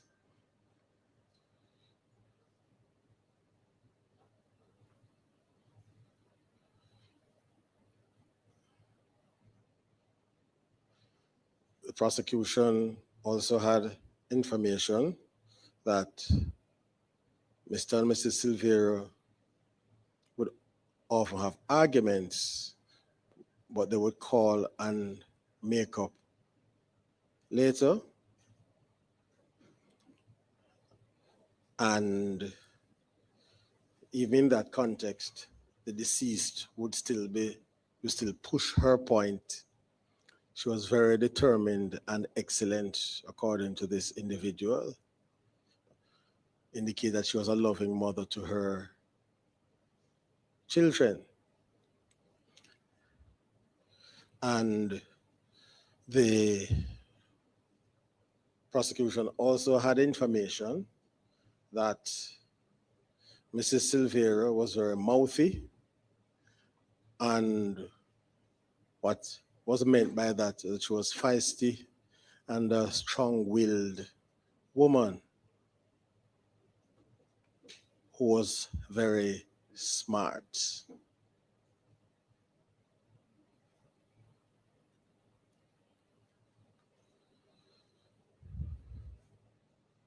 So that was information that the prosecution had in its possession, which they indicated to the court. And so that is part of the context now in which the plea for manslaughter to manslaughter was considered by the court. And certainly, in my view, what Mr. Silvera indicated as to how the argument developed is not inconsistent with what these other persons are saying. This is not a question of maligning the dead, but it is what it is. And the information is from persons who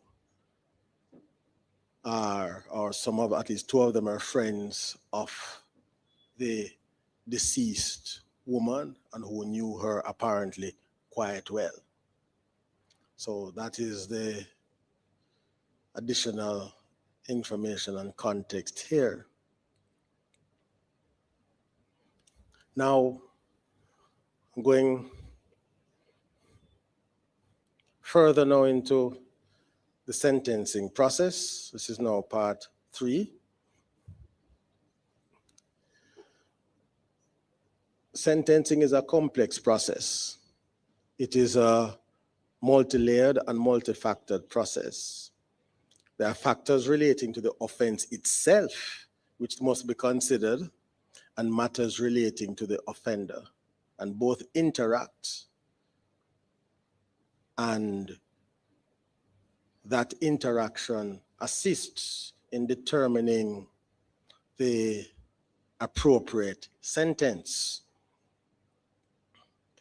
It has also been said that sentencing courts must keep in mind what has been described as the 4 classical principles of sentencing: retribution, deterrence, prevention, rehabilitation. The authorities indicate that the court also needs to keep in mind the character and antecedents of the offender.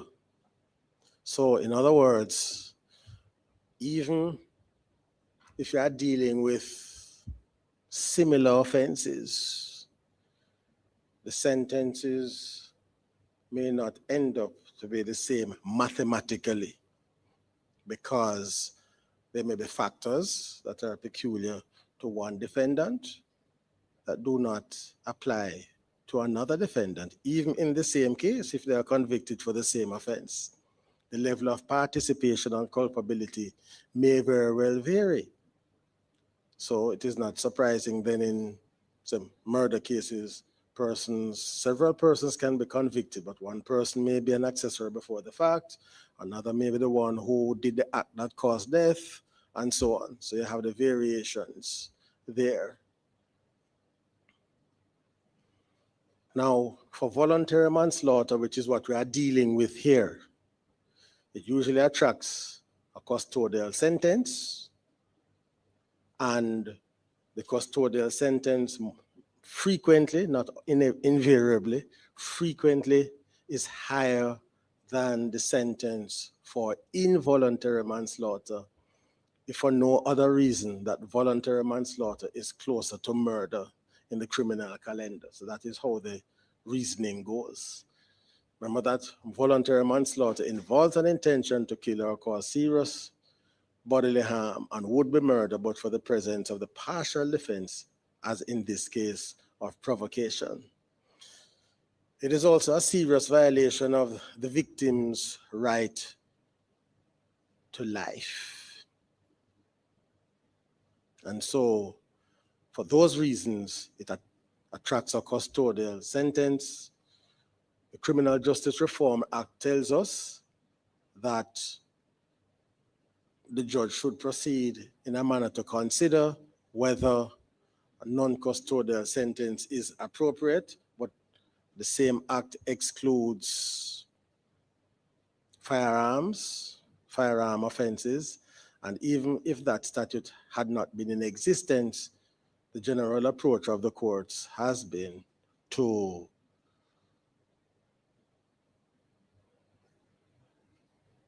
impose a custodial sentence in cases of voluntary manslaughter. So we are getting closer, not yet there, but we are getting closer. So we now come to how sentencing is actually done. So since 2017, we have had sentencing guidelines. And I emphasize guidelines. It's not a statute. It's a guide. What is the purpose of the guide? The purpose of the guide is to establish a consistent methodology to the question of sentencing. It is not designed to produce mathematical equality. So what it's designed to do? Say when you come to look at aggravating factors, there is no such thing as this aggravating factor equals 2 years, this other aggravating factor equals 6 years, this other one equals 0, this one is 10, and the mitigating factor, if this is present, it comes down by 6 months, it comes down by 10 years, and so on and so forth. It is designed to guide the thought process of the sentencer, who should articulate how he or she went about the sentencing process. So in the event, well, firstly, the defendant would need to know why he got the sentence that he did. Let's start there. Persons who may be connected in this case to the deceased would need to know how did the judge get here, even if they disagree with the judge and they go outside muttering afterwards that this judge is a real fool. But they would still be clear as to the process, as to how the judge got there. And also in the event of an appeal, the appellate court would have the advantage of seeing the thought processes of the judge to determine whether the methodology and the approach is in keeping with established principles. So we have the case of the Queen against Misha Clement, that is been the cornerstone of our sentencing practice. In that case, the late President of the Court of Appeal, the Honorable Mr. Justice Dennis Morrison, referred to the Trinidad and Tobago case of Aguilera and the state. And for those who are really interested in this, it's found at 89 West Indian Reports at page 451. And in that case, or rather Justice Morrison referred to that case with respect and admiration. And he suggested that that case had adopted a more nuanced approach to the fixing of the starting point, because this is the anchor point in sentencing cases. What is the starting point? How do you get there? What principles go into establishing the starting point? So Trinidad was having the same issues that we were, some would say still are, having. And the Trinidad Court of Appeal looked at New Zealand and looked at other jurisdictions as well to deal with this question of a starting point. And after the examination was done, the Trinidad Court of Appeal decided that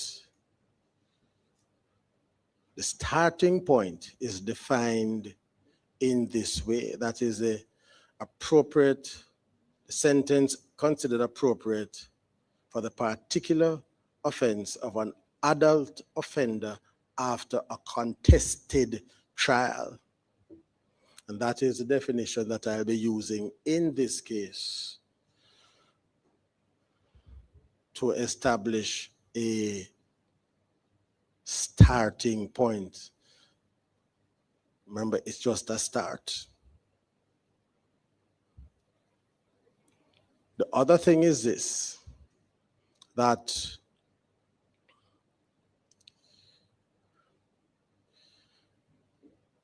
this way of approaching sentencing, this method, this new methodology,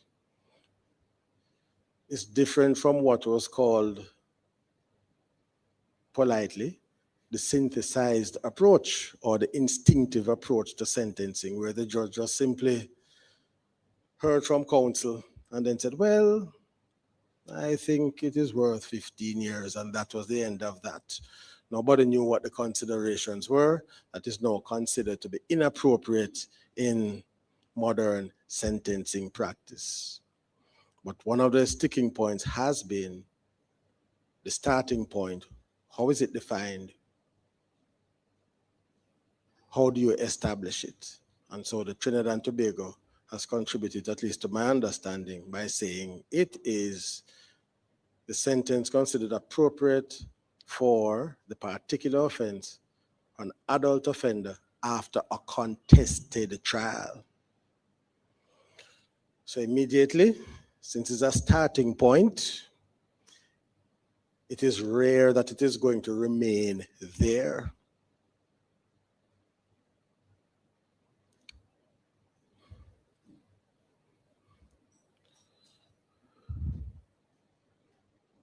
The approach of the Court of Appeal of Trinidad and Tobago, similar but not identical to that of England and Wales, and also the Cayman Islands, where they seek to establish as well a starting point. And what I'm going to do is to indicate that using the Trinidadian definition of a starting point, going to indicate now what goes into the considerations to establish the starting point. And then here I'm going to be using the terminology from the Court of Appeal of the Cayman Islands, where they use the language of harm and culpability. What do they mean by harm? It refers to the result. What happened? How bad is the result? What actually happened? It asks as well, what could have happened? And culpability looks at the blameworthiness of the offender. So it looks, was it deliberate? Was it spontaneous? Was it premeditated? Those are the things that go into establishing the starting point.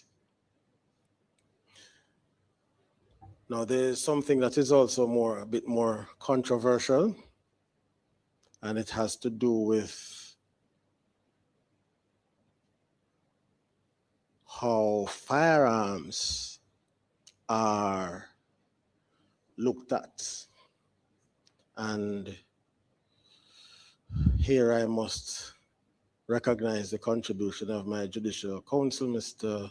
Blackwin, or Shane Blackwin, who has been very helpful in doing the research in this matter.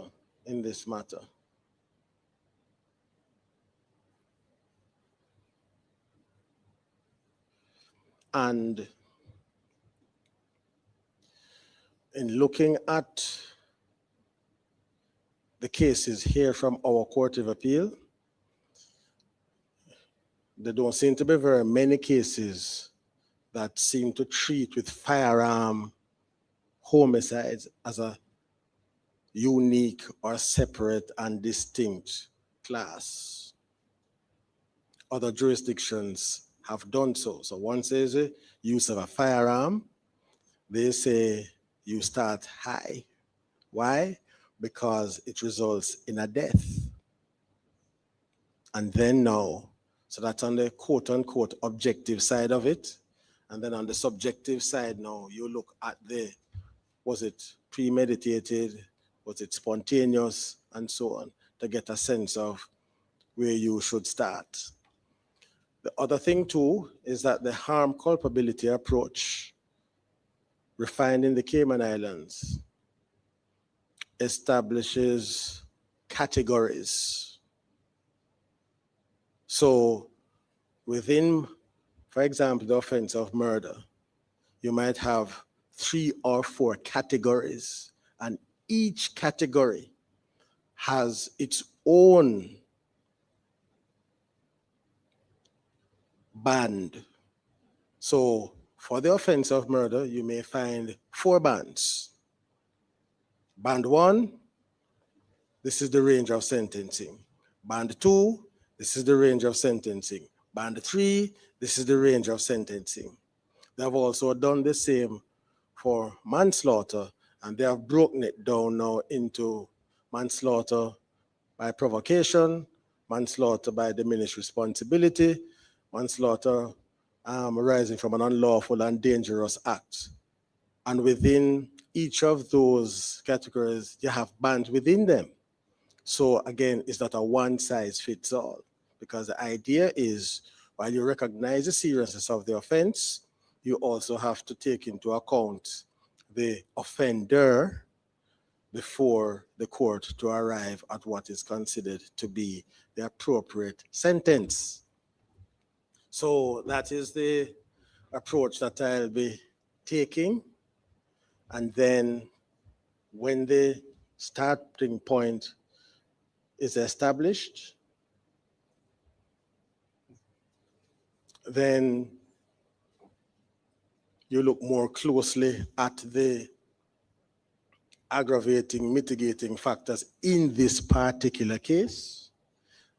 Then the next stage is to take account of things such as guilty pleas, previous behavior, good character, all of those things, and then you arrive at a final figure. So that's really the methodology.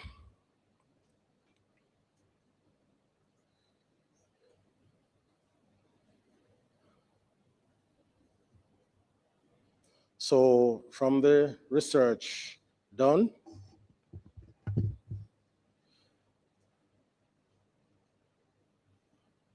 in Trinidad, as here, the maximum penalty for manslaughter is life imprisonment. One of the principles of sentencing is that maximum penalties are reserved for the worst of the worst, however defined. Some person may be wondering, well, How do you ever get there? Well, it's on a case-by-case basis. Some people are annoyed with that definition or approach, but there it is. So it is reserved for the worst of the worst. And the Court of Appeal of Trinidad and Tobago reminded us that even if the judge thinks that the penalties are low, the judge can't take it upon himself to say, well, in light of these low penalties, I am going to use the maximum as a starting point, because that is not the way it is to be done. So it is going to be very, very rare that the starting point is the maximum penalty in a manslaughter case. Notwithstanding that, the Court of Appeal in Trinidad and Tobago, they seem to operate in the range of 15 to 25 years for serious manslaughter. With regard to firearms, they give that special emphasis because in their view, firearms are inherently lethal and create significant risk to the public. And accordingly, offenses involving firearms in the Republic of Trinidad and Tobago are routinely placed towards the upper end of the manslaughter spectrum. And one case, Puran and the state, the court went as far as saying that where a firearm is deliberately discharged, substantial custodial sentences are justified, notwithstanding the presence of mitigating factors such as provocation or good character.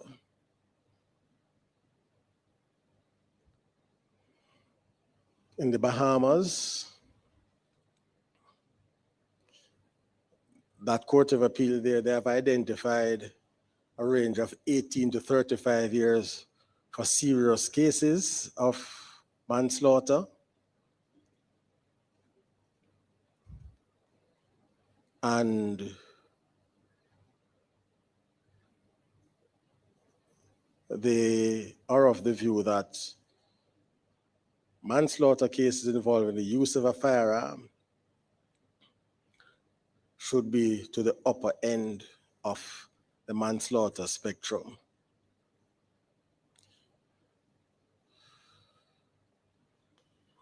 So too in Belize and also the Eastern Caribbean Supreme Court.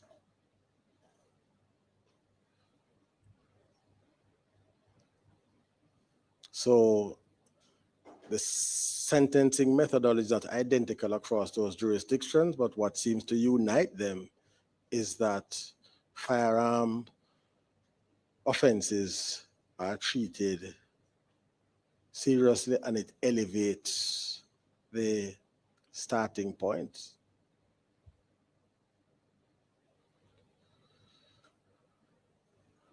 Now,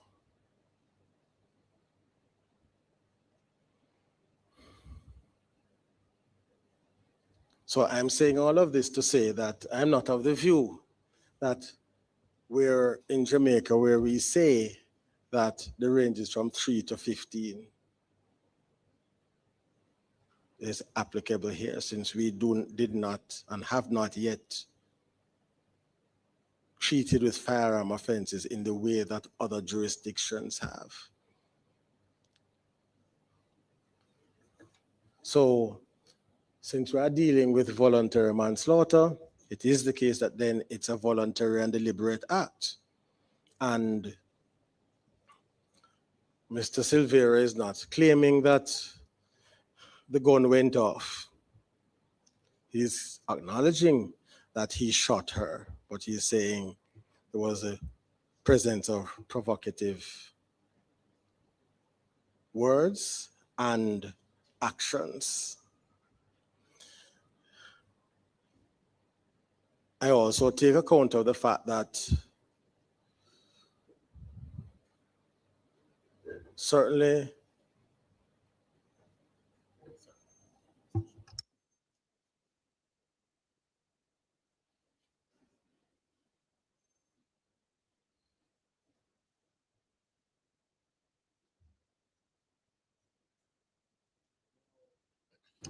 okay. We're going to pause a moment here, and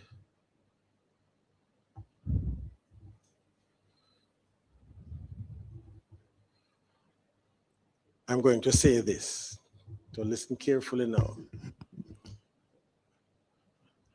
No one is to have a cell phone or electronic device in their hands other than myself and counsel involved in the case. And the journalists. No picture taking is to be done. So if you don't have it in your hands, the temptation is reduced considerably. Or better yet, switch them off. So no picture taking. Okay? Yes.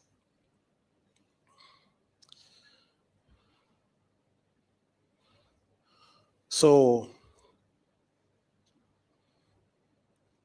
as I was saying that our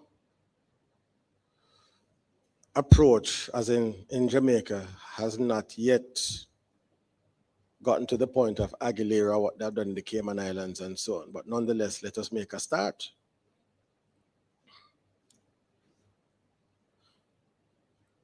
This case is also taking place in a particular context. What is the context? That Parliament has indicated through the Firearms Prohibition, Restriction and Regulation Act that the use of firearms to commit crime, whether licensed or unlicensed, is a very serious matter, and they repealed the old legislation and gave enhanced penalties. Now, we have a range, as I said, from 3 to 15.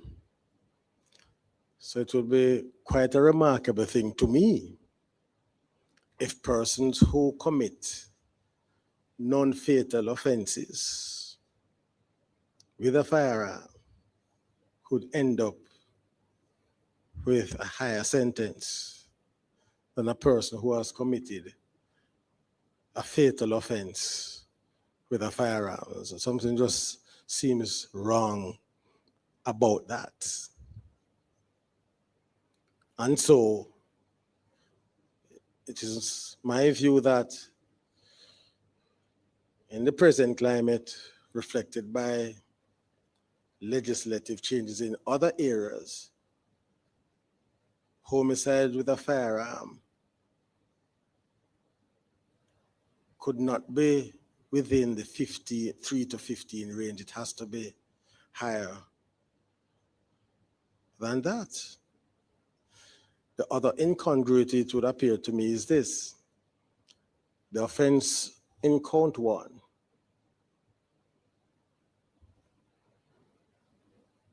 charges the offense of using a firearm to commit a felony. Now, murder and manslaughter are not the only felonies that exist. Robberies are felonies. So again, you'd have the incongruous situation where a man who commits a firearm offense, in this case robbery, he may end up a longer time in prison because of the mandatory minimum, a longer time in prison than a person who has taken a life.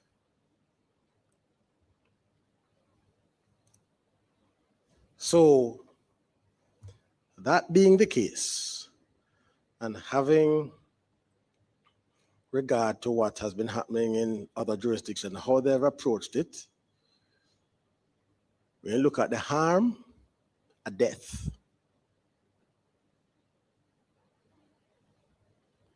A violation of the person's right to life, regardless of how provocative they may have been. The fact is, they have the right to life.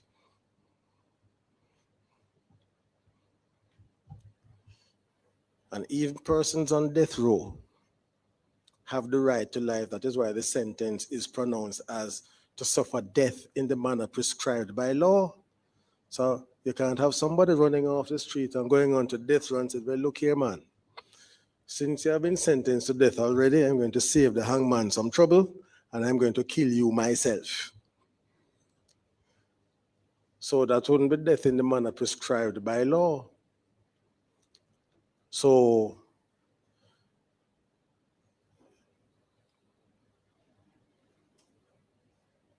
it was a deliberate killing, because that's what voluntary manslaughter is.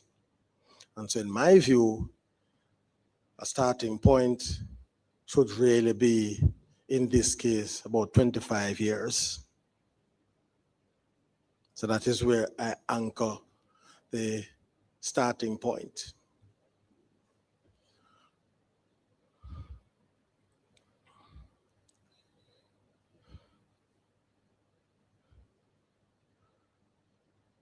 That is in respect of count 2.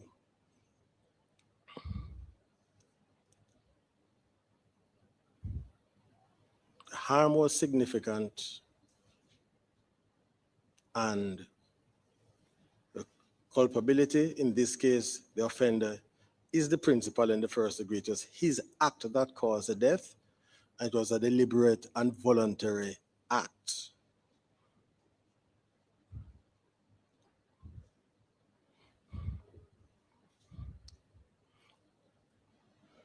And that is also in the context of the movement to raise the levels of sentencing applicable to murder. So in my view, there should be a clear distinction between manslaughter and murder and wounding with intent. Yes, a very serious wounding with intent will maybe overlap with lower culpability manslaughter. A manslaughter sentence at the higher end may overlap a little bit with the lower end for murder, but nonetheless, the distinction between the offenses should be maintained, and offenses that involve a homicide should always be regarded as a class apart from any other sentence, if for no other reason that the victim's, the deceased's right to life has been violated in a fundamental way, and it is an irreversible state of affairs.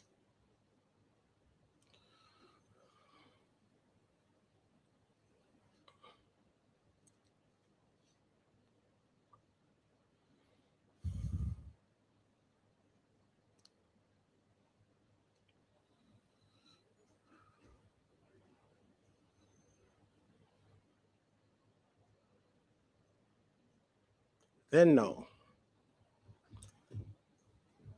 having established this anchor point, the starting point that reflects the gravity of the offense itself, reflecting its seriousness, the degree of harm, the level of culpability of the offender, then we go on to the next stage now of whether there should be upward or downward adjustment. And just to make the point that when you're dealing with upward adjustment as a result of aggravating factors, downward adjustment, mitigating factors. Now, it doesn't mean that in every case there's going to be an aggravating factor or mitigating. So the judge is not to manufacture aggravating and mitigating factors. If none exist outside the commission of the offense, then that is it. So the judge can't go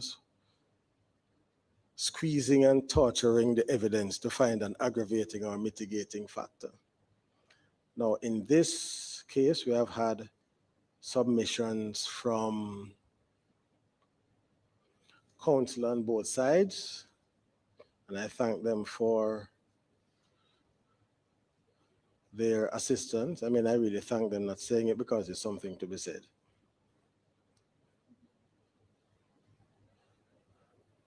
So,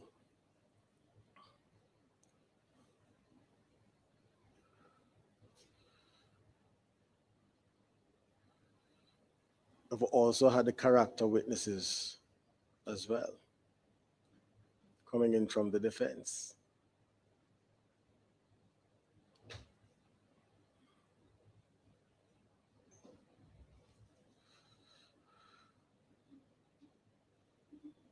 The Crown is emphasizing these factors that it says are aggravating factors. That is, Mr. Silvera would have known what happened.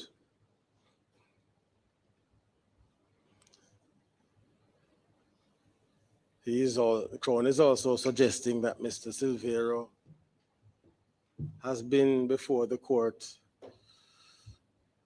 since 2024, early 2024, January 2024. So what he's saying is not really anything new, because he would have known about the argument in the bedroom. He would have known that he was the one who actually shot her. He would have known that she was either dead or dying when he left, and there is no evidence that he sought any assistance from anyone. You know, there's an accident at my home, please come. It was the discovery of the body by the children and the call based upon the narrative that brought him back to the house.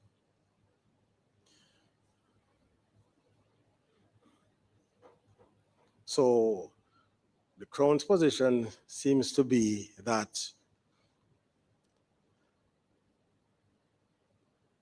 he should not receive any discount because of the guilty plea, or very little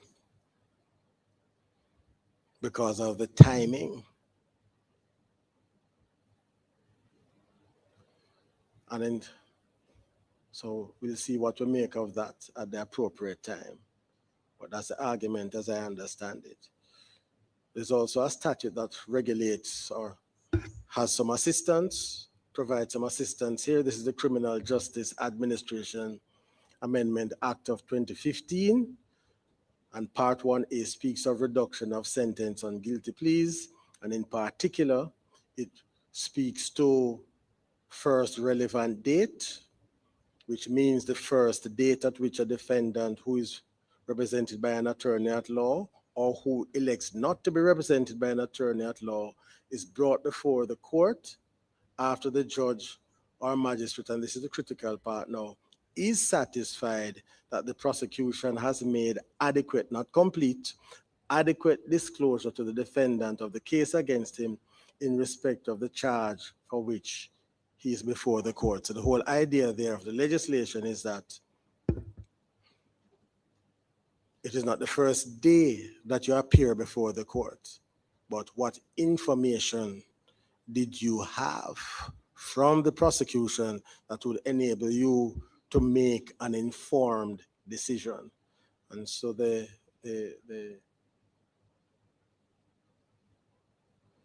prosecution's argument is that disclosure was made in early January. post-mortem examination was served as well.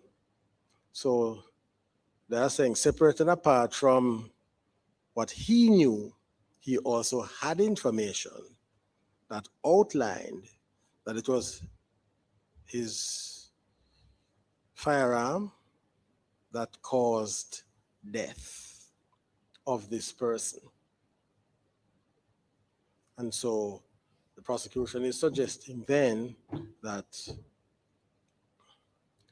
the delay in entering a plea was, my words now, not theirs, playing the odds. Let us go along, see what happens, and then I will make a decision. So the prosecution is suggesting that this was a tactical move on the part of the defendant. And so the prosecution is suggesting then that this guilty plea, helpful as it is, should not, Mr. Silvera should not benefit from the generosity of the statute to the fullest extent. Well, we'll see what to make of that at the appropriate time, but the cases do indicate that a guilty plea is of value. What is the value?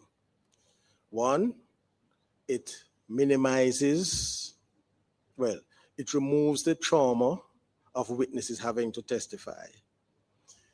It frees up resources so that it can be dedicated to other cases, and the person has accepted responsibility. So if for no other reason, then it should be recognized as a mitigating factor.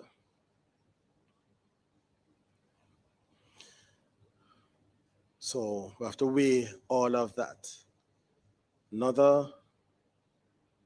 So in my view, in looking at this matter, what are the aggravating features?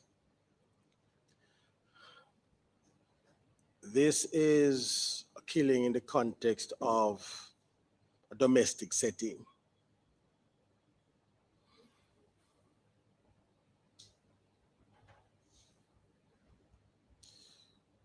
Mrs. Silvera was in her house.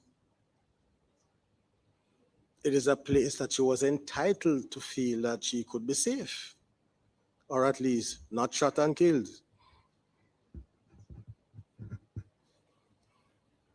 And the children have been deprived of a mother.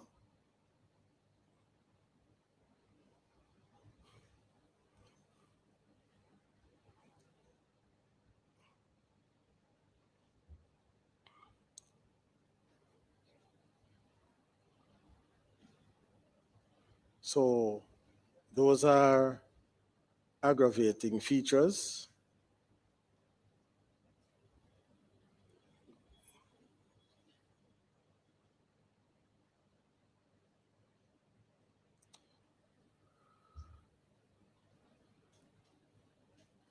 Another, to me, aggravating feature, because the narrative of the Crown didn't indicate whether death was instantaneous or she was alive for some time. It wasn't clear on the narrative, but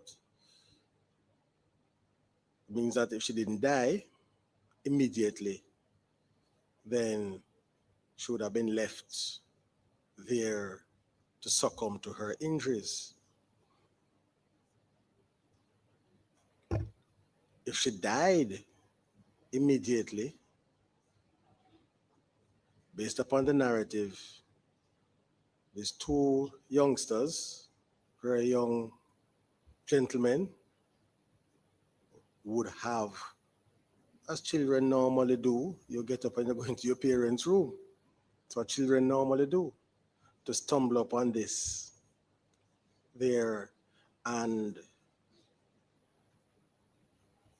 leaving the children to make that discovery with no support.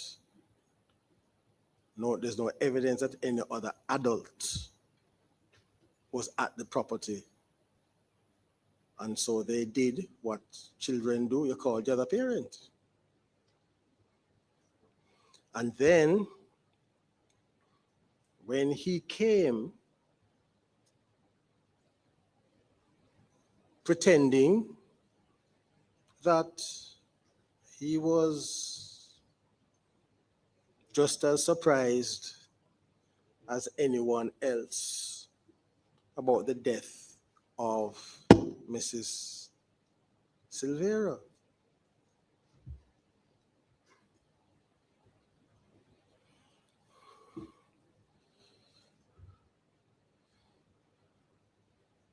All of these, to me, are aggravating circumstances. In addition to that, let me get back to the narrative here outlined by the Crown in respect of the ballistic evidence.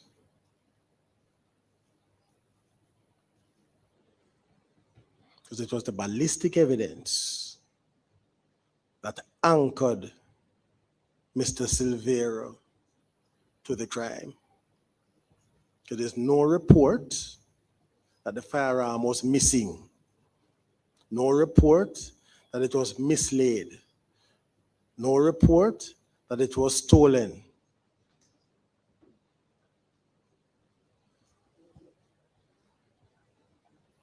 And his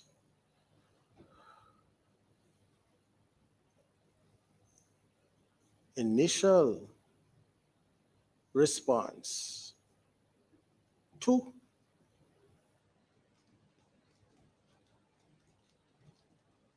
the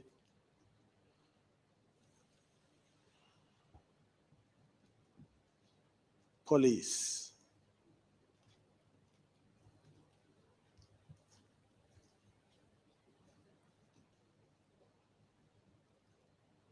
granted, I will accept that the police officer had a responsibility. You can't be there being taken in by all of this. You go and you see a body. As a police officer, you're not a pathologist, but at the very least, you should be saying, don't touch the body. Call the crime scene persons. Let us see what happened here. So I wouldn't expect the police officer to be going over there pretending as if he's a forensic pathologist. But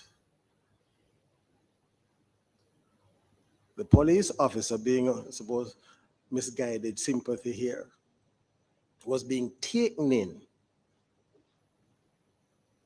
by the act of Mr. Silvera, to the extent that the police officer now, rather than doing his duty, he is now treating this as if it's just an unexpected death that may have been by a heart attack or some such thing. And during that, Mr. Silvera would have known that he was the person who was responsible for her death. The post-mortem says she got 3 gunshot injuries.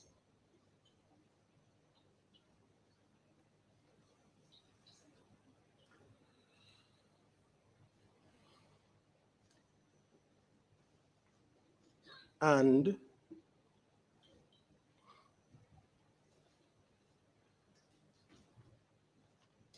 he was even telling the police officer that as far as he knew, she had no known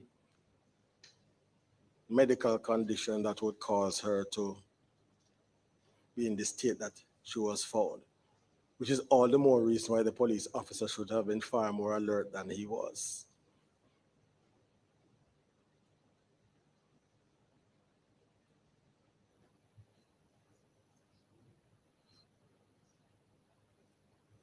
And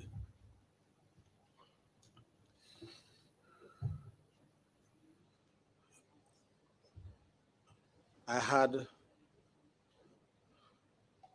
conduct of the matter when it first came for trial in February.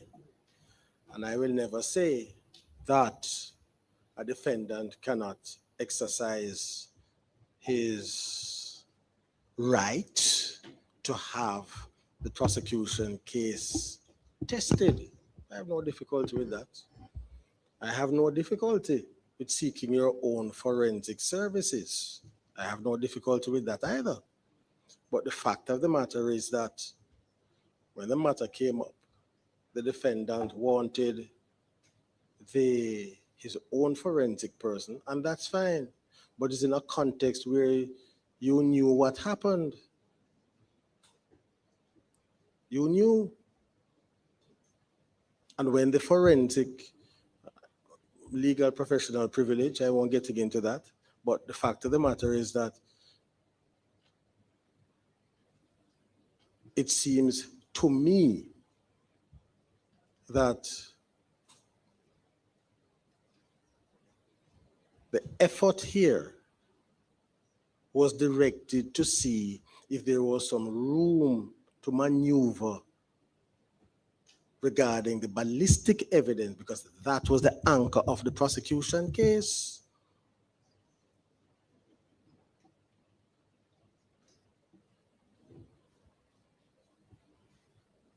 And then after you had that opportunity, then the guilty plea came.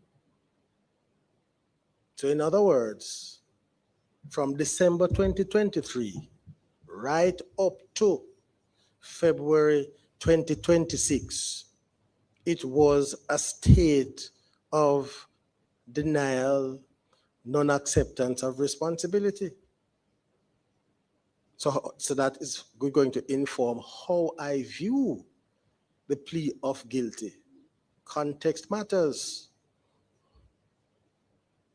So yes, you have accepted responsibility, but it seems to me that the acceptance came because of the quality of the work done by the Jamaican ballistic experts.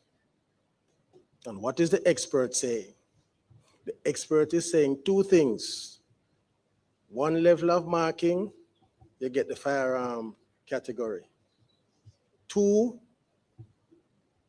next level of marking, I keep using the word marking, matching, you get the specific firearm. And he's suggesting that what he saw in the barrel was not the result of the natural processes of corrosion and so on, but a deliberate effort. And he's also suggesting that the impact would be that bullets fired after the interference may be different in its markings and so on to facilitate identification, different from markings before the gun was fired. In other words, we can't be sure. So that's how I come to it. And September 29, 2023 is a significant date. It shows the value of proper processes. The value of proper processes is that the FLA did what it was supposed to do. You come to renew the license, give me your gun, let me look at it. Do I see any signs of tampering, corrosion, anything altering? Because what a part of their responsibility is to keep signatures of all firearms of private citizens so that the very thing that has happened here, the police investigation can proceed and you identify the firearm.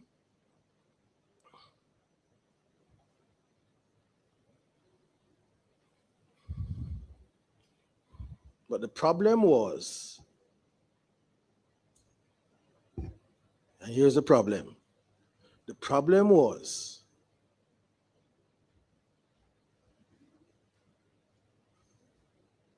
the pathologist. She was the fly in the ointment because when the body was removed, death from some cause other than violence. And it was the pathologist came along and said, what? No. We're going to deal with this differently now. It was her alertness.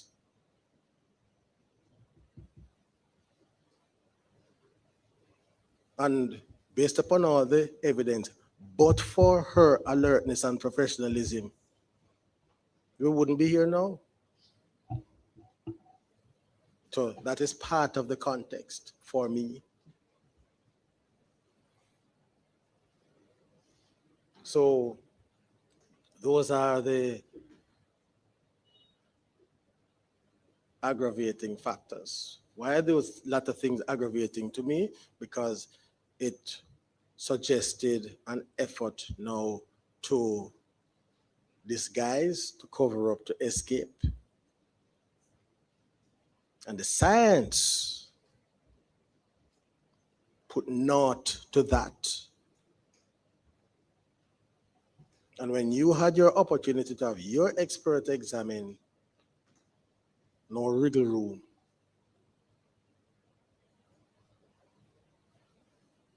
The expert, the Jamaican expert, couldn't be discredited. So we are here.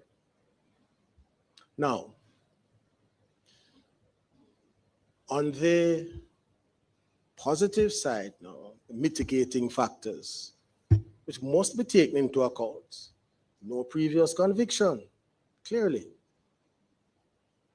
Person of good characters, King's Counsel said, you were an elected representative. Some persons may believe that that is not necessarily a mark of distinction, but nonetheless, the electors of St. Mary found that you are a worthy person to represent, and that must be taken into account. There's no doubt about that. The evidence of your character witnesses, because as I've always said, if you have lived hitherto a previously good life, and when you get into difficulty, your good character cannot assist you, then what is the point? So yes, it has to be taken into account.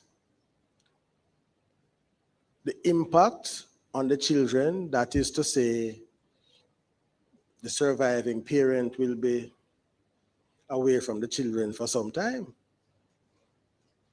That's a mitigating factor. The social inquiry report speaks positively about your work, your contribution, the relationship with your children, and by all accounts, you're an effective father. And by effective, I don't mean just like functioning like an ATM now, but presence, active involvement, all of those have to be taken into account. The victim impact statements, Council made reference to them, I looked at them. The jurisprudence suggests that they are not to be used as an aggravating factor, but to be taken into account in determining the initial categorization of the offense, but it is not it's not supposed to have a decisive or impact to say the sentence goes up by a significant number of years, but it is factored into the process because there's always going to be a negative impact on those who are left behind. and it is not to be used to determine the level of sentencing ultimately. So it's taken into account. And as I said, and this is the difficulty in sentencing, there's no science that says aggravating factors mean you go up by 6 years, 7 years, or this particular factor is tied to a particular mathematical relationship. There's nothing like that. But nonetheless, it's a principle that we have to apply. And in my view, since I said the anchor point was 25 years, when you take into account the uplift as a result of the aggravating factors, I would say overall it goes up by roughly 6 years. The mitigating factors, it will come down by say, that will make it what, 31? From 25, the mitigating factors, you come down by say 4 years, that would leave it at 27.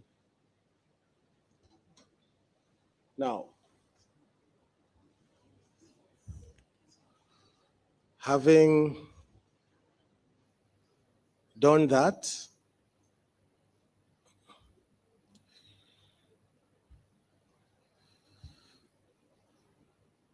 we go to the statute now, where you look at things like the guilty plea. I note the words of the prosecution, and I'm not seeking to undermine the defendant's right to have counsel. And of course, clients are like patients of doctors. They can give the advice, but they may or may not follow it. And so counsel has to work with the client that he has. I'm not saying anything one way or the other, but it's just the nature of the job. A lawyer can only advise, but the clients have to decide. And sometimes it takes a bit longer for some persons to get to that point than others. And counsel may very well point out all the rational arguments as to why they should do things at a particular time, but some clients just don't act in the way that they ought to. There's nothing the lawyer can do about that, but you still have to work with the material that you have. So counsel referred to the Criminal Justice Administration Act of 2015, where it says, pursuant to subsection 1, the court may reduce the sentence that it would otherwise have imposed on the defendant in the following manner, where the defendant indicates to the court on the first relevant day that he wishes to plead guilty to the offense, the sentence may be reduced by up to 50%.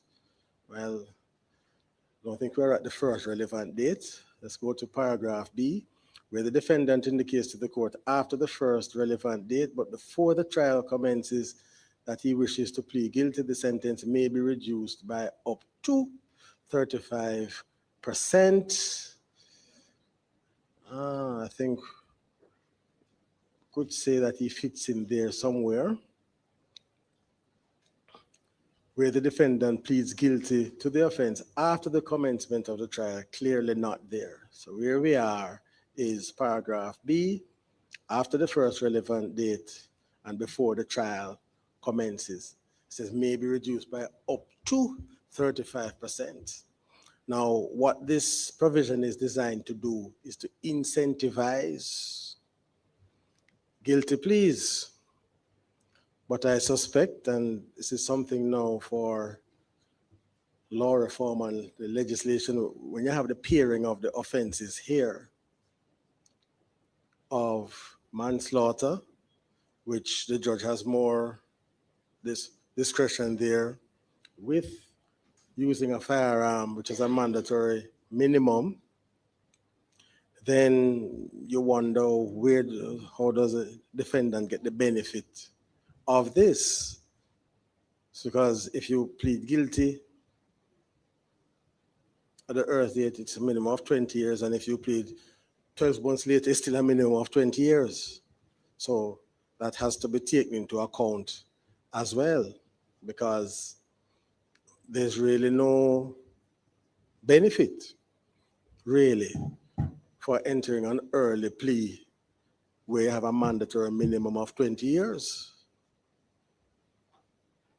So maybe the legislation should say something like, if he indicates on the first relevant date that he wishes to plead guilty, then notwithstanding the existence of a mandatory minimum, then the court can go below the minimum, because what you want to do is to incentivize persons to enter pleas rather than make it virtually pointless to enter a plea, since you're going to end up at more or less the same place, whether you go through a trial or you enter a plea. So I can understand those considerations. But nonetheless, he entered a plea, and it is of value. And I've indicated what that value is. So that should result in a further reduction. I don't think it's going to be as high as 35%, because of the context in which the guilty plea occurred, but nonetheless, it is a value. So, and in this particular case, had it gone to trial, quite likely the crowd have had to call the children to give the evidence, and so that spared them the difficulty there, which is something that inures to his benefit. So again, there is no precise mathematics here, but in the context of this case, I think that that is worth a further reduction of 4 years. That takes us down to 23. Not going to get into the percentage, but we're certainly not 35%. So that takes us now down to 23. This is in respect of count 2.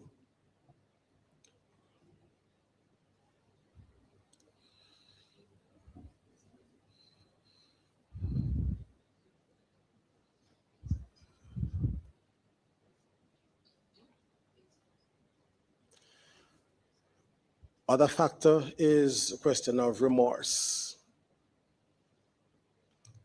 It's one of those intangibles where, is the guilty plea a reflection of remorse, or is it a tactical consideration? Well, I have indicated my position on that, and it seems to have been a tactical consideration rather than remorse. Though I acknowledge that he said in the social inquiry report that he's remorseful and all of those things, but having regard to the broader context, I think it was more strategic than remorse. But nonetheless, it's a guilty plea. Nonetheless, he has been in custody for 2 years plus, so that's 2 years from 23 and 16 days.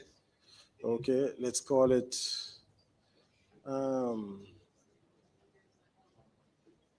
20 is what, 25, 26 months.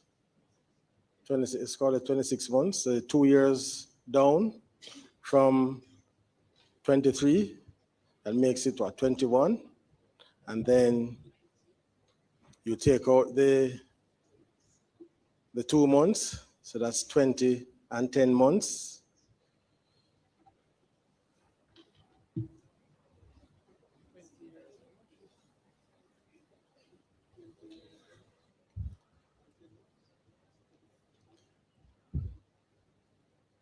And I'm just checking to see if there's anything else that I need to bear in mind in terms of mitigating factors and their impact.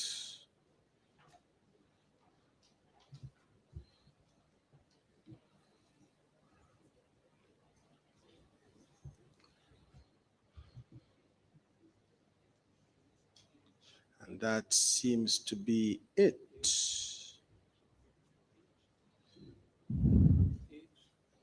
think that is it.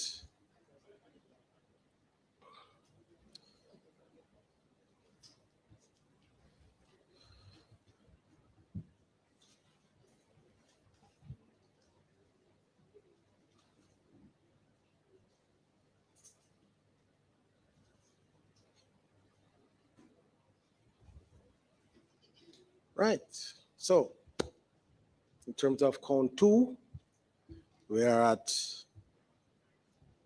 20 years, 10 months, and that's the time for count 2. In respect of count 1, well, I'm just a trial judge. I am not at liberty to ignore the words of the parliamentarians, and they have indicated that there is a minimum and a maximum, and they have indicated that the minimum is 20 years, maximum is 25. So again, a guilty plea is of inherent value, whether it shows remorse or not. At least that's my view. And so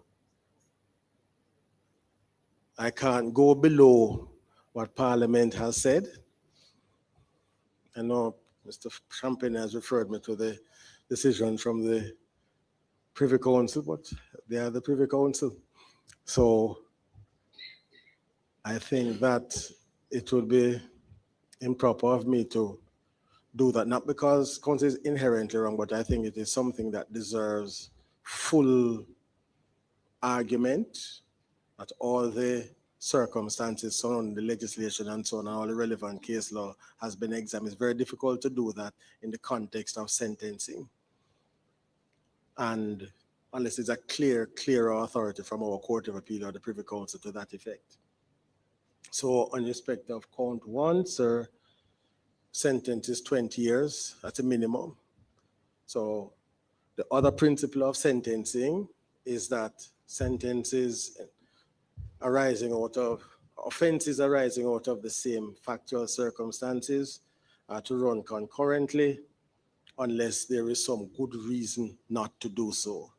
There is no good reason not to do so in this case. So both offenses, sentences on both offenses, count 1 and count 2, are to run concurrently.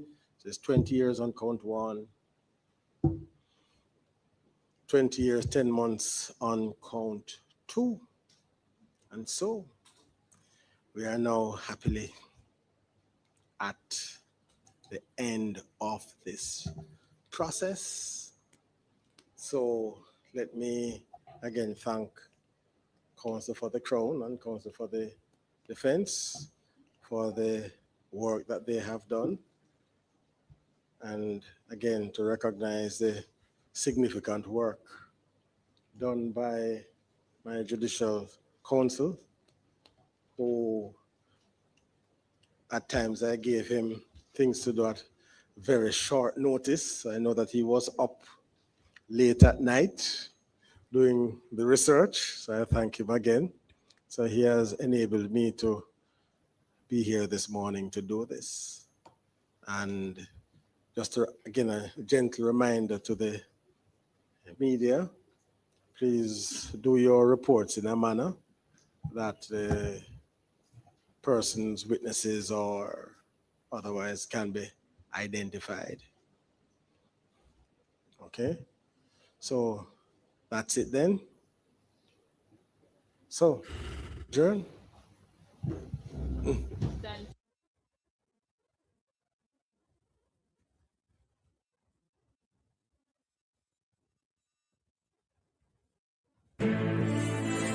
This is Mek Wi Talk breaking news.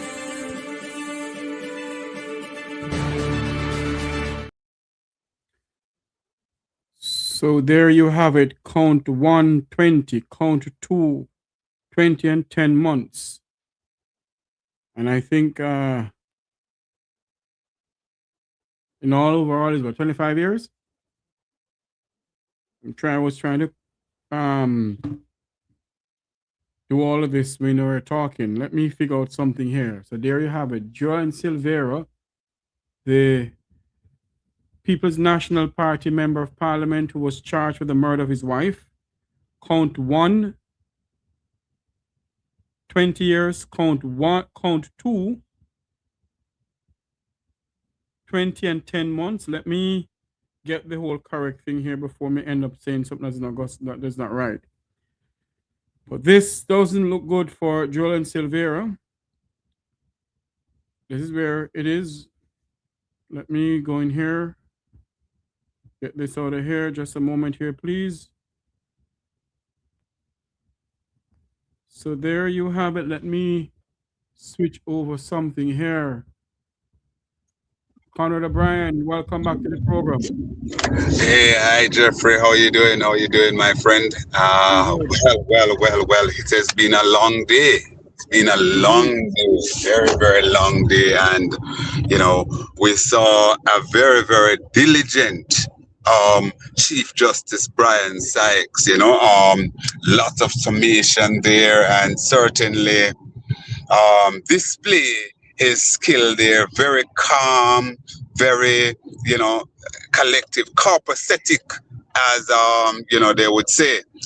But I believe, Jeffrey, off the bat, this is a tough cookie. A tough cookie. It's a harsh. It's a very, very hard sentence for the former member of parliament of Western St. Mary, Mr. Jolyan Silvera. Of course, he will be serving a maximum. He will be serving if he doesn't get any parole by way of the sentence run concurrently. He will be serving 20 years and 3 months in prison because he got 20 years on count 1. That's 20 years and 20 years and 6 months and count 2. No, 10 months. 20 years and 10 months and count 2. Yes, so and 10 months. So therefore, he would serve 20 years and 5 months. Of course, he has already served 2 years, so you would basically minus that 2 as well. But all in all, Jeffrey, Mr. Silvera is what now, about 50, 55, 52? Mm-hmm. Okay, 52. So he will be well in his 70s there. So let's see. Very, very, it would be interesting to hear the response from the family members, you know, how they take this, how they view the sentencing of the judge. But he... Okay. Hold on for me, Conrad. Hold on for me. Let me do this as you hear. Start to put you in. Oh, sorry. Start to take you out of here. Just a moment here, please. Let me take this out of here and do this right here. This is Mek Wi Talk breaking news.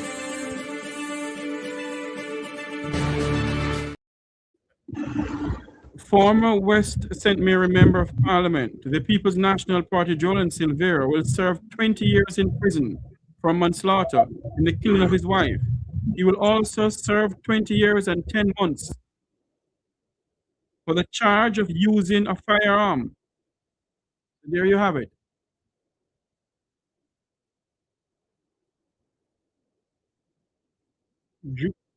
Hold on for me. Let me take this out of here. So there you have it. Jolyan Silvera, the former West St. Mary member of parliament, Jolyan Silvera, will serve 20 years in prison for manslaughter in the killing of his wife. He will also serve 20 years and 10 months for the charge of using a firearm. So that is the news that we have coming into us. Let me see if I can get something here from one of the other stations here. Let's go back here and see if we can get something coming in maybe from one of the news stations out of Jamaica. Hear what they're saying. So there you have it. Jolyan Silvera will be serving 20 years in prison.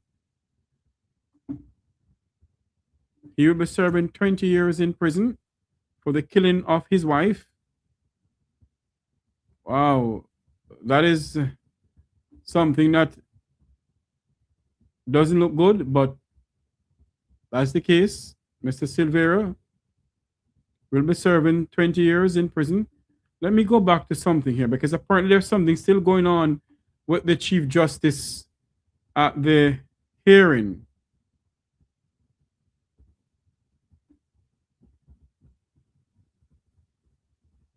Let's go over to TVJ. Let's go back to here.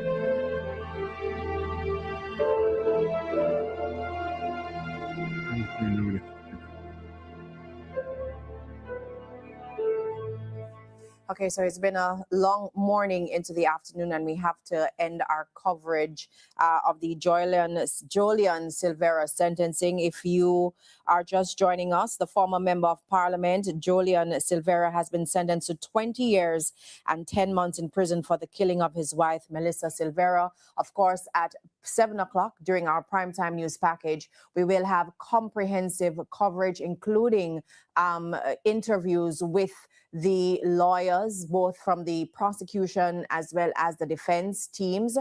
We will have that, plus reactions, hopefully, from the family. But that is for tonight in Primetime News. I'm Janella Precious. We really have to go now. Pleasant viewing.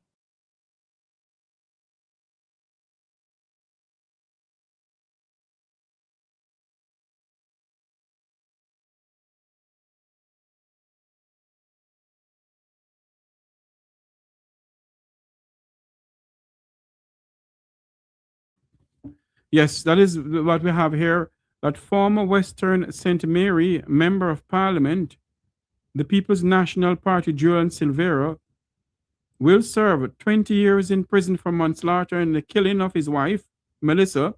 He'll also serve 20 years and 10 months for the charge of using a firearm. Julian Silvera sentenced to 20 years and 10 months in prison for killing his wife. So that is what the news that we have here this afternoon, that Mr. Silvera will serve 20 years and 10 months in prison for killing his wife. Ladies and gentlemen, people, it has been a long morning. I don't know if anyone wants to send me something to go and get some lunch. It's been a long, long morning. And we are going to maybe go off here now. It's been a long, long morning. It's been a long, long morning, and I was hoping. Oh, here is he. He is back here again. Yes. Conrad O'Brien, welcome back. Your take, 20 years and 10 months. Go ahead. Yeah, Jeffrey, I tell you something. What happened here, and I think it's something that the legislators will have to look at. Pardon me, Jeffrey, if you're not seeing me. As a matter of fact, I didn't even want to come on camera, but you know, it's what it is. I'm sorry, viewers. I'm actually just leaving the gym, so pardon for my attire in a marina. Now, Jeffrey, as I was saying, that the legislature will have to look at this law that they put in place recently, which is the mandatory sentence for a gun charge, because as the learned Chief Justice said, that it's the plea is supposed to be for an incentive.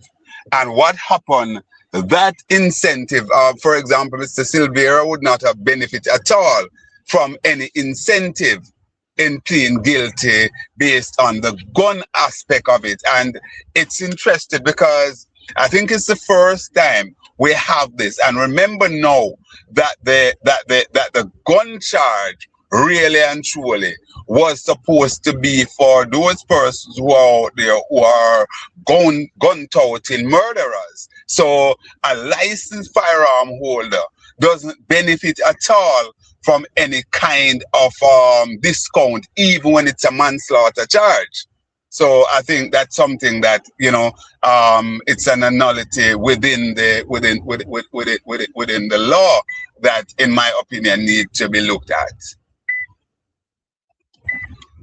Wow.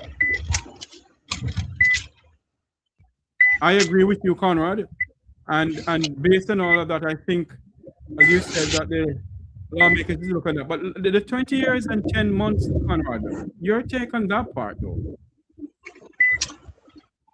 Well, certainly within the scheme, it's a harsh sentence. It's a harsh sentence. But as I said, based on the letter of the law that the Chief Justice had to work with, I think he laid it out clearly and certainly delivered.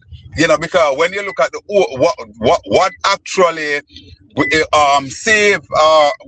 Mr. Julian Silvera a little paradox is the fact that the sentences will be running concurrently, because the Chief Justice said there's nothing in law that basically will prevent it from run concurrently. So, you know, we walk away with that, because other than that, he would be looking at 40 years behind bars that would be taken away into his 90s. Conrad, I'm not hearing you. I'm saying, you hearing me now, Jeffrey? I'm not hearing you none at all. Are you hearing me now, Jeff? Yes, go ahead. Yes, I'm hearing you now. Yes, I was saying that give him a little paradox is the fact that it will run concurrently, because outside of that he would be looking at 40 years behind bars, and that will take him have him in prison well into his 90s, you know. So he got that reprieve of 20 years because of the concurrent nature of the sentencing. So, but all in all, I know that there are some persons who, as I said, this judgment, some people will still be saying, "Wow, it's a slap on the wrist because Melissa is dead."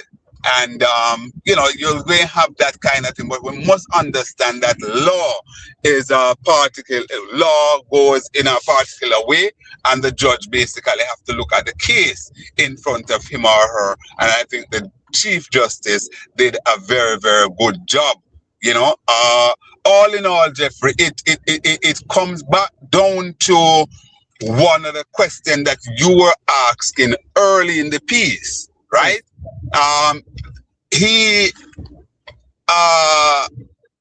Why would he have pled guilty to manslaughter? And I'm sure that his attorney, you know, and if his attorney did not point these things out to him, then certainly they would have failed him.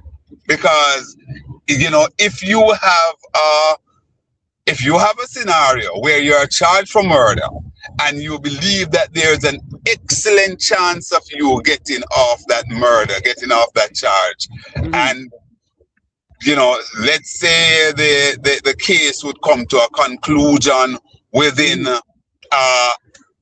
4, 5, 6, even a 6-year period, you know, you would still be shaving off at least 16 years of the sentence that he received, now that he will have to spend behind bars. So it begs the question as to what was the you know, condition, what was the reason behind Mr. Silvera pled guilty. But it's a tough cookie, Jeffrey, and you know, I'm speaking, and I'm speaking with the bottom of my belly really paining me. You know, my navel, I'm feeling that kind of pain within my navel, because this situation is very, very close to me as it is, Jeffrey. As I said to you earlier, that Jolyan is a friend, right? Yes. His late wife also a friend, Melissa.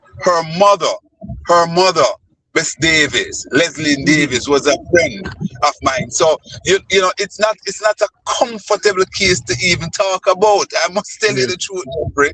It's really not a comfortable space for me to be talking about.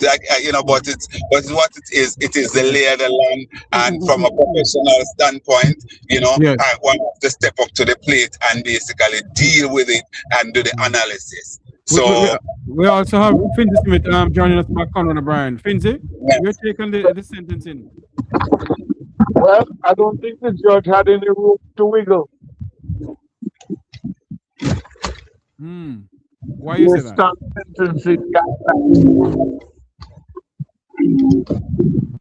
In addition to that, I don't know if anybody has heard it. Information he said the matter of report.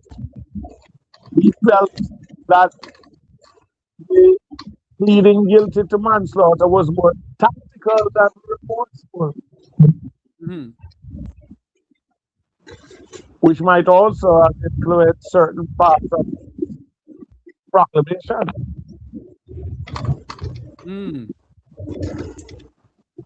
Sorry, what Finzi said about tactical? The judge said that he felt it was rather tactical rather than remorseful. Oh. Smith, the legislation was passed in the parliament. That's heavy. That's heavy coming from the judge. Listen back again to hear it when he came to the subject of remorse. He said, yeah, man, I heard you. I'm not disputing. I'm just saying that's heavy coming from the judge. You know, that conclusion there, which would have indicated if he had room to come with a smaller quantity of years, that would have influenced him in the other direction. But what do you say about that, Finzi, for the judge to have basically concluded that, you know, that the level of remorse weren't shown? That's you know, how you look at that, really? I think he put that in the way he put it because of what he saw as the attempt to distance themselves initially from her death. Yeah, because you see, remember, you know, yeah, remember that early in the piece. Go ahead, Robert. Go ahead, Conrad. Yeah, I was just saying that. Remember that early in the piece when we got this, the entire country, as I understand it, you know, maybe give and take a few, were basically on the sympathy trip with Mr. Silvera, because when we heard is that, listen, his wife literally died in her sleep and so on, you know, it was said that it could be aneurysm and all of those sort of things. So I don't know, the thing kind of really turned on its head in later piece. But as Bobby was saying earlier, with the whole shooting, the gun and all sort of things, but the facts was there in front of the judge, and he really looked at it and gave the judgment. I think that you know, but Bobby, there is one thing that I mentioned before you came on. I'm saying, and I agree with the judge, that, you know, these legislators really need to go back and look at this mandatory sentence with gun, because certainly it's supposed to be an incentive, and it's not, because a man go and look and say, boy, listen, no matter how I plead, no matter how I give plea early, it doesn't matter, because there's a mandatory sentence, because the judge wasn't at liberty to shave not one day off that mandatory 20. My thing, I hear you, but my thing also is, from my point of view, it brings into sharp focus the level of responsibility if you carry one gun. It's not a light matter.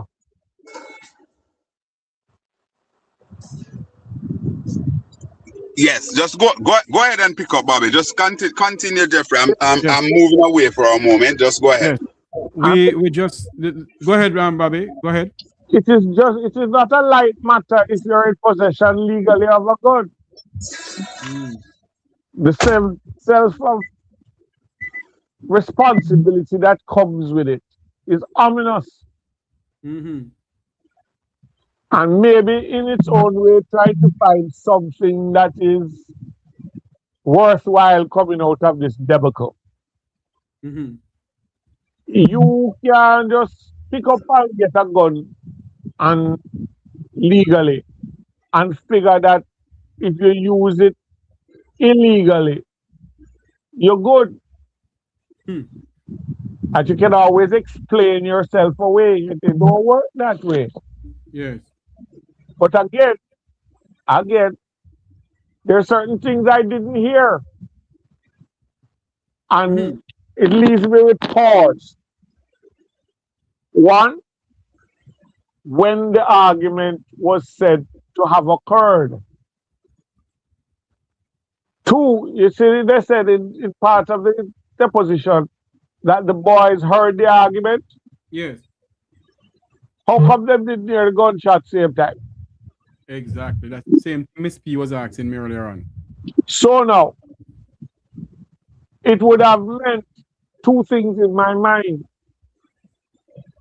The shots were not fired during the argument.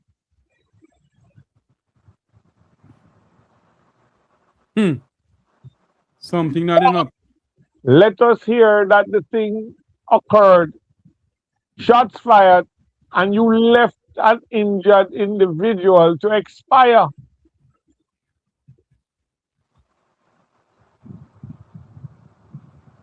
How did she manage to become dressed in a nightgown that didn't have any holes in it? Good question. Very good question, Vincent Smith. So somebody said, what if it's an unfortunate way to put things? But what if one had sought medical attention immediately? Continue talking. Could the outcome have been altered in terms of life he lost? And it still hasn't erased from my mind stated time of death and the cell phone records.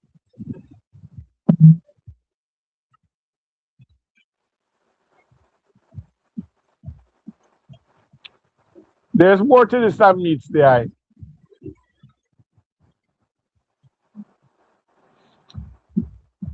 Mr. Silvera has made a decision that, to say, put it mildly, is life-altering.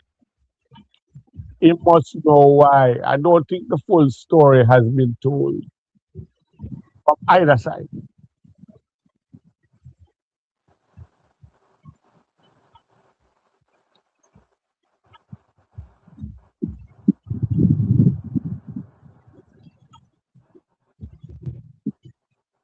Hello.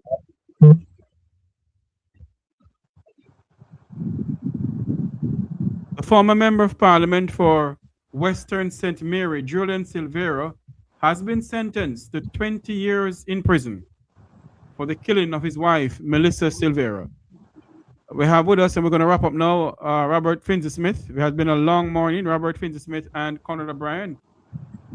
So, Smith, this case here is something that many of us have to look on. As what Conrad said, they have to go back to the drawing board with pertaining to the legislation that was handed down by the parliament. I have one last thing to say to you. Yes. Has this outcome satisfied the interest that a member of parliament from the same parish had sufficient grounds to pay a sum of money to get a protest against the death? Has the sentencing satisfied his lust for mileage out of this? Good question. Good question. Conrad, your final take?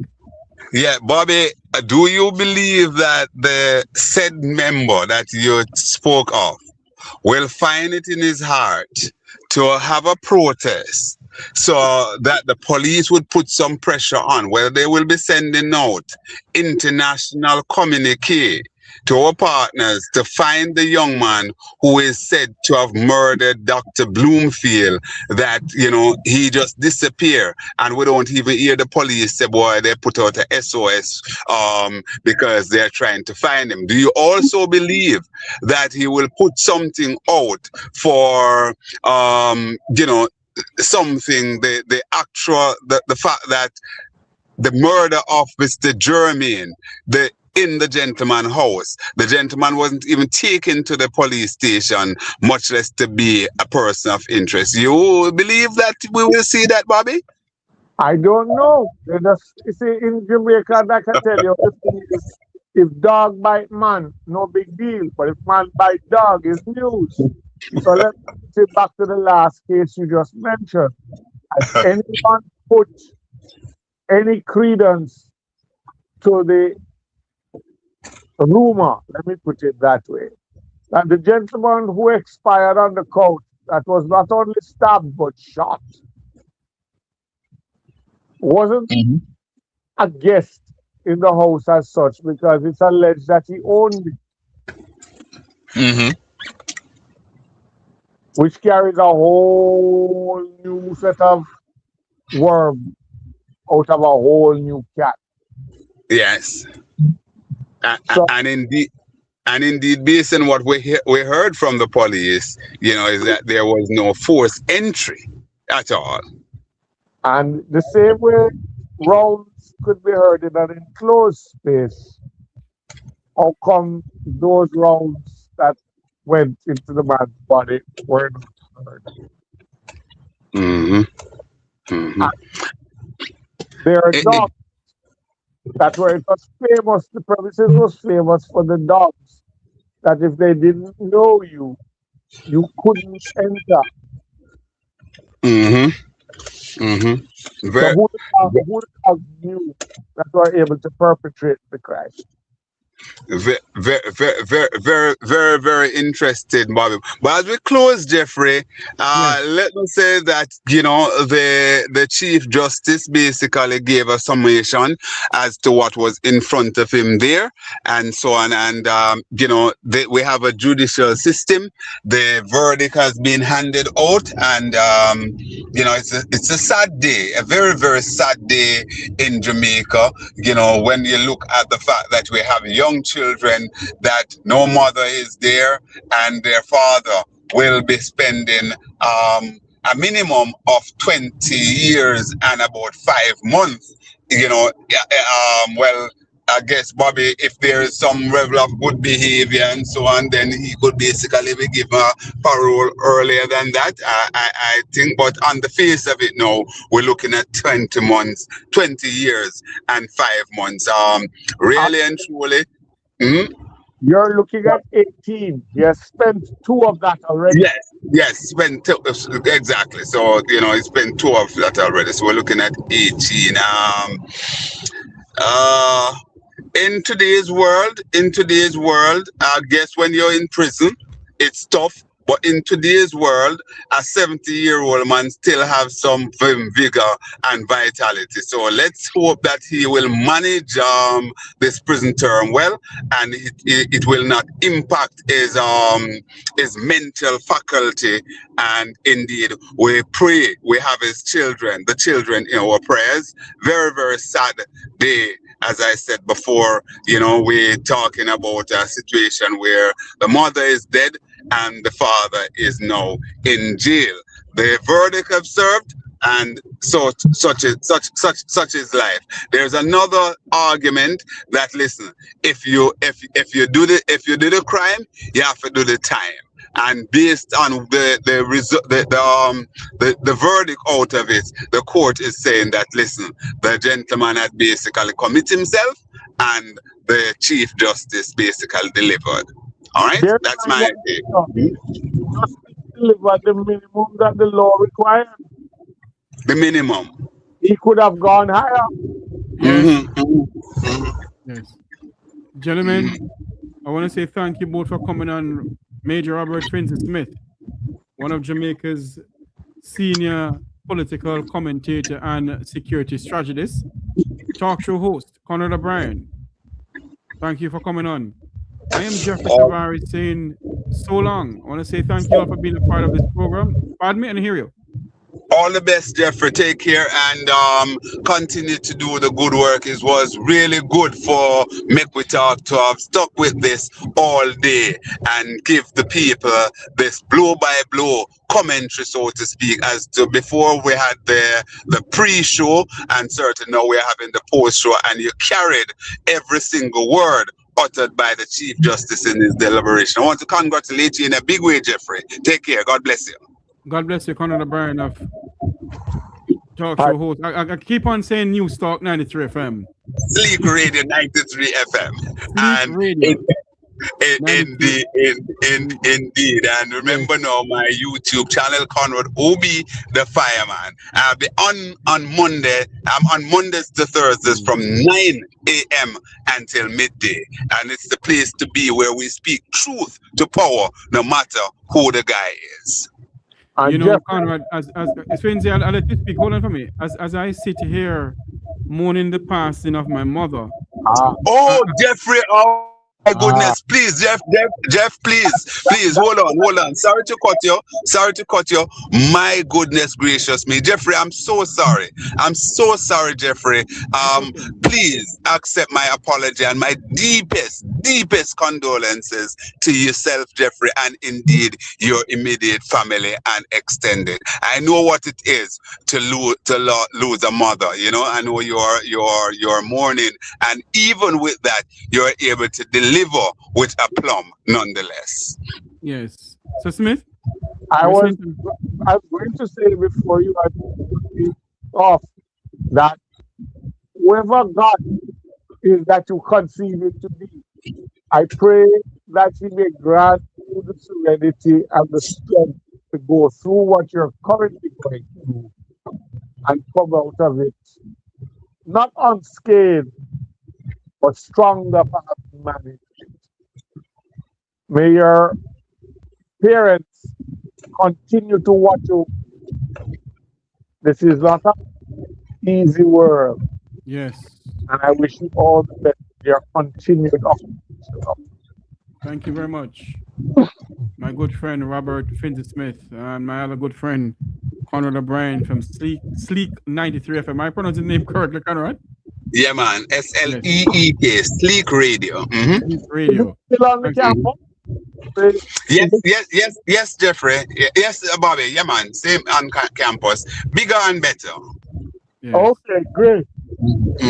Gentlemen, thank you both for coming on. Thanks to the listeners and viewers of the Mek Wi Talk and Jam Talk Vibes Internet Radio Station. Until you hear my voice again, may God bless you. And may God bless our island home, Jamaica land we love. Good afternoon, everyone. See you soon. Bless.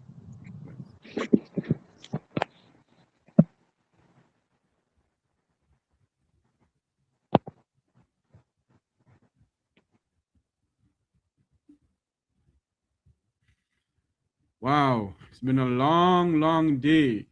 A long day. It's where we're going to cut the program for this evening.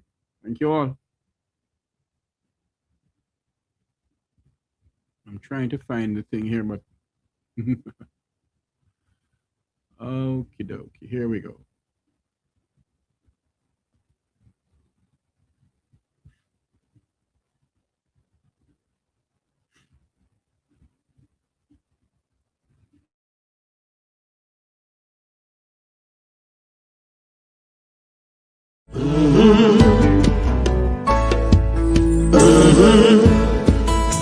When the game gets rough and this life just seems so tough, Mek Wi Talk, my people, Mek Wi Talk. When this town becomes an ugly place, don't let it erase the smile from your face. Mek Wi Talk, people, Mek Wi Talk. Conversation is the key, a guiding light for you and me. Spark a talk and you will see. Conflict solver A to Z. World leaders master the art of self-defense just by talk.